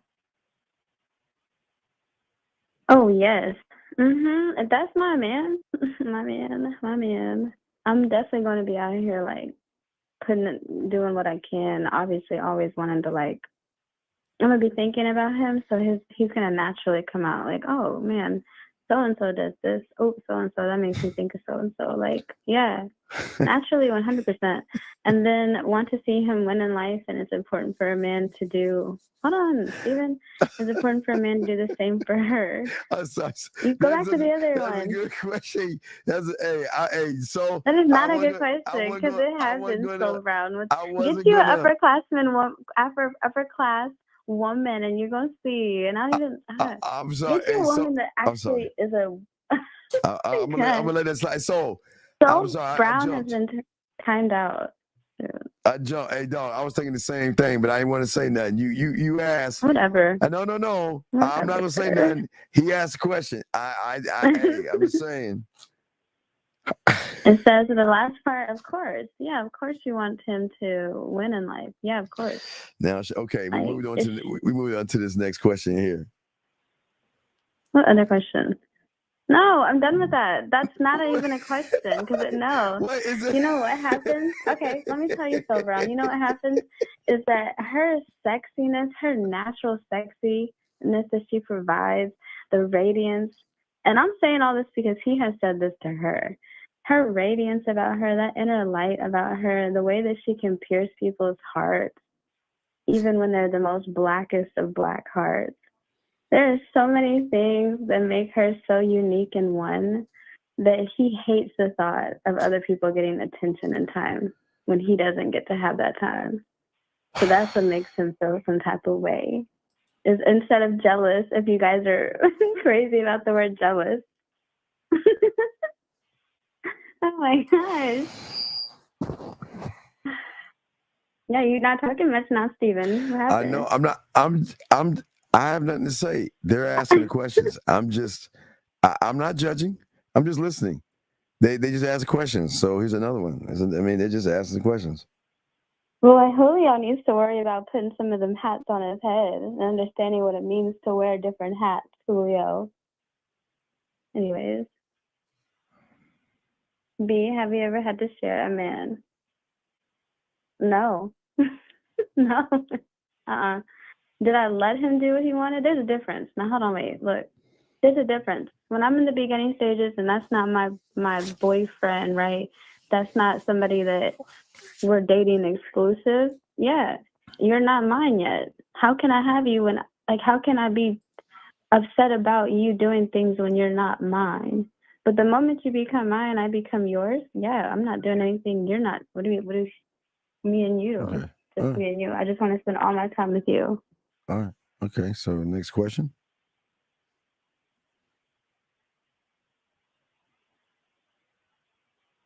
You don't see the question, or do you want me to read it to you? Oh yeah, I can't see. Okay, I'm sorry. I'll read it to you. My bad. Is it possible that you'll ever get married? Asking for a friend, of course. What is going on?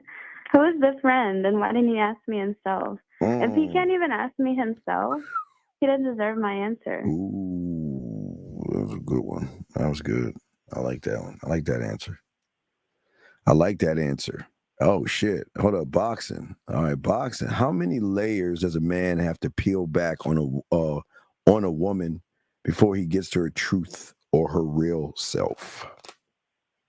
Well, all women are different. Okay, that's your number one problem right there, Dave. You can't be boxing us all the same. We're not all the same now. We have different layers.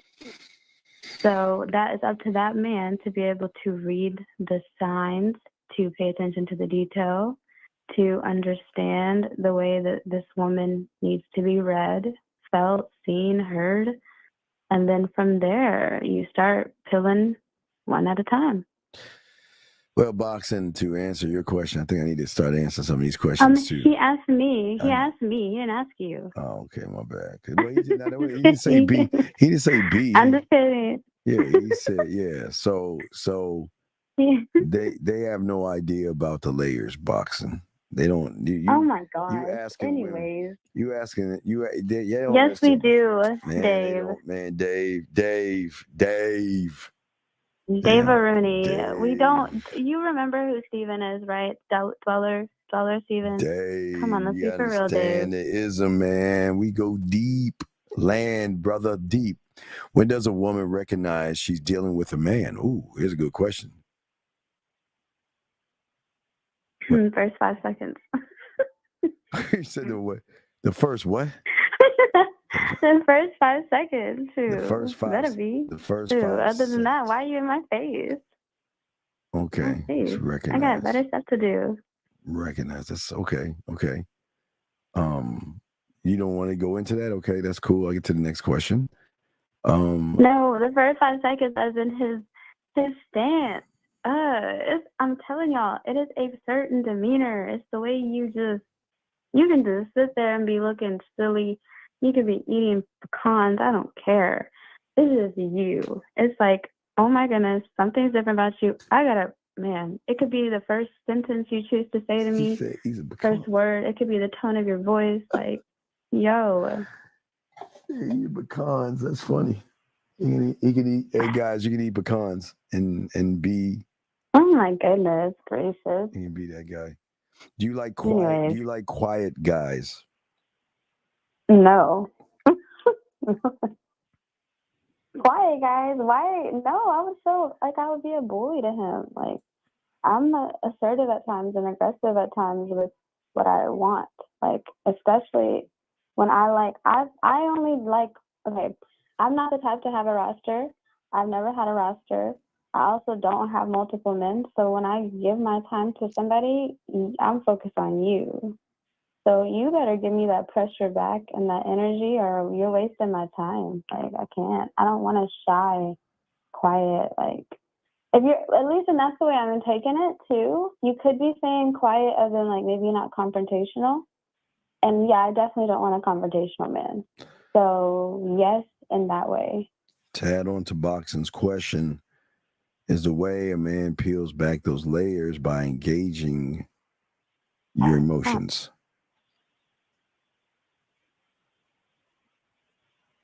Oh my gosh, wait a minute. Hold on. Wait. By engaging your emotions.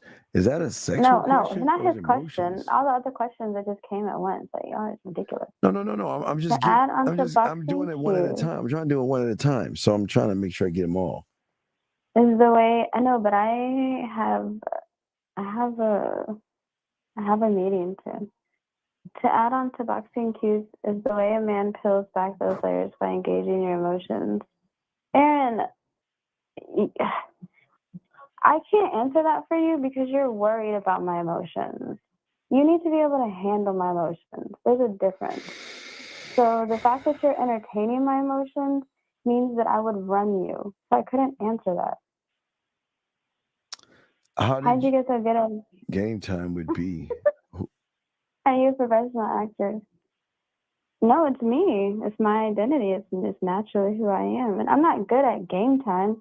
I'm confident in who I am. I don't have to get good at something to know I'm good at being myself, which means that I can step in any room and still be me. Yeah, we're not going to talk about windbreakers. What influenced you to spoil and cherish your man? What influences you to spoil and cherish your man? Ooh, who asked that to Don? That's a good question.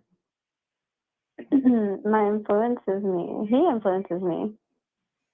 I don't need nothing else to influence me to want to spoil and love and cherish him besides him. Okay. Okay, that was in that. I guess that was in. You paused on that. Okay, so, what's the difference? What are the different sides of B? What? Or is that all different sides of me? Yeah, different sides of you. Oh, I guess he's asking about that. No, it's still me, but there's layers to me that I take time every day bettering and acknowledging, criticizing. I'm hard on myself, like, for a reason, because I know I can be better every day. So it's not different sides of me. It's still me. It's just I'm able to be creative in a way that I can step out in different areas and still remain my true self. All right. When it comes to a man, you either are or you're not or aren't. Does the same apply for high class women? you're either a lady or you're not. I don't understand I don't. Oh, you're the one or you aren't. Does it sound like I have? I can understand that. I'm sorry. All right, let's move I to this guess one. I don't really know what he's trying to ask. Yeah, I don't know. Yeah, ask again. What if he isn't shy and quiet, but he's deadly quiet?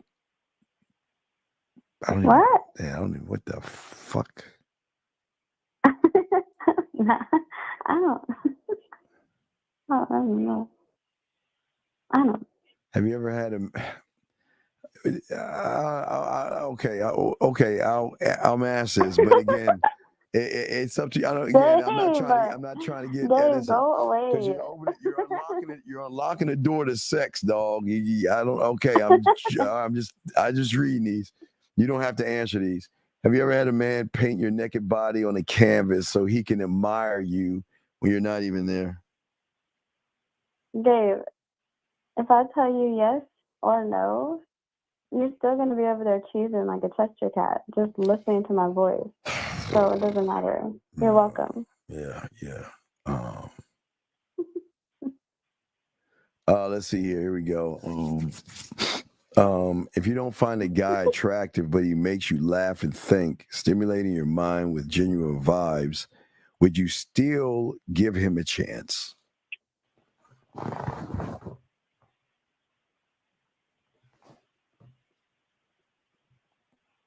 Wait, if you don't find a guy attractive, but give me. All right, if you don't find a guy attractive, but he makes you laugh and think, and he stimulates your mind with genuine vibes, would you still give him a chance?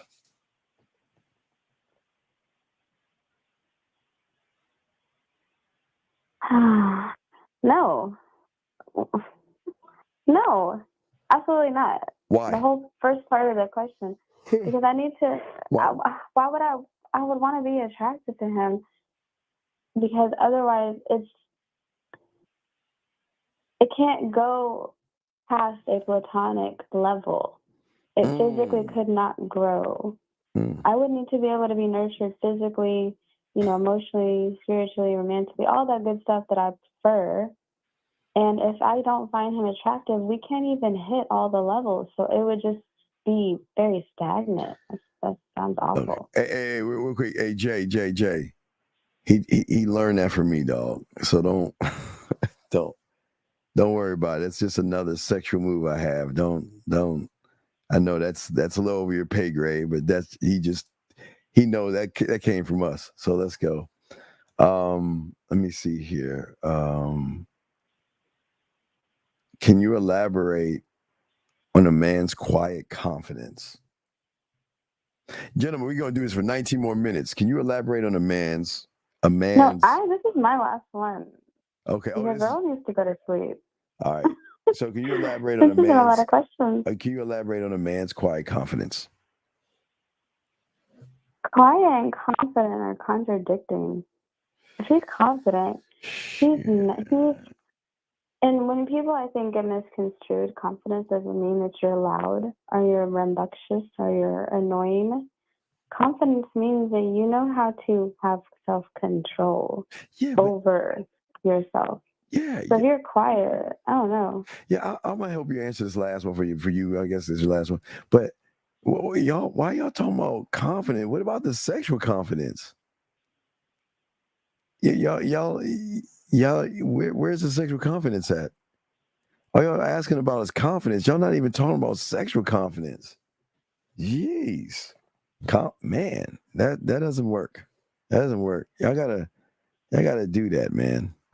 All right, well, okay, B. I guess you're done. I'm done. Yeah, I got a meeting.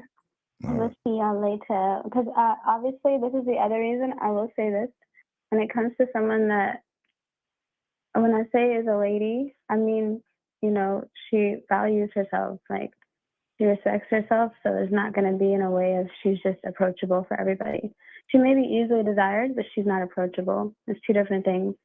And the reason I say that too is because right now I'm going to a meeting, right? I have a meeting with a conference call with people that I'm working with in Japan. So I don't know how long that could be, 3-4 hours. Then I have another meeting at 7 a.m. So if you're not going to be worth my time, that I get to fit you in those 3 hours of my free time, then you will never be able to naturally ride with me. Like, we couldn't grow. Well, they all Yeah, you guys think about that too. They all said thank you. They all appreciate You're that. welcome. Thank you for the good questions. Well, y'all ain't getting this sex question. Y'all ask all this crazy shit, man. Good questions as well, but some of them are good. The Don, that was a good question. Yeah. And thanks, Steven, for having me. All right. Well, thank you for stopping by. Good night. All right. Have a good night. And gentlemen, we'll do few more minutes. And gentlemen,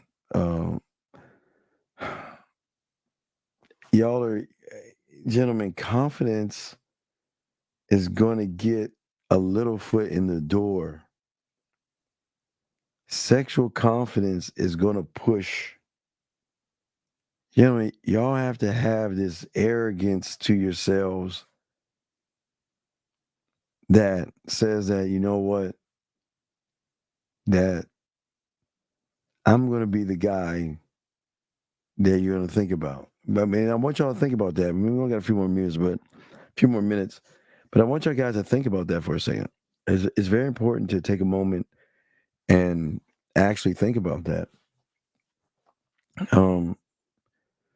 Beautiful answer. A lot of good questions. Boxing, you almost stomped her ass. That was funny, but she recovered. She was like, well, boxing, man, I don't want to talk about that. Erico, last call, 502. What's up, brother? How can we help you, man? What's up? Yeah, this is Soul. I just got a quick question. What's based up, Soul? off of What's what up, you're bro? saying. What's up? Yeah, I want to ask you. So, yes. How I'm confused. How could a woman be higher class? Like, I don't understand how could a woman be higher class? Okay. So this is what 1950 myself and Zag were talking about yesterday. Yeah. We want a woman that's got shit going on for herself, you know what I mean? Because we got shit going on, you know what I mean? So I'm not going to give my body or my time to and this is no disrespect, someone that works like Burger King or some shit like that. I watched the show yesterday. Yeah, so I know right. what you're So you talking know what I'm about. talking about. So I'm saying Yeah. that we're saying a high class woman, like she got her shit together, you know what I mean? Okay, I see. So what you're wait. saying is just. But still insecure. Okay, women still have insecurities, even though they have their shit together, and that's where they find the security in you. So right. So gentlemen, I'm saying that you want the fruit as high as you can get it, not the low hanging fruit. That's why I always tell y'all guys, it's not. Y'all got to stop making it about the pussy. Y'all, there are things that women will want to do to and for and around you that when they see value and worth. So I'm just saying, I'm not saying y'all guys got to look for doctors and lawyers and shit. I'm just saying that you got to have a pride to your dick. I guess we can talk more about that at 4:00 in the morning, dog. You know, No, that answers my question. No, that's all I wanted to know. Yeah, but thanks no, for it's a answering. great call. Yeah, no, she had great insight. No, gentlemen, I'm not gonna lie. No, she had great. No, I was just fucking with her on that boxing thing. No, she had great insight. But when I am saying to all you guys out there, the insight was great. But what I'm saying to you guys is that where do y'all see yourselves, man? But also, again, the best thing about upper women like that in that class range that I'm talking about, they deal with losers and shit, dude. Nerdy, geeky. I'm geeky, but nerdy. I'm not nerdy. I'm geeky. But nerdy guys that have money, shit. You know what I mean? They have money and all that other stuff, but they can only live off their salary. They're not gonna live off of their mouthpiece. That's the beauty of the poetry, gentlemen. Your words should be poetic. Your she should become and get intoxicated off of you, get drunk off of you and your drugs. So, but no, she did answer a lot of good questions and stuff, but we'll do a few more because I got to wrap it up. We'll be doing a show in 3 hours, a few hours. So we're going to wrap this up. But gentlemen, if y'all want to talk sex, late night sex, we can talk late night sex and talk about pleasuring a woman and shit like that, dog. Dirty talk, nasty things you can do. I'll come up with some things. I can come up with some things on the fly, so we can talk about that. But it's a good show. It's a good show. But yeah. So if you guys last round questions, any other questions, let me know. And then we'll go from there. But what's important here, gentlemen, at the end of the day, you learn more about yourself. But like B was saying about the confidence, dog. How are you standing, and what are you standing on? But gentlemen, sexual attraction can happen when you are that motherfucking guy. I'm not saying you're going to get the pussy overnight. I'm not going to say you're going to get a one-night stand, but things can happen. Thank you, 103 likes. Appreciate all you guys. But yeah, we're about to wrap it up. Any last questions, man? No, Jay, it's all good, Jay. Again, game don't sleep. So we got another hour coming up in 3 hours. We got one more hour where we're going to ride it out and answer questions. So if y'all got any sex questions, it's just that it just seemed like the ladies were asking all the sex questions. So guys, y'all can ask the ones. Y'all can ask the ones at 3 a.m. if you're up, because we can talk real nasty shit. Because I'm not gonna keep it up. So we can chop that shit up. So we can do all that stuff. Yeah, if y'all want to, whatever y'all want to ask, whatever. We'll ride it out together and chop it up and answer any of your questions that you have. But just to let y'all know how game works. This is how game works. A beautiful thing. Last question. How long did it take? Well, I can't say I embodied it. Yes, boxing. Oh man, I just the things that race in my head, dog. Oh my God, it just boxing's the ocean. It's not the drop of water. It's just it flows. So yeah, it flows. I can't boxing. Yeah, man, it's deep. That's a deep ass question. I can't even answer that, bitch. It continues. I will continue to learn. Yeah, absolutely. You continue to learn because you're actually boxing. You're growing with the person because remember her edge. But I think most of y'all think that when I say this, I'm not talking about the penetration. The penetration is much. I mean, man, the penetration is it gets deeper. It gets deeper. So this is why I always tell you to give them samples of you early on, to give them the free will to make the decisions and stuff like that. Okay. So it's all good. So yeah. So, but no, it was good questions and stuff like that. So we'll chop it up and knock it out. So we'll do something like this, and then I don't know if we'll do a Dean After Dark tomorrow or Saturday morning, but we'll definitely do Dana Saturday. So we'll knock out a Ryan with the Dean in a few hours and stuff. So, but anyway, gentlemen, I hope I was able to answer all your questions and stuff like that. It was a great show. We'll keep this up. And we'll keep riding this out, man. Riding it out. So, guys, thank you very, very much. Do want to say thank you to the ladies for the questions. And B came in there and answered questions and shit. So, she came in and answered questions and shit. So it's all good.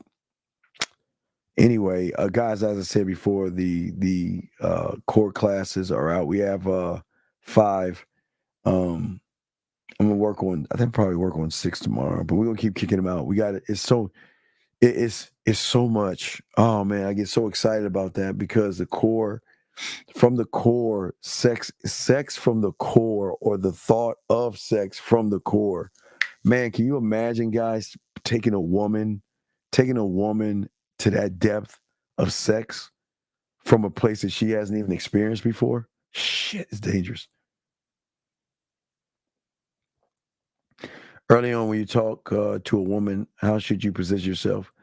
One of one. I don't look to try to. I position free will, man. I want her to be with me because she wants to be with me, or she chooses to be with me. That's all. I'm not trying to manipulate. I just want her to have the freedom to decide if she wants to fuck with me or not.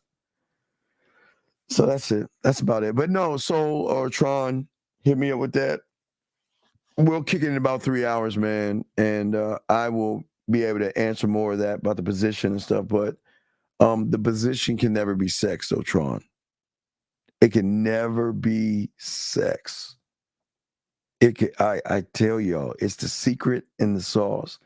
You can't make it about the pussy. You cannot. It's the greatest fail. Anyway, man, I gotta take care. I gotta make some calls and shit like that. So I gotta coach and all that shit, do great calls. But a few more hours, we'll kick it for an hour and shit. And any question y'all have, guys, y'all can ask away, and I will answer all your questions. Riding for an hour. All right, so we'll do that. Knock it out, guys. Hey, thank you very much, guys. Great call, great show, man. I appreciate you all, man. Please, gentlemen, please appreciate yourselves. I'm the Dean of Man Mindset, man. Fuck with your boy. I see y'all in a few hours. Just like that, Man Mindset. Just like that, Man Mindset. Have a good night, the show is over. Take notes and use what the Dean has told you. Now with dating, your game is colder. No hesitation when you approach her. Gotta level up, gotta keep on rising. Till you the best, got the touch like Midas. Now you got style, you got all the women flocking. So many options, now you got it popping. Thank you for tuning in. Hey, just like that, Man Mindset. Gotta come back again. Hey, just like that, Man Mindset. Email the manmindset@gmail.com. Like, subscribe.